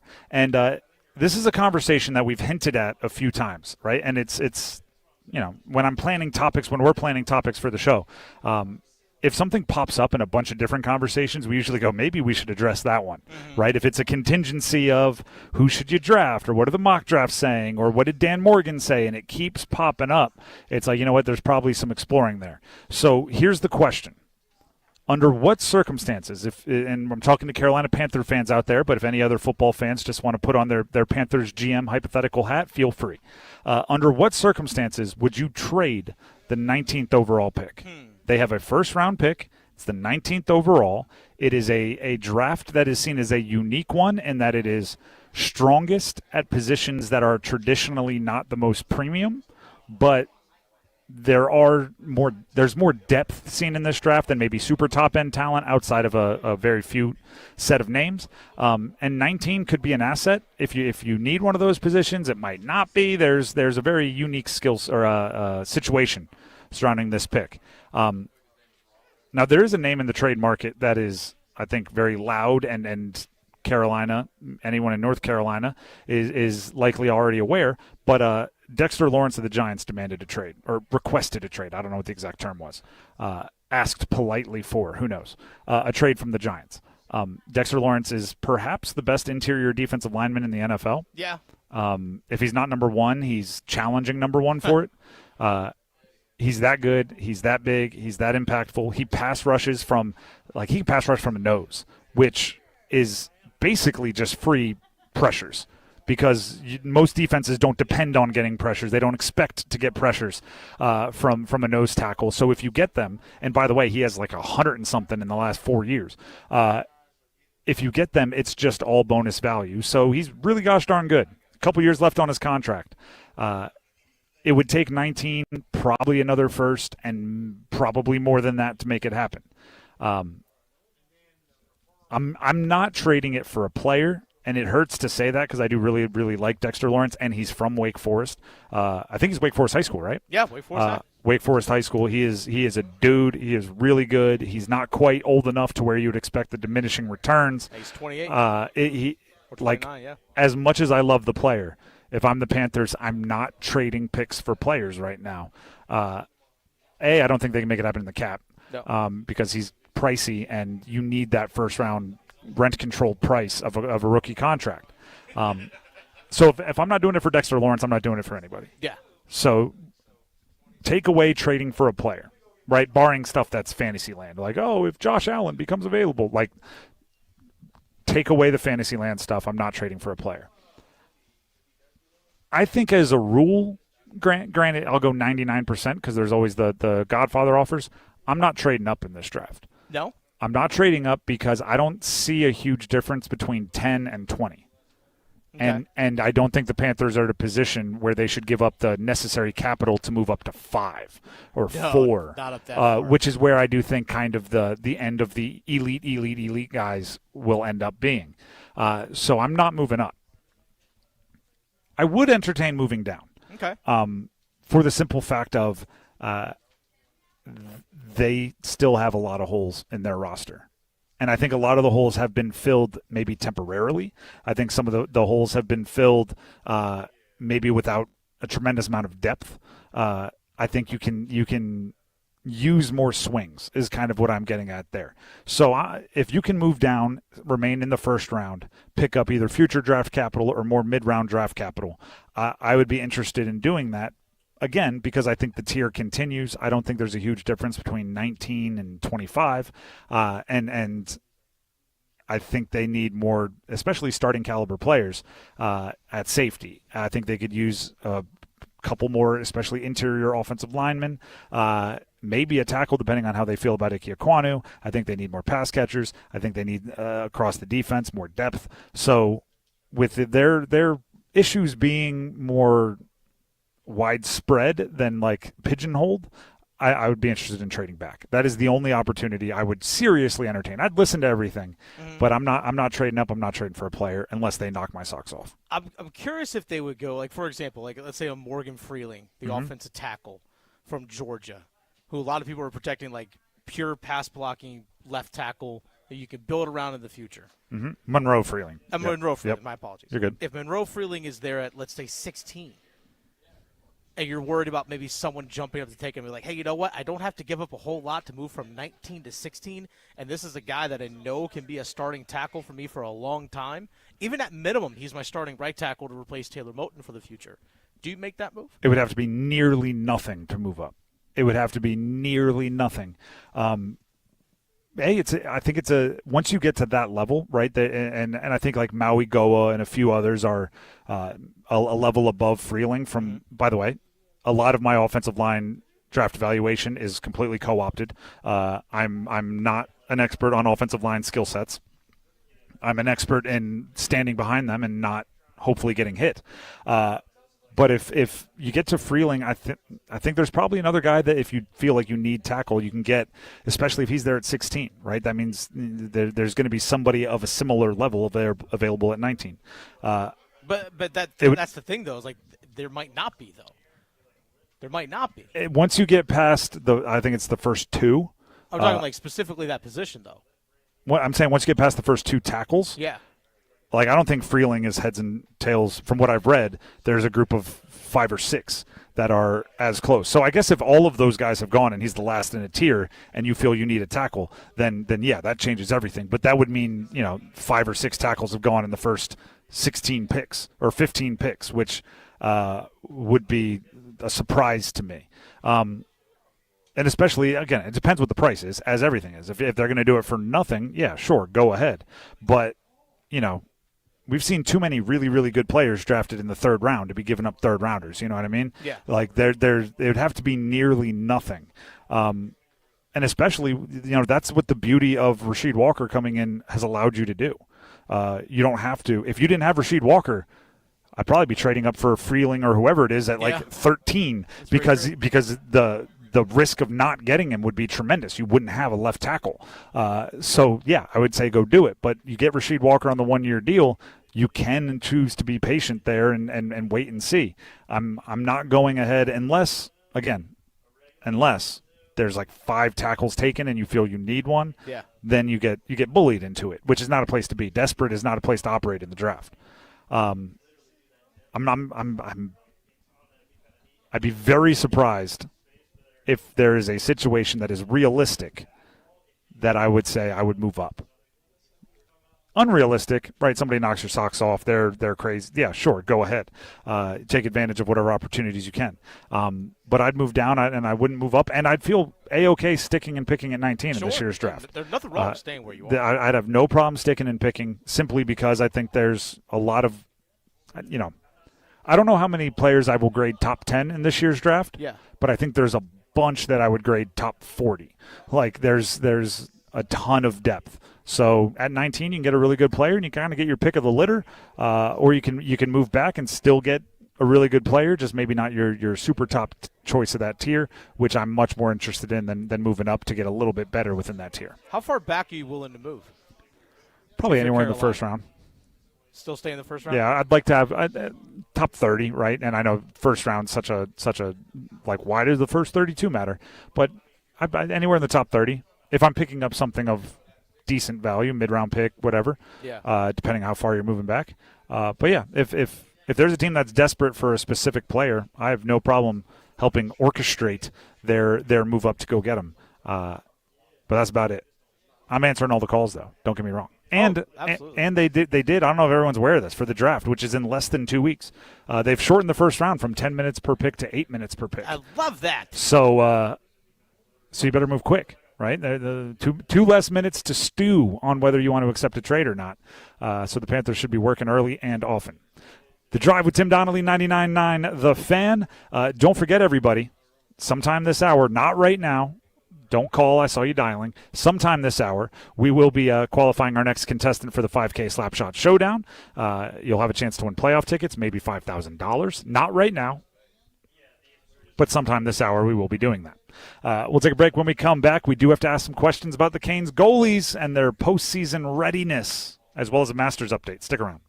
Dennis Cox here at the Aluminum Company in North Carolina, Hamlin Road in Durham, being joined by Patrick Day of the Aluminum Company. All right, Patrick, if I need a new roof, why do I come to the Aluminum Company? Because we've got every option you can think of. We've got architectural shingles, we've got metal roofing, we've got, we can talk to you about warranties and Landmark Pro, and educate our homeowners. Obviously, we want to do that. We hand nail all of our shingles, which most people don't, so that's why you should come see us. But what we really want you to do this weekend is come out, just join the family, come out for free food, free lunch, ice cream. All the manufacturers' reps are here. All of our sales reps are here. Bring pictures of your home.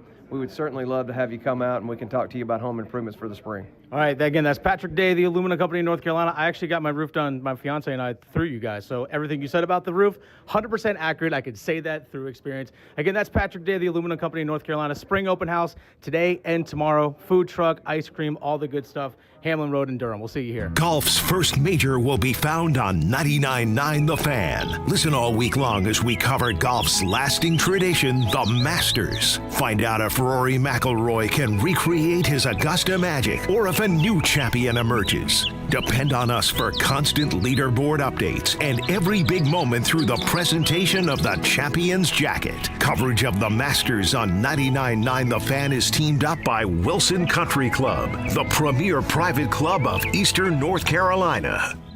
If you or anyone you care about is facing a family legal matter, call Cordell and Cordell today at 1-855-GET-LEGAL or visit CordellCordell.com to schedule your consultation. There's a lot on the line in divorce. This is Joe Cordell of Cordell & Cordell, the largest family law firm in the country, with over 35 years of helping clients navigate divorce. But being big doesn't mean less personal or less local. Our attorneys live and work in your community, and as neighbors, they understand the challenges your families face. Divorce touches all areas of your life: your home, savings, retirement, and of course, kids. So when you find yourself facing divorce, you need a partner you can count on. Visit CordellCordell.com to schedule your consultation. If you or anyone you care about is facing divorce, contact Cordell and Cordell today. With over 100,000 clients served, we understand the challenges you're facing on a personal level. Call Cordell and Cordell today at 1-855-GET-LEGAL. That's 1-855-GET-LEGAL. Joseph Cordell, licensed in Missouri and Illinois. CordellCordell.com.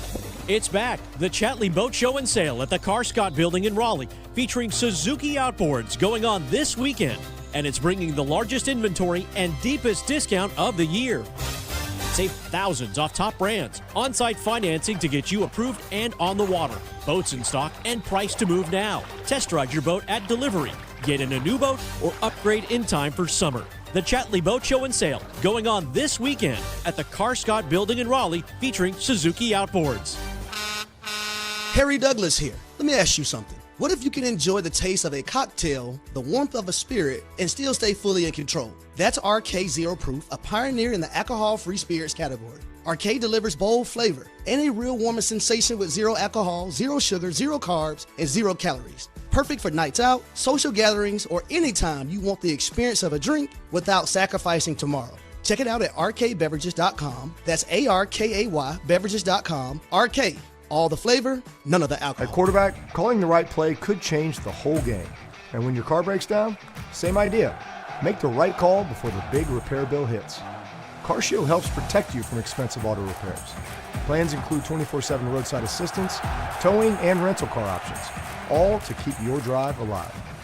Look, breakdowns happen, but choosing CarShield, that's the easiest call you'll make all day. Visit carshield.com now and join the team that's helped millions of drivers save. Coverage varies by plan. View contracts and exclusions at carshield.com.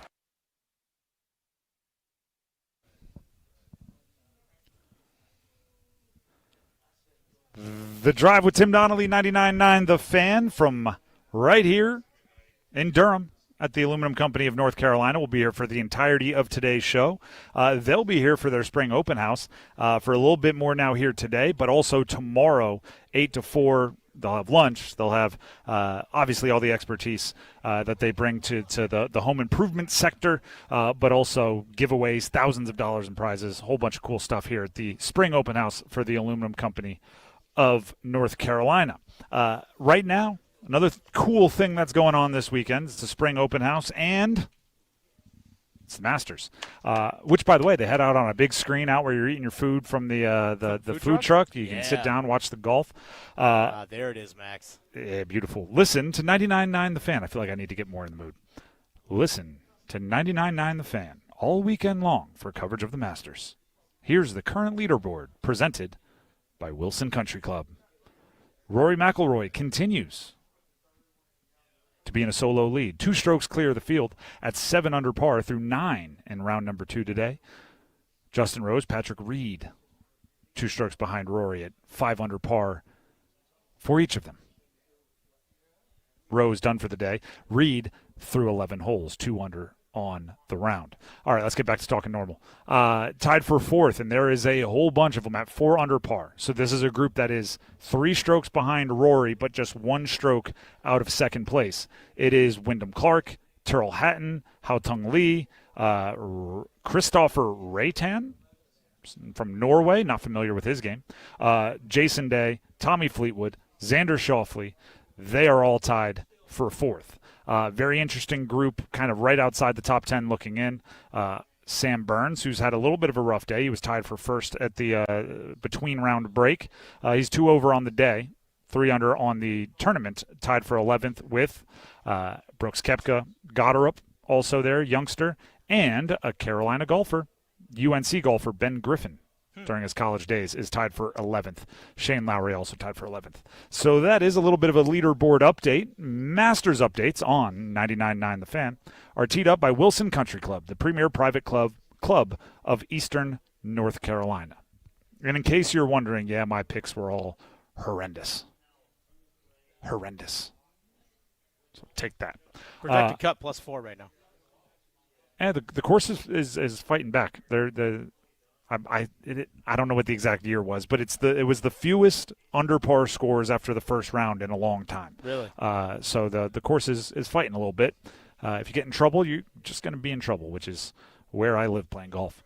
The Drive with Tim Donnelly, 99.9 The Fan. You can catch those updates throughout the show, and if I get sadder and sadder, that just means my picks are going worse and worse, which they are. Let's talk Canes. That'll brighten it up. They won 7-2 last night on the road at Chicago, which I believe brings their magic number to win the East down to 3. It is. Just 3 points with 3 games remaining for them to control their own destiny and go out there and win the Eastern Conference, and that's important. And also, I did see Colorado clinched the number 1 overall seed. President's Cup. So congrats to them, but also that does mean the Canes are eliminated from that possibility, which it had been a while.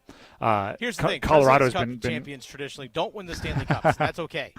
That's there's so many things like from the Masters with that. Like, you don't want to win the par 3 goof around tournament because that guy never goes on to win the real one. Like, there's all those little superstitions. So I'm with you on that one. And also, who cares about the West? We're talking East. Although they are playing Utah tomorrow, which would be nice to get 2 points there and just kind of, inch further without having to worry about anything. Utah is firmly clinched a playoff spot in the Western Conference. They've clinched a playoff spot. They can't move up into the Central Division. They're one of the wild card teams. The only thing they're trying to make sure is they don't play Colorado in the first round. That's it. Congrats, you probably have to play Edmonton. Good luck. Sheesh. Well, let me ask you this, Dennis, since we're talking about that Utah game. Do you go full strength? Are you resting that second line? How do you handle it? Obviously, the AHLers were good enough. Yeah. And they all did their individual things kind of well. Also, obviously, it wasn't a perfect game for them, but they were good enough to win 7-2 against Chicago. Going to Utah, I think you probably want to get a lot of the first liners and everything back in there. So how do you handle? You predicted it perfectly yesterday. I did. Give us your best prediction on what Rod will do, and then maybe what you would do if you were controlling the lineup. I think tomorrow, anyone that's healthy, I think we see them play tomorrow. I think that's the time we see them play. Anybody that's healthy? I think the healthy guys, again, that's the first line, all that stuff. I think those guys play. I think Jalen Chatfield's still dealing with an injury. You don't see him play, but I think you see the top line back. That's what I predict. I think you'll see the healthy guys play, and then for that back-to-back on that Monday, Tuesday to end the season, Philadelphia and all that, I think that's when and the Islanders, I think that's when you see that shuffling of guys back in and out again. That's what fair. I predict. That's fair. Do you put any stock into something like Stahl hasn't hit 20 goals yet? Does that come into your play at all, just knowing that there are certain milestones and career highs, and that's just one of them that are still in the mix? I mean, if obviously bigger goals are there, and I'm not putting it over anything, but you want to keep your players happy. You want, there's interpersonal stuff going on. Yeah, I think for a guy like Stahl that he genuinely doesn't care. He genuinely doesn't care. Yeah, I'm with that. So yeah, I think those guys are like, look, we got something bigger at stake. Yep, I'm with it. But if Stahl plays, he wants to get that 20th. Yeah, I think it would be really, really cool. 37 awesome. years old to go make it happen. Taylor Hall scores 2, gets to 20. 8 20-goal scorers. That'd be awesome. That would be really fun. Let's talk goalies. This is the conversation we wanted to have. Yesterday, watching the game, and I was watching, obviously wasn't in Chicago, so you're watching the broadcast. You could have been listening to it on 99.9 The Fan, and that's always available to all of you. Trip Tracy made it very obvious that he wanted, and he said it a bunch of times. That's what I mean by he made it obvious.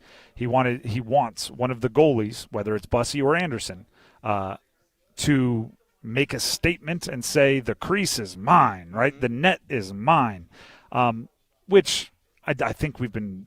Yes, like that would be lovely. It would be great if somebody, levels up and goes on a run and all of that. But with, 4 games left as of yesterday, 3 now, I'm not sure like one good game is good enough to make you goalie 1 going into the postseason. Yeah, it's almost past statement making time, and all you can do is be ready for whatever opportunities you've already earned. It's obviously an important position, right? And don't get me wrong, you want to play the hot hand.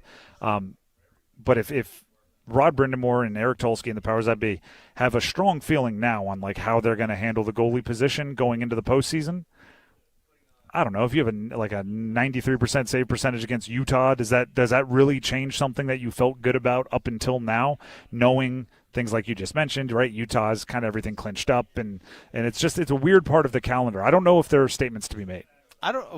Maybe Pyotr Kochekov makes the statement. Interesting. Maybe it's him, because I would not actually be surprised. give everybody the update on Pyotr. So earlier today it was announced by the Carolina Hurricanes that Pyotr Kochekov, the goaltender, is going to go to the Chicago Bulls for a conditioning stint. I think they play today against Grand Rapids and tomorrow at Milwaukee. So they got a couple games coming up today, tomorrow.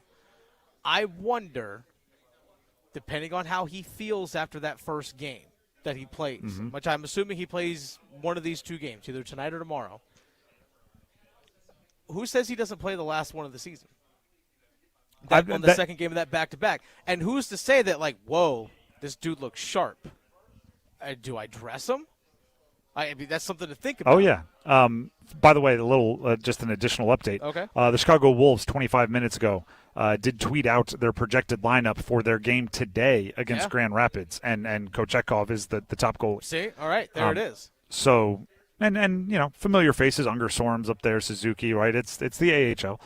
But Kochekov is going to be out there on the ice. Yeah. And now I will put the question that I think you were asking me, but I'm just going to play a little tennis and bat it back at you. If he plays well, are you seriously consider playing him in the postseason? Here's the thing. I understand he's coming off the hip, but how strong is he feeling? He has been practicing. So how well can he go from game to game? That's a question, obviously. But I think if he plays today, and depending on how well he plays today in Chicago, I would not be shocked if he plays on Thursday.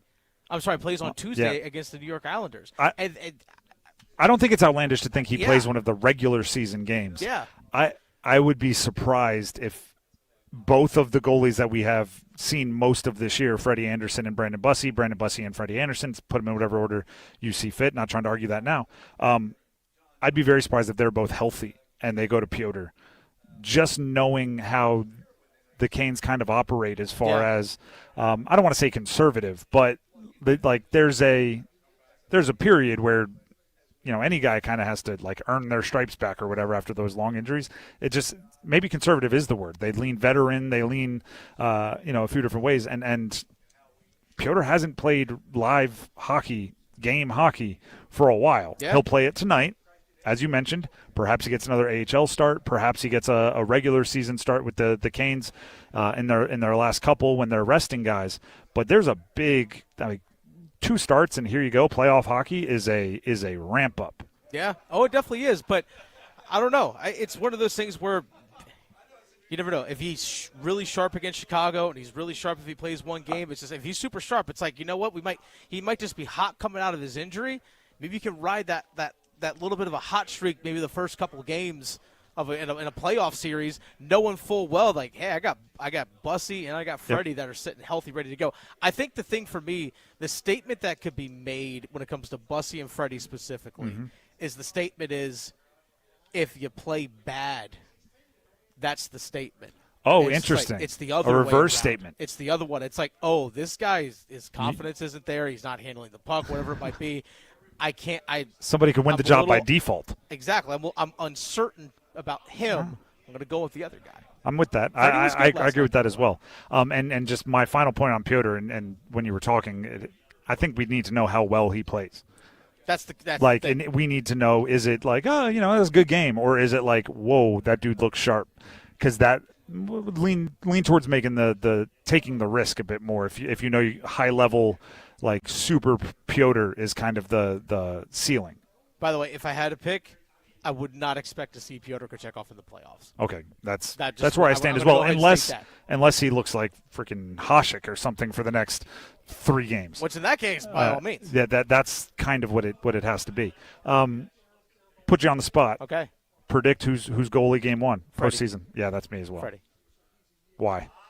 I think over the last He's been couple playing weeks, better, been and playing he's the better. veteran.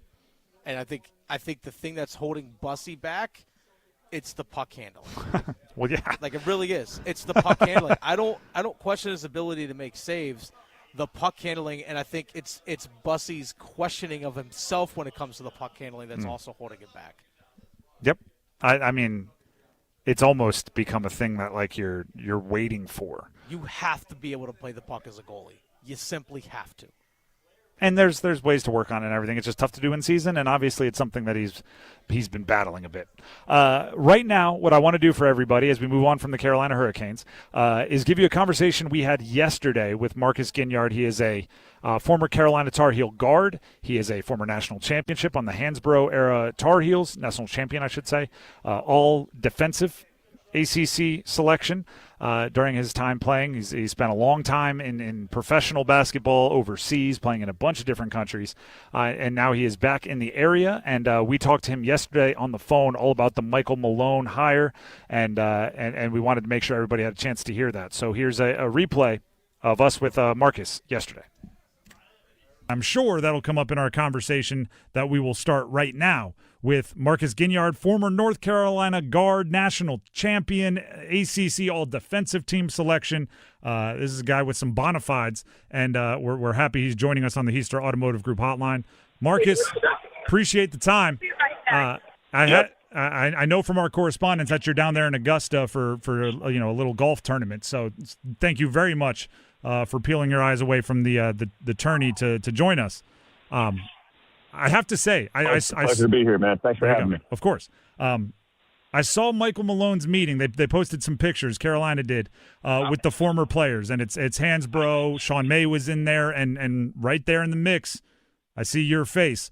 What can you pass along to us that was said in that meeting that was used to get the former players riled up? Yeah, one, I was just very, very touched, that he wanted to create that space for us. It's very clear that he understands how important the Carolina family is. And so for him to invite us in just to, connect with him and meet with him, before he went and presented himself, a little more formally in the press conference really meant a lot to us. And so, that was a great sign of respect. And I think what you heard in the press conference was just, more of that, right? Like he wants to honor the tradition of Carolina, wants to bring us back into national prominence and to a level where we all are expecting Carolina basketball to be. And so, we really felt that energy and we felt that excitement from him. And so I think he did a phenomenal job of just getting us all, excited for the future. Was there any communication from you guys to him? Was there a message from the family to the new guy, making sure he understood where you guys were seeing things? Nothing formally that I'm aware of. There's a handful of guys that reached out to him individually, but he made it very clear that he wants to build a relationship with us, that his door is going to be open, that he wants to learn from us, he wants to get to know us. And so, again, we really felt that he was extending his hand to us, and I have no doubt that we will do the same. We're talking with Marcus Ginyard, former Carolina guard, national champ, here on the Heister Automotive Group hotline. Marcus, you used the term level that we expect Carolina basketball to be. What is that level? How do you measure success for Michael Malone? Listen, I don't want to be on record here as saying, if he doesn't do this, then Mike Malone is not successful. But, when you think about North Carolina basketball, you think about, competing for ACC championships and putting yourself in position to win national championships. You know, whether that's, you know, getting to Elite Eights and getting to Final Fours, you know, you guys can figure out what makes the most sense in that regard. But at the end of the day, we need to be competing for championships. And we also need to be playing the Carolina way. You need to see guys flying around out there. You need to see guys playing defense. You need to see guys playing together. And you know what Coach Malone said was very interesting. There's teams, you know, that play with each other, and then there's teams that play for each other. And I think that, to me, is a big-time indicator that he gets it, that he understands, and he's going to bring a new energy and a new mentality to Carolina basketball. He also brought up the style, like maybe not effort-wise, but the actual style of basketball he wants to play. He talked about transition and getting out and running, and he doesn't want to play in the half court if he doesn't have to. Is that something that you think is part of Carolina's identity, where that's like a necessity? Because I think of high flying up and down when I think of the Tar Heels. Absolutely. I mean, that's exactly how we played. That's exactly how teams played before me. I always thought that we were a track team that they gave a basketball to, you know. I want to see this team play fast, play in transition, get easy buckets. There's just so much, you know, that can be gained from those easy baskets, building your confidence. I mean, when you think about seeing Ty Lawson and Kendall Marshall fly it up and down the court, even after a made basket and score within 3 or 4 seconds, you know, I want to see that come back to Carolina basketball. So I was very excited to hear him say that. Was there any concern, like, you know, amongst, like I say, inside the family, we're all outsiders here, with the fact that he had never coached in college before? No, not for me, honestly. I mean, this is a guy that is a proven winner, and to me that meant more than anything, at least for me personally.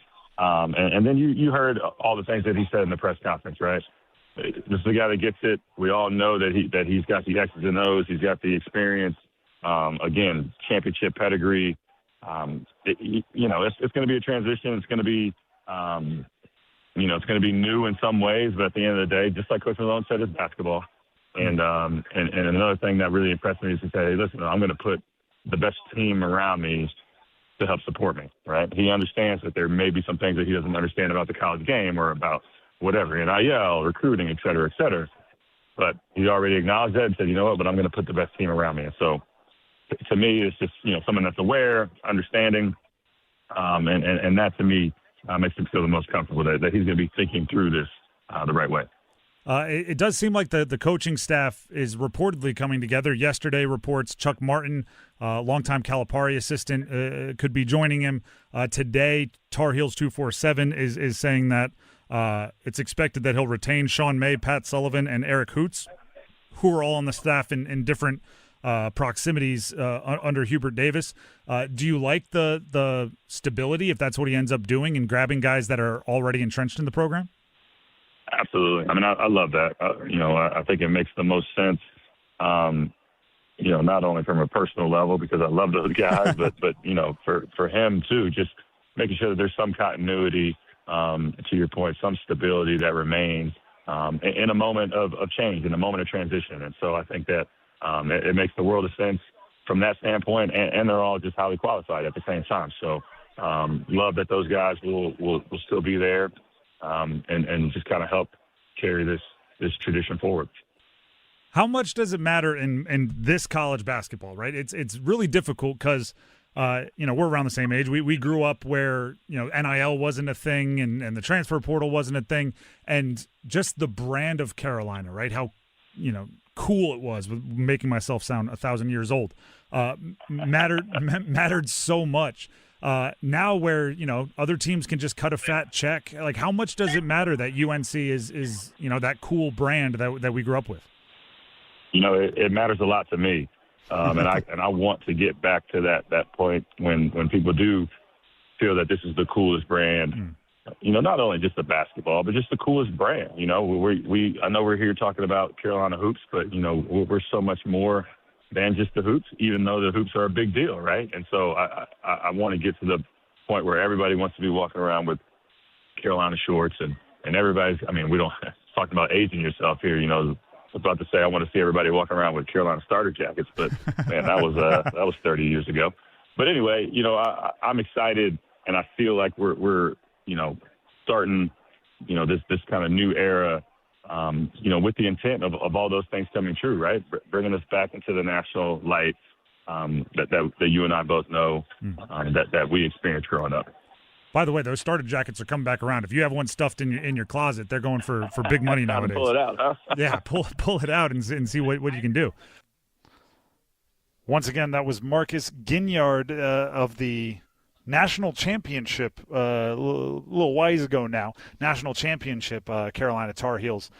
He was on the Hansbrough era National Champions of the Tar Heels, and also an All-ACC defensive team selection, and he was in the room when Michael Malone was talking to the former players about what he's going to bring to Carolina and what he values, and Marcus sounded pretty convinced there, as he should, by the way, meaning you get excited when you're a former player and something new happens, and you imagine the best case scenarios, and that's what I think a lot is happening when it comes to the former players. The Hansbrough, Danny Green, who actually had Michael Malone as an assistant early in his career with the Cleveland Cavaliers, has spoke highly of him. Harrison Barnes, who had him as an assistant with the Warriors, has spoke highly of him. It sounds like the Carolina, at least Antoine former Jameson, Antoine Jameson. Yep, very similar. Seems like the former players part of the family is allowing themselves to get excited about Michael Malone. Yeah. And that's, again, like I said, that's part of getting a new coach, is you let your mind wander to how awesome it could be. The Drive with Tim Donnelly, 99.9 The Fan. Before we move on, as promised, let's go ahead and get a contestant for the 5K Slapshot Showdown. Here is your chance to see the Storm Surge in person. It is time right now to qualify for our 5K Slapshot Showdown. Right now, be caller number 9 to 919-860-5326. That's 919-860-5326. And if you are caller number 9 and you answer a simple question correctly, you'll have a shot to win playoff tickets and maybe $5,000. Caller number 9 to 919-860-5326. We'll talk to you right after this and see if you're a contestant coming up. Tim Donnelly here at the Aluminum Company of North Carolina for their spring open house.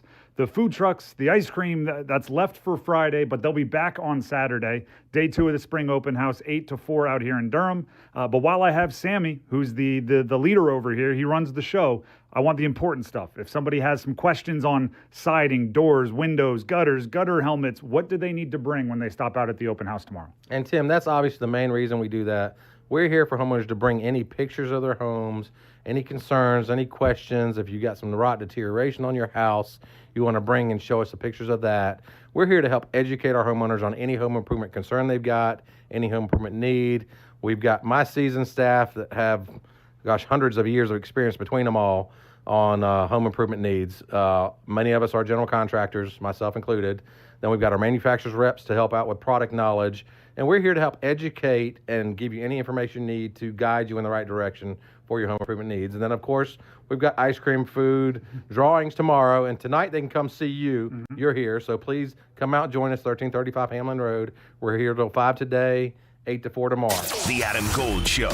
When you look at all the Stanley Cup favorites, Carolina is definitely one of them, and they have almost every element you need. They can score like crazy, and they do it with depth. They do it with speed. They're not just a dump and chase forechecking team like they've been in the past. They're as good off the rush as almost anybody in the league. The defense, pretty good since the Olympic break, but it'll get better. Can the goaltending hold up? The Adam Gold Show, weekdays starting at noon on 99.9 The Fan.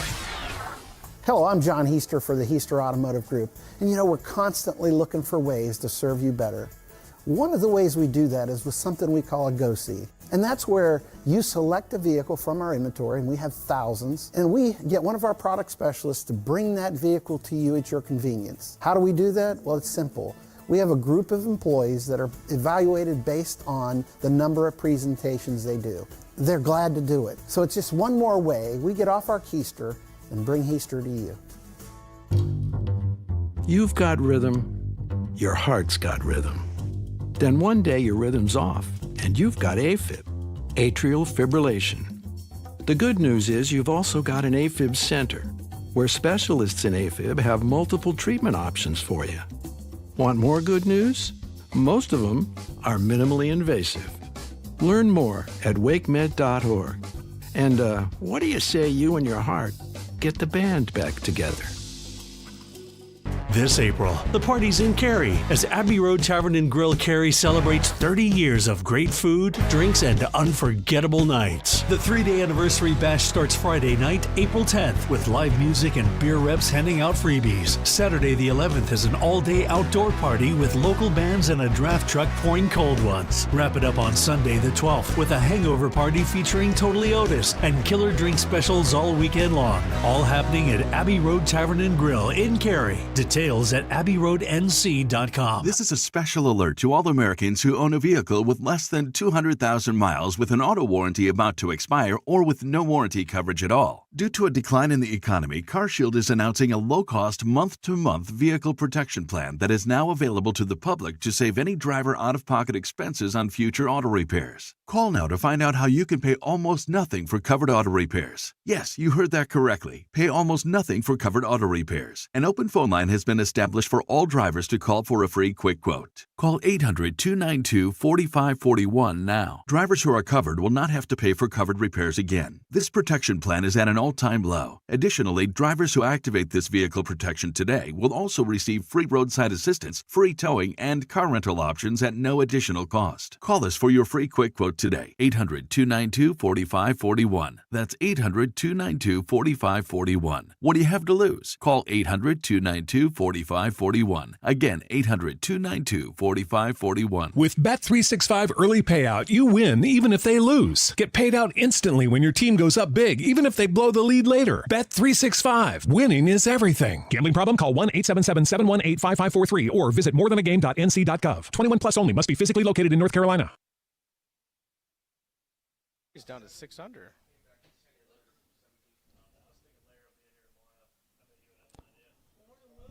The Drive with Tim Donnelly, 99.9 The Fan. It is a really good week for Davids and Raleigh. I'll explain why in a second. We are getting ready to qualify our next contestant for the 5K Slapshot Showdown. And Max tells us that the contestant who is waiting to answer his qualifying question, his name is David in Raleigh. David, can you hear me? Yes. Now, I do have to do some due diligence here. You are not the same David in Raleigh that was our first qualifier for the 5K Slapshot Showdown, correct? Correct. Okay, and are you the David in Raleigh that got first goal scorer prediction correct earlier this week? No, that's not me. All right, so we have 3 separate Davids in Raleigh that are set up to be on a heater today. Shout out to David in Raleigh. The Davids in Raleigh are doing fantastically this week. But you do have to answer a question first. Popular name? It's got good vibes going right now. You do have to get a question right to join the group of the Davids in Raleigh that are doing something this week. So are you ready to answer? Let's go. All right. I don't think we've used this one yet today. In what state do the Carolina Hurricanes play their home hockey games? North Carolina. There you go. There you go. Another David in Raleigh that has a chance at something special. You are officially one of the 10 contestants for the 5K Slapshot Showdown with a chance to win playoff tickets and maybe $5,000. Congratulations, David. Thank you very much. All right. He nailed that. Yep. Go ahead and stand the line, and Max will grab the info he needs to make sure you're a contestant. We're going to have to start like in my son's preschool classes when there's kids with the same name. They have to decide like what their identifier. Do you want to go by your first and middle name, your first name, last initial? The kids get to pick. We're going to start having Davids be like, what's the additional? You want to be Dave? You want to be Davey? You want to be David R? What's the move here? Because the Davids are taking over. We all want to go by Jim. What about Jimmer? No, Jim. Anyway, the Drive with Tim Donnelly, 99.9 The Fan. If you get Shoresy, which is a hockey show, you'll understand what reference is being put down for you. If you don't, that's fine. We'll just keep it rolling. Yep. And we'll keep it rolling straight to one of our favorite segments. It's something called Real Bold Predictions. Yes. Hey, there you go. There's a bell. The way this works, and Max is going to have to do double duty because I'm sure he's still qualifying a contestant. We are going to make bold predictions. Dennis, you can jump in if you see fit. Okay, sure. What we think are bold predictions. You will either hear that bell that you just heard, which is the bold enough bell, or you will hear a buzzer, which we call the not bold enough buzzer. If you hear a buzzer, you have to make it bolder on the spot until you get the bell. It's the only place in sports media that actually tests and certifies, authenticates our bold predictions. Everybody else just says something that's not bold and then acts really excited when they get it right, but they're gaming the system. They're rigging it. Let's get started with some Canes bold predictions. Oh. They play at Utah tomorrow. I need this to happen. I'm going Aho 3 or more points. All right. That's a bell. Thank you. Don't even know if he's going to play. True. But I did make one of my bold predictions that I've been tracking the longest is I said he was going to be 1.25 points per game after the Olympic break. He's at 1.05, and I don't know how many more games he has. So he pretty much has to average like 3 per game from this point forward. Yeah. So part of that was a bold prediction. Part of that was a wishful thinking. I need Aho to have a big day. I don't care how it happens. I need 3 points. And if he's not playing, that's just going to make it more difficult. So he plays and gets 3 points. Might be a way to go about it. This one, just for a hint of chaos. Okay. Ready? Canes at Utah tomorrow. All right. I'm predicting Bussy gets the net. All right. Bussy shutout. Just because I think right now the common consensus is, even though no one's really saying anything officially, Freddie is the leader to be game one goaltender. A Bussy shutout would just make it a chaotic moment, which I'm always in favor of the chaos. And you want all your goalies playing well. Yeah. So shout out to Bussy. That'd make it interesting for sure. Do you have a bold prediction for the Utah game tomorrow? I don't. Okay, perfect. I have portal bold predictions here. Oh, okay. Because there's not a lot of sports other than the Canes going on. Next week, obviously, we'll have some NFL draft bold predictions and things like that. But the college basketball portal is in full swing right now. So, Max, keep the bell ready, and you can forget about the buzzer. We'll start with Duke. Duke does not take a transfer this offseason. There it is. I was prepared to go they don't take a transfer and Isaiah Evans returns. Oh. But I don't even have to go that far. They didn't have any transfers from this past offseason that played in the rotation. They had what's his name from Rice. Who got hurt? Like Ifuechoukwu? I mean, he was just a bench player for Okay. them really throughout the entire season. So, I mean, he just came off the bench late in some blowouts. I apologize if I got that name wrong, by the way. But he was a fifth-year guy transfer from Rice, so he wasn't part of the rotation. But I think – I don't know. I see Shire taking at least 1 or 2. I just do. I think they can spend to keep guys, which fills roster spots, use budget. I saw this happening the other day, and I actually texted the tweet to myself. Evan Sidery, who is a national reporter, tweeted that UConn is going to offer a lucrative NIL package to Braylon Mullins. He's the guy that hit the shot against Duke and also made a bunch of threes that were very important in their Final Four game. He was a freshman. He's currently projected as a mid-first round pick in the 2026 NBA draft and would earn on the mid-first round pick about $4 or $5 million annually if he declared. Okay. UConn plans on matching that figure. Dang. Which is interesting, right? People will talk about how the NIL world can keep guys in college and pass on the NBA. The only thing I would say is so much of the NBA is a race to the second contract. So you can match what you would make your rookie year in college, but you're still then another year away from your second contract, which is where if you develop into how a star, it's where the oodles and oodles and oodles of money is. But I do think, especially if you're late first or second round, a school like Duke can make it financially responsible to stay, which is something that hasn't really happened much in the past. So the Gumbas, the Evans, they're going to have to make a decision, and Duke's going to make it interesting. So I'm wondering if they don't keep those guys rather than breaking the bank to go get someone out of the portal. More portal bold predictions. Carolina.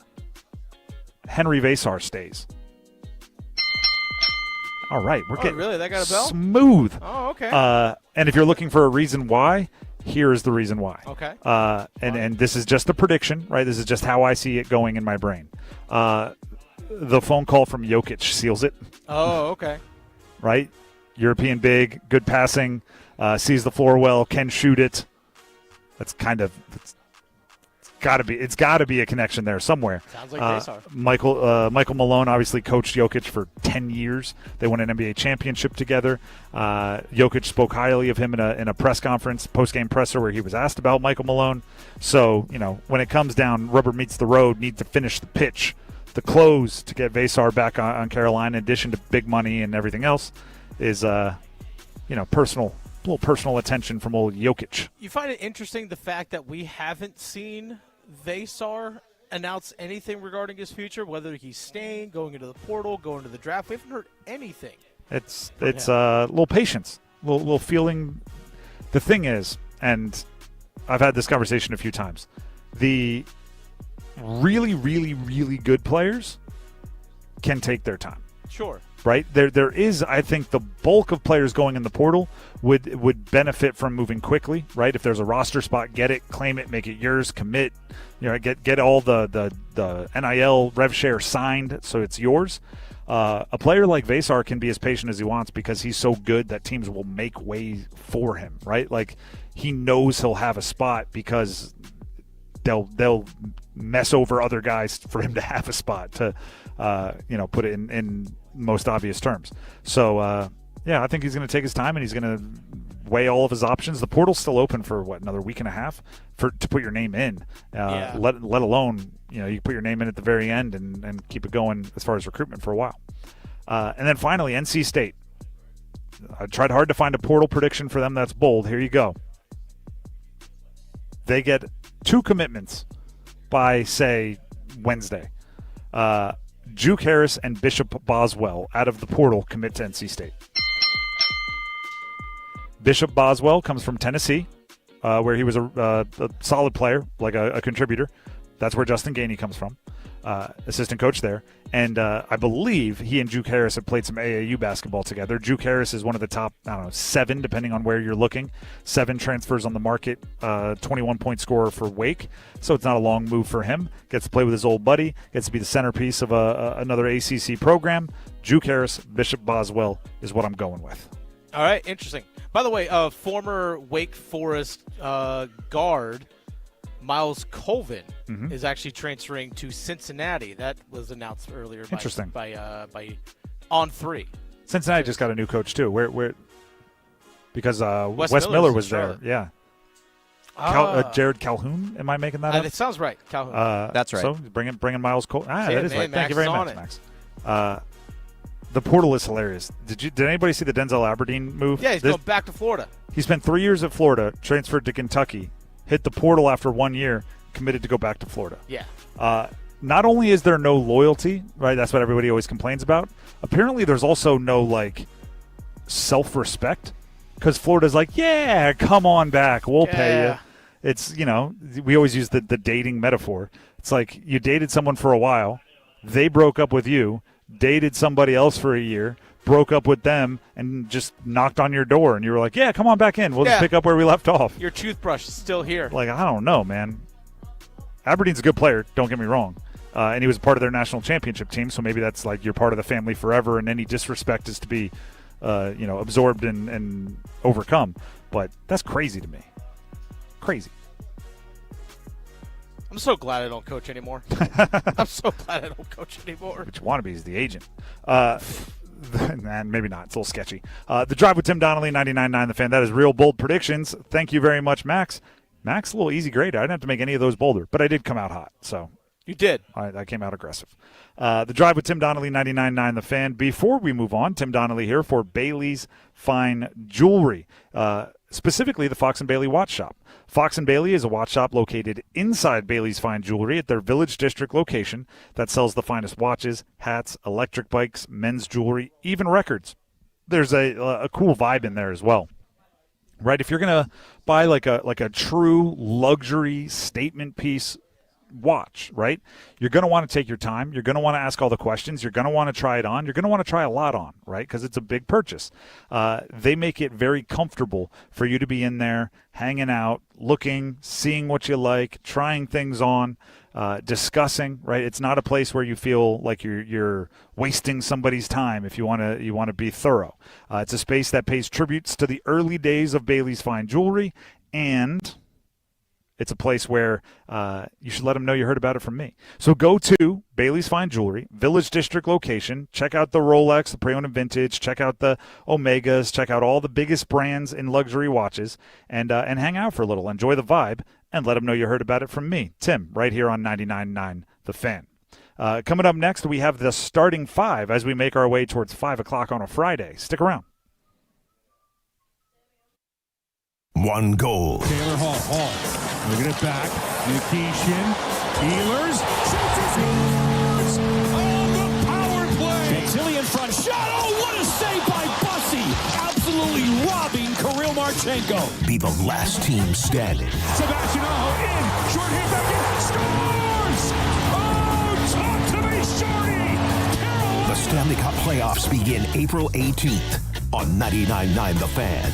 The Triangle Sports Leader. Accidents happen, and they can happen at any age. That's why Chapel Hill Family and Cosmetic Dentistry provides complete everyday dental care for your entire family, from the littlest athlete to adults ready for a healthier, more confident smile. Oh, nice. Dr. James Ferguson and his team are here for everything from routine care and cleanings to advanced treatments, so everyone can enjoy a strong, healthy smile. Schedule your visit today at chapelhilldds.com. It's back. The Chatley Boat Show and Sale at the Carscott Building in Raleigh, featuring Yamaha boats, going on this weekend. And it's bringing the largest inventory and deepest discount of the year. Save thousands off top brands, on-site financing to get you approved and on the water, boats in stock, and priced to move now. Test ride your boat at delivery. Get in a new boat or upgrade in time for summer. The Chatley Boat Show and Sale going on this weekend at the Carscott Building in Raleigh, featuring Yamaha boats. This April, the party's in Cary as Abbey Road Tavern and Grill Cary celebrates 30 years of great food, drinks, and unforgettable nights. The 3-day anniversary bash starts Friday night, April 10th, with live music and beer reps handing out freebies. Saturday the 11th is an all-day outdoor party with local bands and a draft truck pouring cold ones. Wrap it up on Sunday the 12th with a hangover party featuring Totally Otis and killer drink specials all weekend long. All happening at Abbey Road Tavern and Grill in Cary. Details at abbeyroadnc.com. Credit card interest rates are now over 29%, and most people are only making the minimum payment, so they're getting nowhere. Hey, it's Dennis Cox for Loan Pronto. But here's what many homeowners don't realize. Using the equity in your home, you can easily access hundreds of thousands in cash. With Loan Pronto's Rapid Equity Loan, you can pay off your credit cards, your existing HELOC, your car loans, or get money for that home improvement project. One client just got $100,000 approved and saved over $1,500 a month. And here's the best part. With Loan Pronto, you can do it all from your phone with zero out-of-pocket, no hard credit pull up front, no appraisal, no long drawn-out bank process, and no touching your first mortgage. Rates are at near 3-year lows. Act now. Go to loanpronto.com. See how much you can get in about 60 seconds. Loan Pronto, 2,800 5-star Google reviews. Call 919-381-1760 or visit loanpronto.com. 919-381-1760, loanpronto.com. Equal housing lender, NMLS 166171, NMLSconsumeraccess.org. I'm attorney Brian Ritchie. Getting hurt in a car wreck comes with all kinds of stress and frustration. But when you call me, I'll be on top of all of it. So all you need to worry about is getting better. If you've been injured in a car wreck, I'm on top of it. Contact us at ritchielaw.com. The Canes light the lamp here. WCMC HD1 Holly Springs, 99.9 The Fan, the Triangle Sports Leader.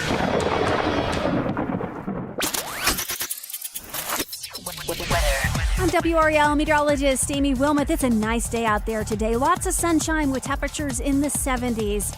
It's comfortably cool tonight. Clear skies, temperatures cool down into the lower 50s. And then warmer Saturday, partly cloudy with highs in the low 80s. 5 o'clock check of your money. Dow Jones closes down 269 points to 47,916. Market update is brought to you by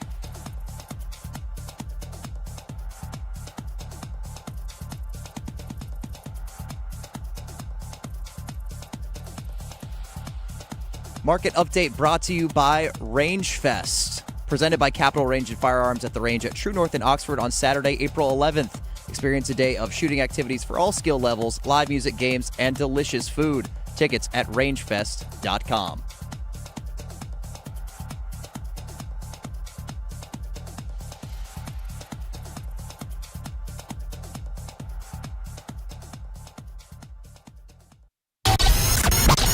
It's 5 o'clock.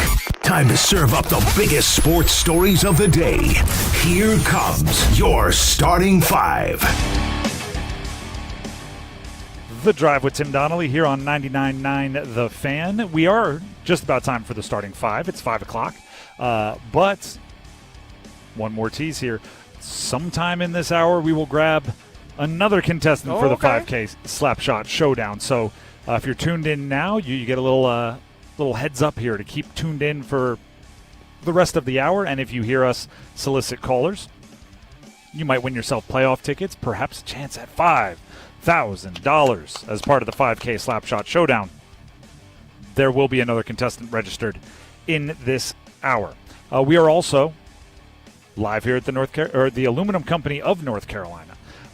Spring open house. It's taking place today and tomorrow. If you make it out here tomorrow, giveaways, thousands of dollars in prizes, food trucks, ice cream, great company, snacks, as well as obviously roofing, siding, doors, windows, gutters, and everything else that is always available with expert consulting as well here at the Aluminum Company of North Carolina out in Durham off Hamlin Road.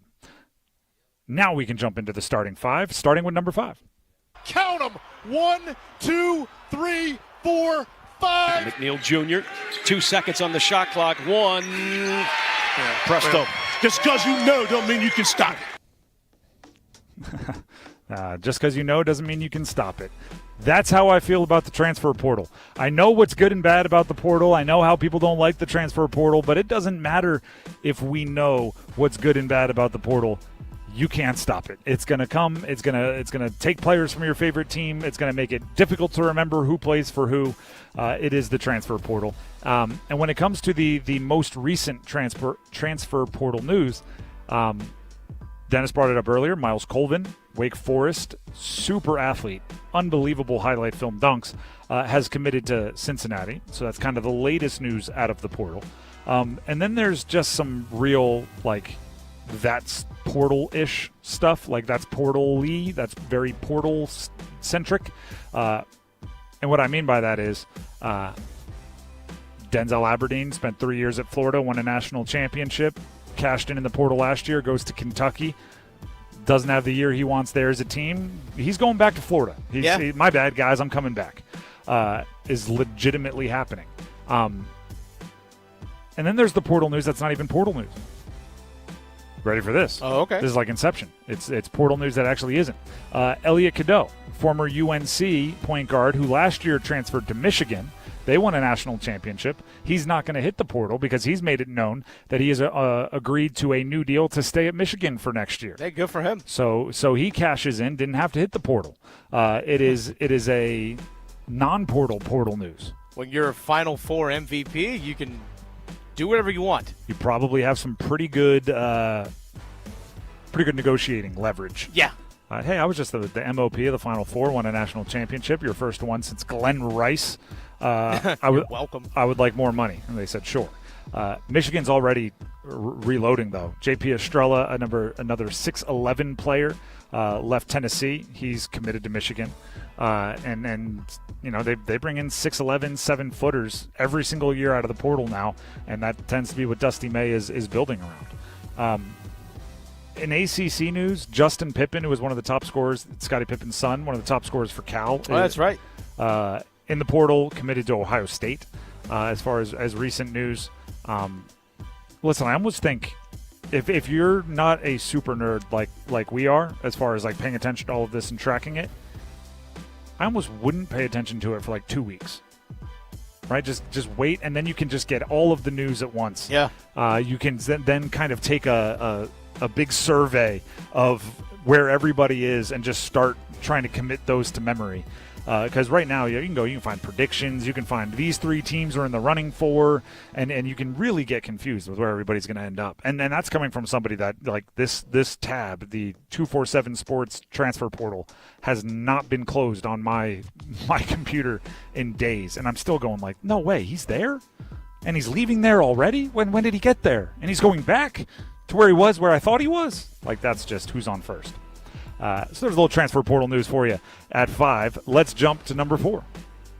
1, 2, 3, 4, all together. Local guy, Dexter Lawrence. Yes. Has asked for, by the way, local guy meaning he grew up in the area, right? Wake Forest High School product, Clemson. Then he goes to the Giants as a first-round pick. And since then, he's been one of, if not the best interior defensive lineman in the NFL. Really, since Aaron Donald moved on and retired, Dexter Lawrence kind of took the mantle as, being seen as the best interior defensive lineman in the NFL. He's been playing well with the Giants. He has requested a trade from the Giants. Yeah. This is one of those deals where you should remember that requesting a trade is not being traded. Oftentimes, a trade request can be made to disappear by a gigantic new contract. Yes, that's a great way to keep guys. So it's like, you're requesting a trade. We're not going to honor that request. What? I am so unhappy. Here's a new deal. I'm very happy. I don't even know what I was talking about. So I wouldn't be surprised if he stays with the Giants. You don't win games letting players like Dexter Lawrence walk. No. With that being said, it would be a mighty haul, right? Panther fans out there that are like, bring him home. You would have to clear so much cap space.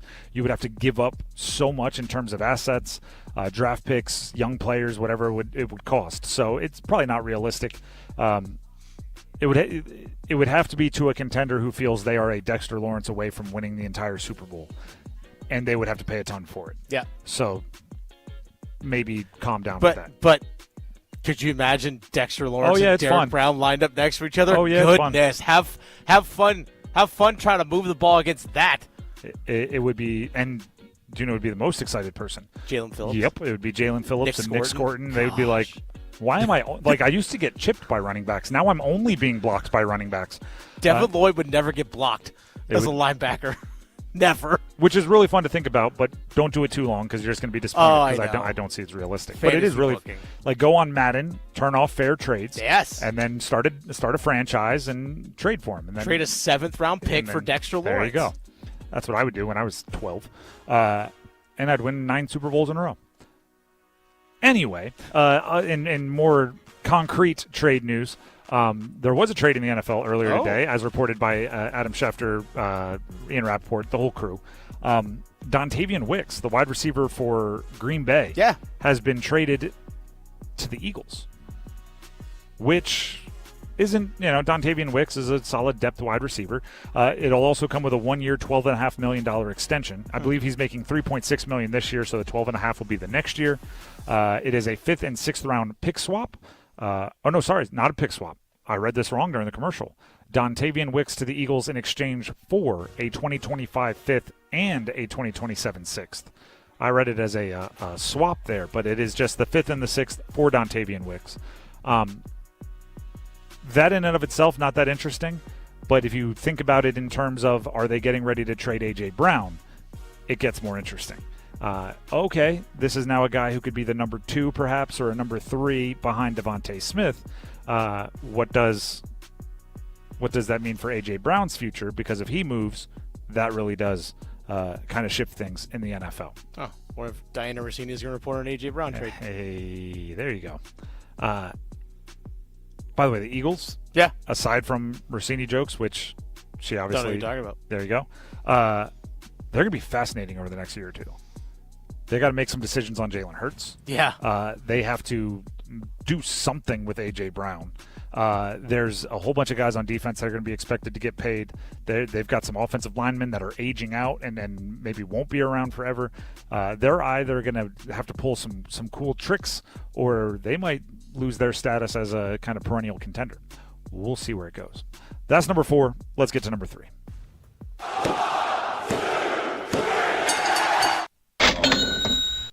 There it is. This is all about cash. Yep. Due to the Equity in Athletics Disclosure Act, we've received some, and as I've been saying, Brian Murphy is the one that kind of brought it to light for me, WRAL Sports Investigative Reporter. We are getting some athletics budget, revenue, expense information on UNC, Duke, and NC State athletics. Here's the conversation that we've had different observations throughout the day. Here's the one we're going to have now. Some of the value of an athletics program is not quantifiable when it comes to like debits and credits, right? We look at these numbers, and I encourage you to go follow Brian Murphy. He puts them out in great charts and breaks down the numbers and all of that. It's you can easily look at them and say NC State football brought in $77.8 million during this fiscal period, and look at that, right? And they only cost $36.5 million in expenses, which means they're, look at that, they're $41 million in profit. Like that, by the way, those numbers are accurate, but it's not the full picture. And I've luckily throughout my career have had some recurring segments where I would talk to athletic directors. And one thing that athletic directors and presidents of schools and chancellors and boards and everything acknowledge about the athletics is it's been proven over and over again is like if you are a Cinderella in an NCAA tournament, or if you are the group of 5 team that makes it to the CFP, if you are a team that has a really good, or if you win a national championship, if you make it to a Final Four, like if you are a team that has a very good, high-profile athletic season, the next year you have a ton more applicants to your school. I'm not talking about recruits that want to play for your coach. I'm talking about just people that want to go to school there because they want to go somewhere where there's a fun atmosphere and there's games to go to and people are having a good time and everything that goes along with it. And with every one of those applicants comes an application fee. Yep, that's a lot of money. With every application that is accepted, that comes tuition. That comes, especially, and sports does this, if they're coming from out of state.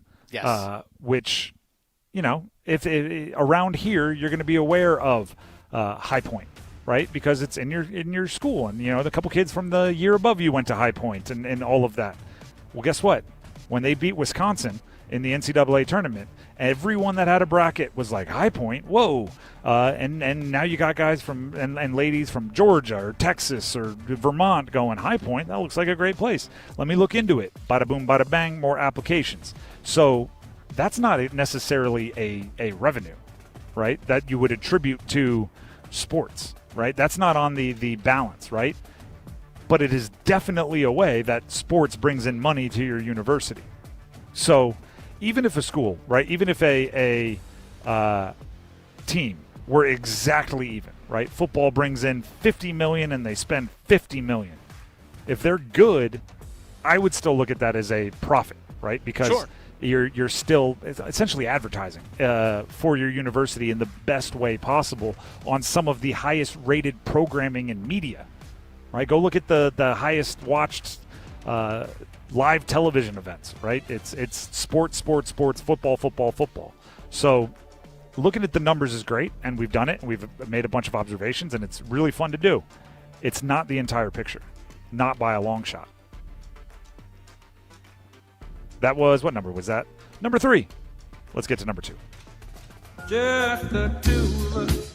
It is very difficult to come back. I mean, that's why only 3 people have done it. And, you've got 3 great champions in Nicholas Faldo and Tiger that did it. Since Rory completed the slam and did win the Masters last year, could be some pressure off of him because all the pressure he was carrying. So he's definitely someone to watch out this week. And he started off a great round. Long way to go, but it's going to be interesting to watch this week and see what happens. You can listen into 99.9 The Fan all weekend long for coverage of the Masters. Here's the current leaderboard presented by Wilson Country Club. Just heard it there. Rory going for the back-to-back, trying to defend his Masters green jacket, his title from a year ago. I will tell you this. Since our last update, last hour, he did move into a tie for first. He dropped a stroke to go from 6 under to 7 under. Patrick Reed had gotten down to 6 under, so they were tied in first. But since then, he's once again found a stroke somewhere on the course. So he is back in first by himself. Rory McIlroy is at 7 under. On the day, he's 2 under through 12. Obviously, he was 5 under yesterday. But he is alone in first atop the leaderboard through 12 holes. Patrick Reed, who I just mentioned, was tied for first there for a little bit, is alone in second at 6 under par. He's through 14 holes. And then there's 3 guys tied for third. That's Justin Rose, Sam Burns, and Jason Day. That is the top 3. Burns and Day still on the course. Jason Day, and so is Sam Burns. Sam Burns is through 17, so he's somewhere on 18. And he was tied with Rory after the first round. Jason Day is through 15, so he has some work to do, some meat left on the bone, as they say. Other notables, Hao-Tung Lee is tied for 6th. You may not think he's the biggest name in golf, and he's not, but just like how funny golf is. I guess he told the media he was very sick last night, and the way he described it, and there is a bit of I believe a language barrier.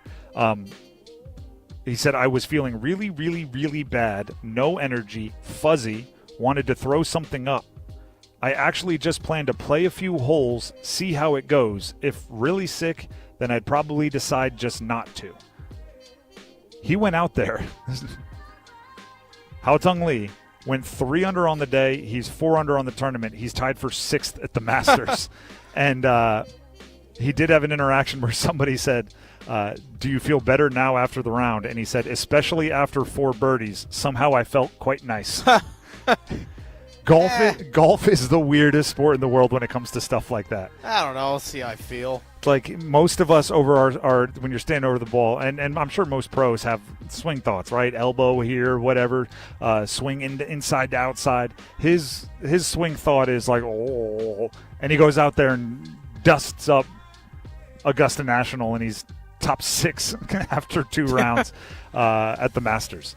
It is hilarious. So he's top 6, again, tied 6th, along with guys like Wyndham Clark, Christopher Raytan, Tommy Fleetwood. There's a good variety. Tyrrell Hatton, good variety up there at the top of the leaderboard for the Masters. Should be a really fun rest of Friday and into the weekend down there in Augusta. Masters updates on 99.9 The Fan are teed up by Wilson Country Club, the premier private club of Eastern North Carolina. Dennis, fun fact for you, and this comes from Joe Pompliano, who covers the business of sports. Okay. Per second, while the Masters gates are open to patrons, to guests, visitors, the fans, how much money do you think they make in merch? Oh, merch per second? Because it's only sold there. A lot of it is, yes, only sold there. And you can buy, and at the checkout, give an address, and they will ship it to your home. Which is awesome, I think. I will go with, per second, $500. Pretty darn close. $277 per second. This week, they will do $25 million more in merch than the Atlanta Braves did last year. That's so in one week. In 1 week. Because we hear stories of people, hey, I got tickets to the Masters. Be like, here's $500. Buy me stuff. Yes, I want polos. I want the gnome. I want the hats, glasses, like glassware. I want hats. I want anything that says Augusta National on it. But that's ridiculous. That's.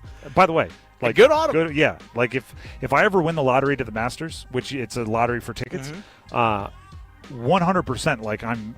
Any gift-giving holiday between when I know I'm going to the Masters and the Masters, I'm telling people, like, cash. Yeah. and I'll spend 50% of it on you. Like, I just want to have responsibly enough to go crazy in the merch tent. And I think a lot of people do that. And I don't know if they're all responsible, but I hope they are. That is number 2. Let's get to number 1. Go 1! Now here's a chance to score! As Mark Jankowski gets his second of the game. And the Carolina Hurricanes are pouring it on the Blackhawks here at 7-2. It was a pure janky and stanky game last night. Yeah, it was. Mark Jankowski, you just heard right there, 2 goals on the night. Logan Stankov, 2 goals on the night. As I said, it was a janky and stanky game. But it really ended up being a pretty complete game for the Canes. They won 7-2. 2 goals in the opening period, 2 goals in the second period, 3 goals in the third period. over Chicago. And for more details, here's our very own Adam Gold with 2 Minutes of Gold. Hey, it's Adam Gold, and I got 2 minutes for two players that helped Carolina get 2 points as they close in on the East overall top seed. Still a lot of work to do, so we need some rest. Thanks to our friends at Parkway Sleep Health Centers, parkwaysleep.com. Last night, Carolina got off on the right foot. Sean Walker scored 19 seconds in. Then after Chicago tied it up, Logan Stankov took matters into his own hands. Logan Stankov, he'll work that one and score! Oh, what a highlight reel goal! Throw it right on the top 10 tonight. Logan Stankov, 6 goals now in 6 games, and the Canes in the lead 2-1, and that's his 20th of the season. That's what happens when you lose a faceoff. You go win the battle on the wall, and then you make some fancy move and go bar down over Spencer Knight. Carolina led 2-1, and they cruised home from there. We got 2 goals from Mark Jankowski. Stankoven would add a second, so both guys had a brace. Taylor Hall scored again. Miller, Walker. It was a festival of Carolina Hurricanes goals. It was dynamite. And you know what else was dynamite?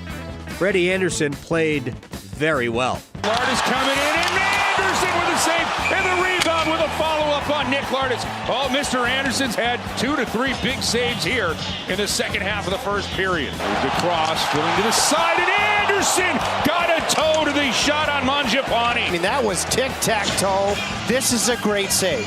Look, I'm not saying Freddie's back. I'm not saying Freddie's going to start game 1 of the playoffs.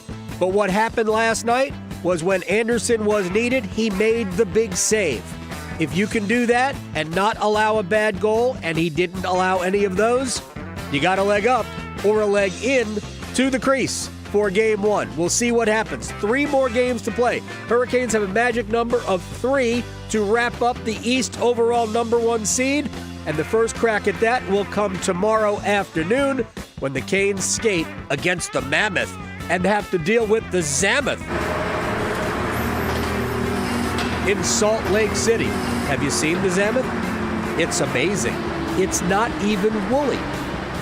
Parkway Sleep Health Centers. Sound sleep, sound health, sound off. For Freddie Anderson playing well? Really? Awesome. Thank you very much to Adam Gold for 2 minutes of gold right there, all about the Canes win 7-2, and a little preview for the game against Utah tomorrow.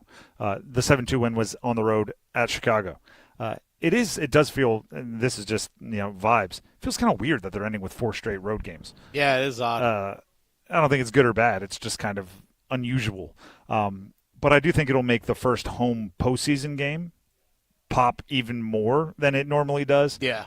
Because it's just you're building up anticipation even more so watching all these games on your couch, and if you're lucky enough to have tickets, you get in there and you let all that energy kind of erupt.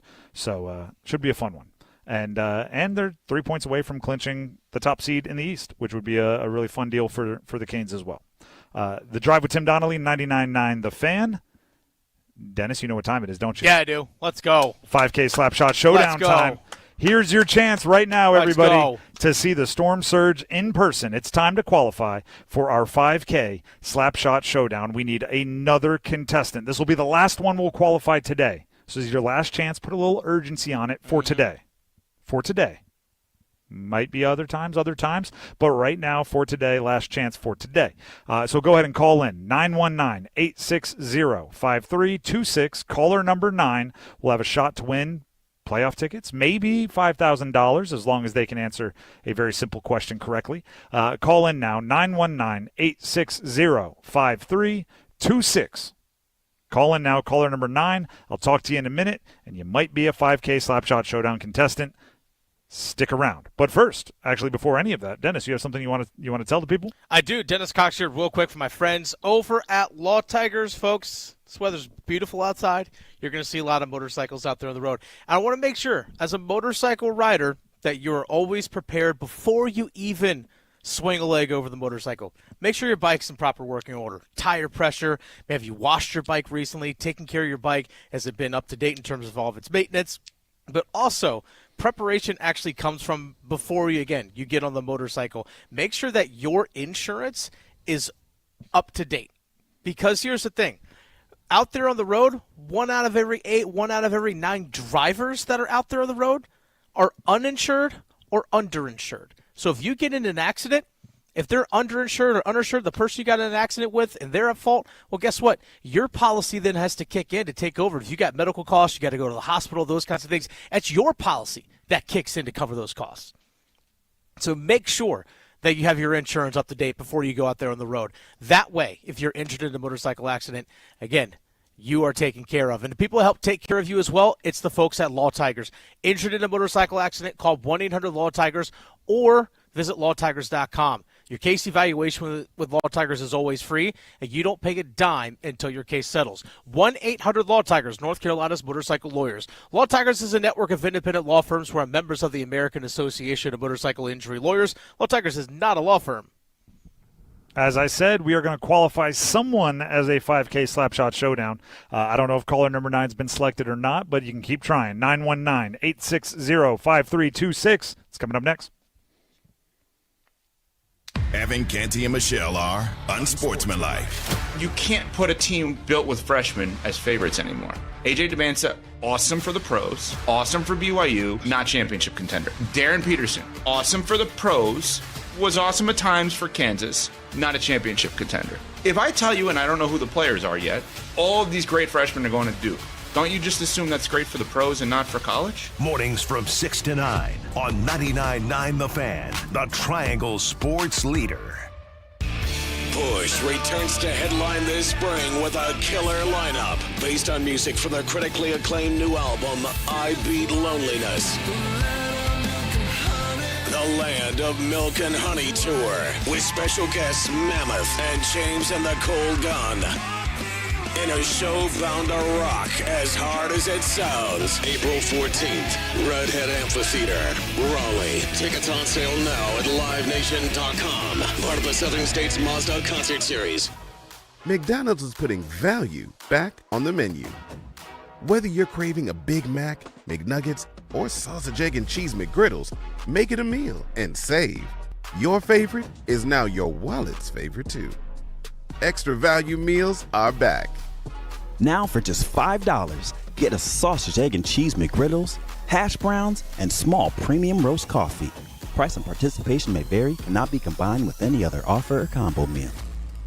Organize easy. Organize tough. Customize your work truck or van with upfit solutions from Van Products. Steel and aluminum shelving, toolboxes, data files, cabinets, drawers, conduit carriers, ladder racks, everything safe and secure. Everything built as unbreakable as you by Adrian Steel. Backed by the best warranty in the business. 3 years, 36,000 miles. Everything custom installed by Van Products so you know it's done right. From a single work rig to a fleet, choose custom installed upfit solutions from Van Products. Adam Gold and I am in studio with my friend Ryan Monsine from the Aluminum Company of North Carolina. I have been doing the open house shows forever. We got one coming up. Yeah, we do. This Friday, this Saturday, we have Friday 8 to 5, Saturday 8 to 4. We'll have free ice cream. We'll have food. Come on out and put your name in for some of our drawings. We're giving away thousands and thousands of dollars away in prizes. Bring out pictures of your projects. If you have something you're thinking about, take a picture, show it to us. We're happy to meet you and take a look at all our products with our sales representatives and manufacturers reps. We're a one-stop shop company that can take care of all your home improvement needs, whether it's gutters, windows, siding, doors, roofing. We really can turnkey the whole project, and then you get a lifetime warranty at the end of it all. The array of products is awesome. 800-672-4348 this Friday and Saturday at the Aluminum Company of North Carolina on Hamlin Road in Durham. aluminumcompany.com.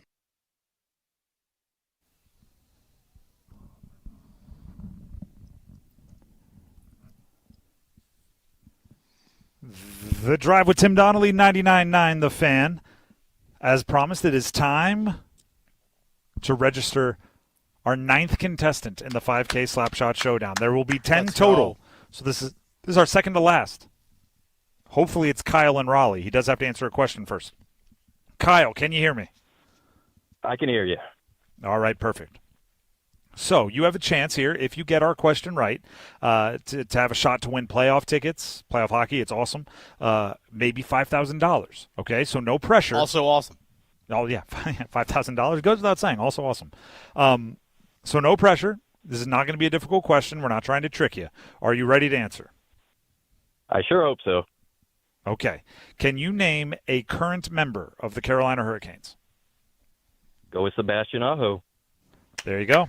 Keep it right. Let's go. Right down Main Street. Let's Sebastian go. Aho. That is a correct answer, and you are officially in the pool of contestants for the 5K Slapshot Showdown. Congratulations, Kyle, and stay in the line so Max can grab the info he needs. All right? Yeah, let's go. Thank you, guys. You're very welcome. Let's go. Didn't have to sweat that one out. No, and that's why I do emphasize that I'm not trying to trick you with these answers or these questions. It's just something that has to happen. You answer it, you're good to go. I also love how Kyle just went straight to a current player. Didn't mess around like our first guy we got, David, out there in Raleigh.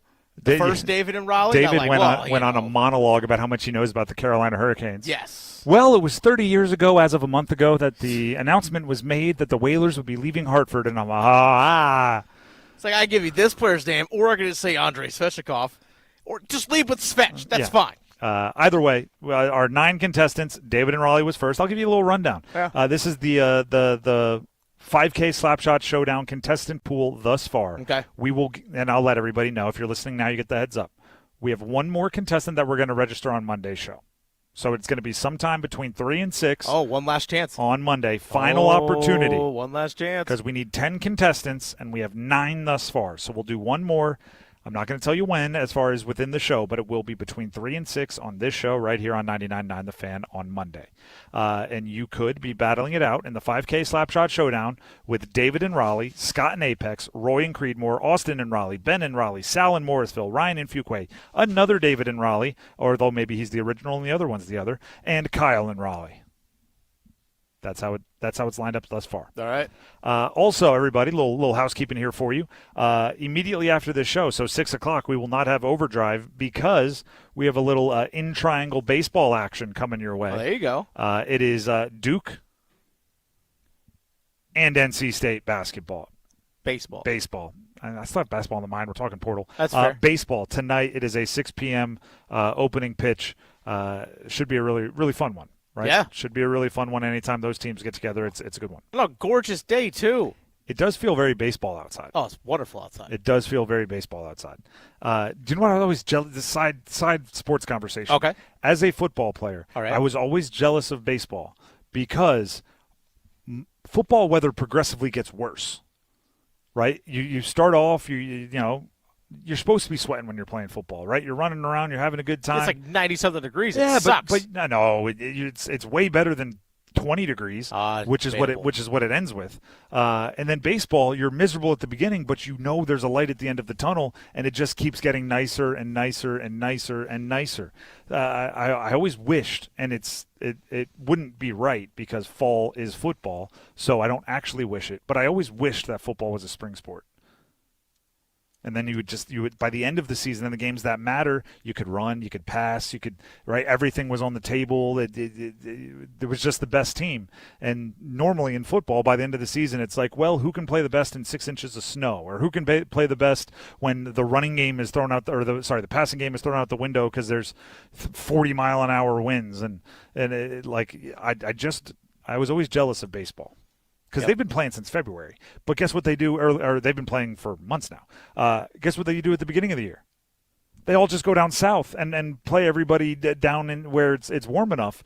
But in football, what do we do at the end of the year? Right? You don't want to give up your home field at the end of the year. If you're playing a team in the northern states, you just head up into the northern states and play a cold game. Yeah. I don't like it.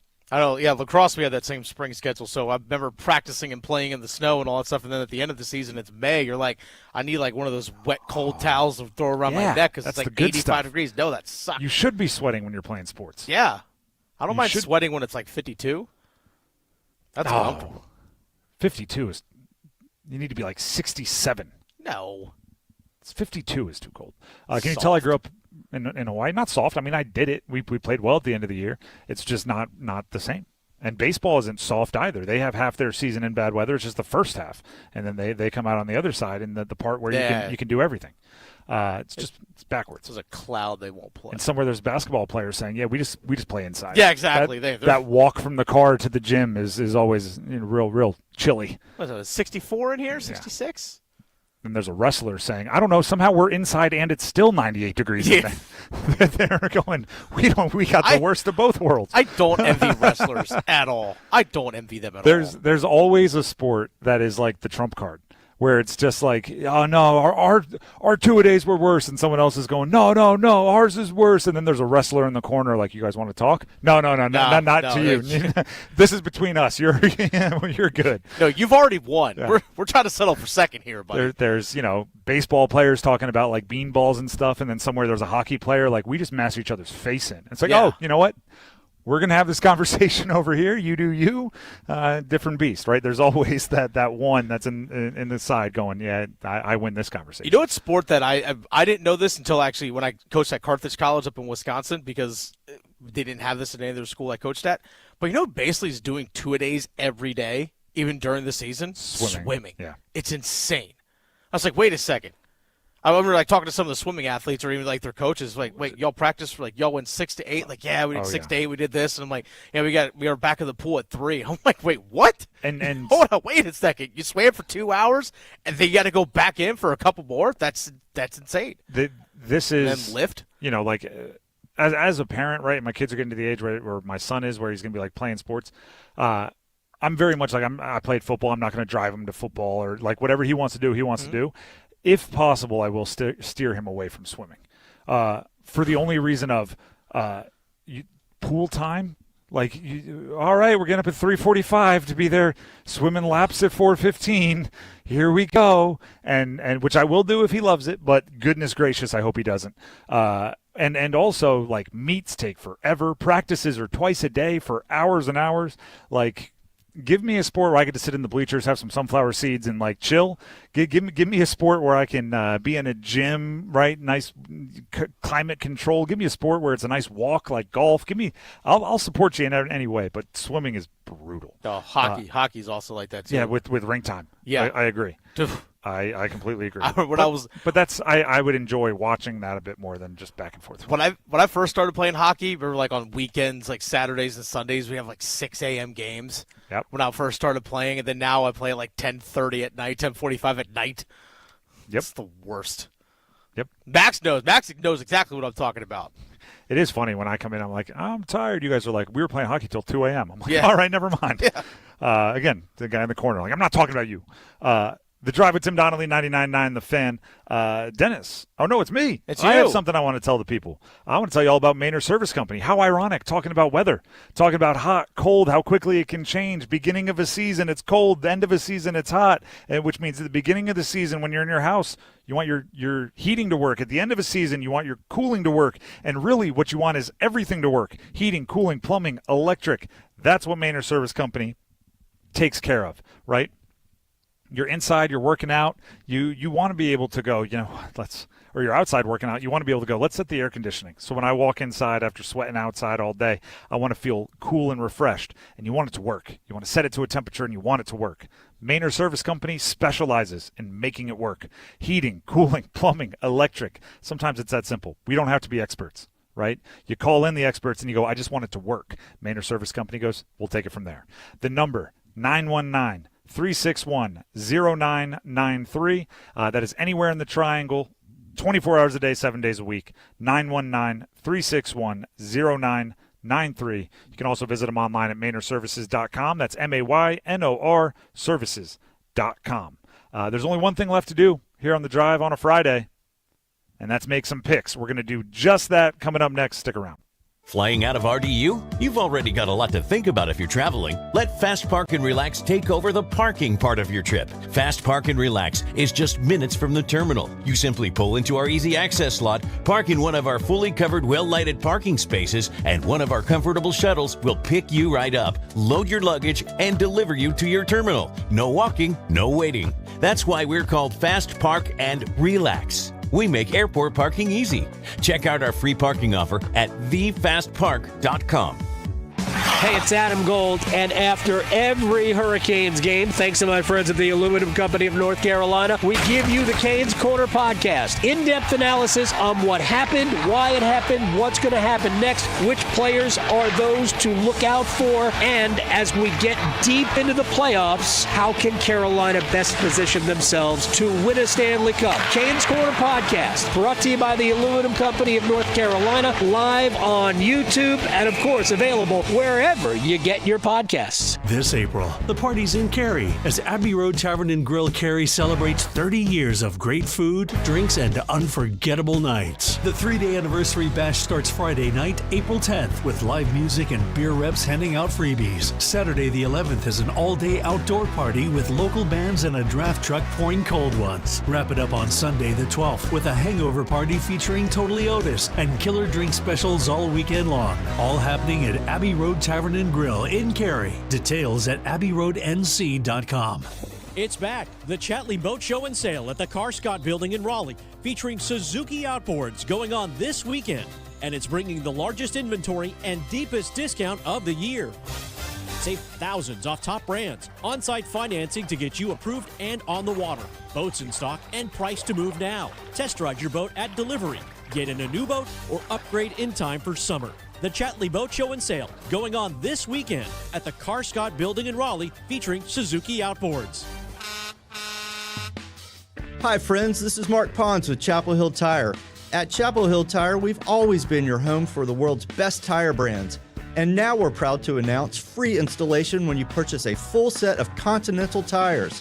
That's in addition to our everyday free installation on Michelin and Pirelli, 3 of the world's most trusted names, installed by the Triangle's most trusted team at no extra cost to you. Experience premium tire service. Book your appointment today at chapelhilltire.com and drive happy. Golf season is here. Time to score big savings on pre-owned, tailor-made QI35 and Titleist GT medals. Plus, upgrade your bag for less. Bring in your current clubs and take advantage of our trade-in program towards your next purchase. And all month long, every fitting is absolutely free. Just call to schedule your appointment. Visit the Global Golf Outlet Store at 7320 ACC Boulevard in North Raleigh. Open Monday through Saturday, 10 to 6. Global Golf, home of the best deals in golf. Progressive knows life takes you in many directions. Bear right at exit 32, then begin to wonder why you never bought a fish tank. In 1.3 miles, you'll realize you've been mispronouncing epitome your whole life. At the roundabout, you will remember you said something at dinner you wish you hadn't, and will think about it for decades. You have arrived at your destination, but it turns out there really is no destination, and life just keeps going. Wherever life takes you, protect your home and auto with a bundle from Progressive. Progressive Casualty Insurance Company, affiliates, and other insurers. Not available in all states or situations. This hour of the drive is brought to you by Law Tigers. Injured in a motorcycle accident? Call Law Tigers before you call your insurance company. Case evaluations are always free, and you don't pay a dime until your case settles. Law Tigers, North Carolina's motorcycle lawyers.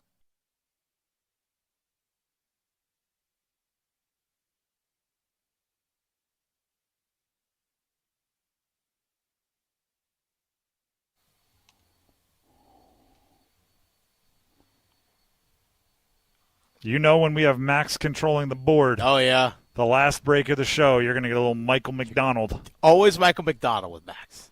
Always going to get the Michael McDonald. It is a funny bit, and if no one else thinks it's funny, I do, and we're going to keep it rolling. I laugh every single time. So good choice, Max. The world's most unexpected Michael McDonald diehard. The Drive with Tim Donnelly, 99.9 The Fan. We are here at the Aluminum Company of North Carolina in Durham. We've been here for the entirety of today's show.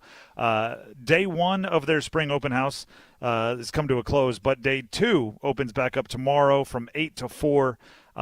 There's really 2 sides of this, right? There's the fun, special spring open house stuff, the thousands of dollars of giveaways, the drawings, the food trucks, the Bojangles, the ice cream, everything that goes along with it.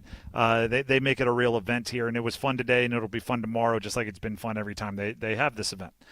There's also the home improvement side of things, right? While you're here, bring pictures of your house, right? Bring pictures of the roof that you want to get replaced. Bring pictures of something that it looks like maybe eroding or deteriorating a little bit. You might want to get it fixed up, siding, windows, doors. gutters, gutter helmets, roofs, everything, right? They have expert salespeople, factory manufacturers. They've got it all here at the Aluminum Company of North Carolina in Durham off of Hamlin Road. So stop out tomorrow from 8 to 4 and take in the full event. It's a pretty darn good event. With that being said, Dennis, there's only one thing that's left to happen, right? One thing. We don't have overdrive today. We're passing it right off to Duke at State baseball. So that's coming up after this at 6. In the meantime, we have to make our picks. So take it away. All right, let's actually start off with things in the association. Why not? This weekend. So the next time that the Charlotte Hornets play, Hornets Sunday at the New York Knicks. Sunday at the New York Knicks. Hornets, Knicks, Sunday. Who you got? Now, I don't know. No. Actually, I'm sorry. I take that back. Actually, before we get to Sunday, I forgot. They played the Pistons tonight. Oh, true, they do. The Hornets take on the Pistons at home. The Charlotte Hornets are favored by 6.5 against the Pistons. I don't. He might be busy, so I'm going to give him a quick chance here. Max Gorin is my resident. I go to him for Hornets conversation. So Max, I will pass the buck along to you. What do you think about the Hornets tonight versus Detroit, and then Sunday at the Knicks? Yeah, I mean, I don't know. The Pistons have clinched the top seed in the East already, and Cade Cunningham's just coming back from, I think it was his last game was his first one back since getting that collapsed lung. So I don't know how many of their players will be active, and Charlotte's trying to fight to at least get in this top play-in game. They're not going to get to the 6th seed, but they could be a 7 or 8. It's the home finale. I think they're going to put up a good performance, and the Hornets come away with the win. There you go. I second that. Quick bit of, I don't even know if I should keep updating this, but there's a couple of ACC mentions here. Jeff Goodman, the Field of 68, is reporting that LSU's Will Wade, former NC State head coach, has hired Georgia Tech former head coach Damon Stoudemire to his staff down there in LSU. So a couple of ACC coaches, head coaches from a season ago, will be matched up with each other. The irony is, Will Wade, when explaining all season how bad their season had gotten for NC State, he would say, "We lost to Georgia Tech," as a real, like, it's gotten so bad we've lost to Georgia Tech vibe. And now he just hired Georgia Tech's head coach and Damon Stoudemire. So maybe impressed him in that game. Maybe. Maybe they did. All right, let's get back to picks. Go ahead. All right, let's actually let's go to the ice. Let's go to the ice. Carolina Hurricanes are in action tomorrow, but there's some other games that will have an impact on potentially the Carolina Hurricanes and seeding in the Eastern Conference, including the Columbus Blue Jackets on the road at the Montreal Canadiens. The Montreal Canadiens got a big win the other day against the Tampa Bay Lightning, are pushing the Buffalo Sabres for the top spot in the Atlantic and pushing the Carolina Hurricanes for the top spot in the East as a whole.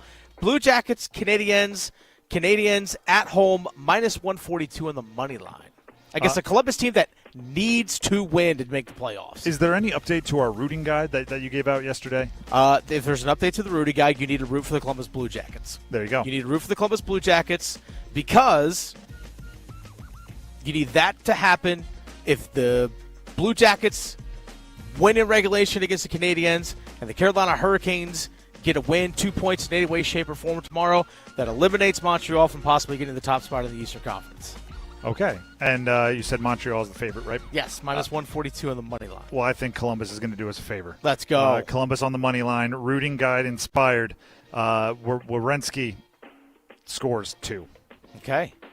Another potential rooting guide here. Tampa Bay Lightning on the road at the Boston Bruins. Boston Bruins, they got the top wild card spot locked up. Tampa Bay, again, just lost to Montreal. You never know. They're trying to still push against the Carolina Hurricanes. I don't see it happening, especially if the loss against Montreal. But rooting guide says go for the Bruins. Lightning at Bruins. I guess I'm with the Bruins. I mean, these aren't as much picks as just me seconding the rooting guide. But yeah, give me the Bruins to make something happen there. Boston is a plus 105 on the money line there at home. Give me them on the money line then. Why not? Plus money? I don't turn that down. And essentially a de facto elimination game in the NHL tomorrow. A de facto elimination game. The Ottawa Senators currently holding the last wild card spot. The Ottawa Senators, they're holding the last wild card spot in the Eastern Conference. They are taking on the New York Islanders. the New York Islanders are 3 points back of the Ottawa Senators. They each have 3 games left to play. But if Ottawa wins this game, the Islanders are done. They're done. So it's de facto, it's an elimination game. I don't like the Kachucks. So, I mean, I guess also technically the Islanders could chase down the Flyers for the last spot in the Metro, but a loss would kill their chances, in my opinion. So give me the Islanders, I guess. Okay. Give me the Islanders, and I don't want Ottawa. That's fair. I think the Islanders are actually favored in that game. Let me actually look and see here. I want to make sure I get this one correct. I'm very much just picking kind of how I want these things to go rather than actually, how they are, but I'm not bad with it. Ottawa on the road, -120. Islanders at home, +100. Even money there. Okay, yeah, that's fine. Hey. I don't need to retire the grandparents. Yeah, you're picking some underdogs here. I like underdogs. All right. Let's go to the Carolina Hurricanes. On the road at the Utah Mammoth. Speaking of underdogs, Carolina Hurricanes are -105 on the money line. Utah -115 on the money line. You did tell me that you were predicting basically a full lineup for the Canes of healthy players. I'm anticipating that tomorrow. Which, if the Canes are healthy, if they're at full strength and they're not putting too many AHLers in, I think they win. I think they get the 2. I think they want it more than you think they do, more than they let on, being the number 1 seed in the East. So give me the Canes to win. If you're looking for a score, 4-2. Okay. What about you? Give me your pick for Canes Utah. I mean 7. And also check out the what is they called, the Zamboth or the Zamoth, the Zamboni / Mammoth. If you haven't seen it yet, you need to look it up. They made a Zamboni into what looks like a mammoth. It's pretty cool, actually. I think I said earlier in the week that they would actually lose to Utah because I said they would win against Boston. They will win against. Looking for the rest of the schedule? I'm just trying to think off the top of my head. There's a Philly in there somewhere. It's Utah, Philly, Chicago. Islanders. Yeah, they would all on the road, obviously. Beat Boston. They would beat Boston. They would beat Chicago. They would lose to Utah. They would win against Philadelphia, and they would lose in overtime against the Islanders. So that's what I'm going to go with. 3-1-1. So I'm going to go. They lose this one 4-3. They lose this one 4-3. All right, final one here. Who wins the Masters? Rory. That's chalk right now. He's a stroke out of everybody, but he's playing relaxed. He's playing well. He's made mistakes and he's bounced back. I did not have any money on him pre-tournament, but Rory ends up winning. We're going to pass things over here to some baseball. I believe it is Duke at NC State is the way this one is lining up here. They'll be playing a weekend series. So enjoy that here on 99.9 The Fan, and we will see you on Monday for a normal show with one more qualifier for our 5K Slapshot Showdown. Thank you to Dennis. Thank you to the Aluminum Company of North Carolina here, and thank you to Max Gorin back at the studio. We'll see you on Monday, everybody. Move your sports day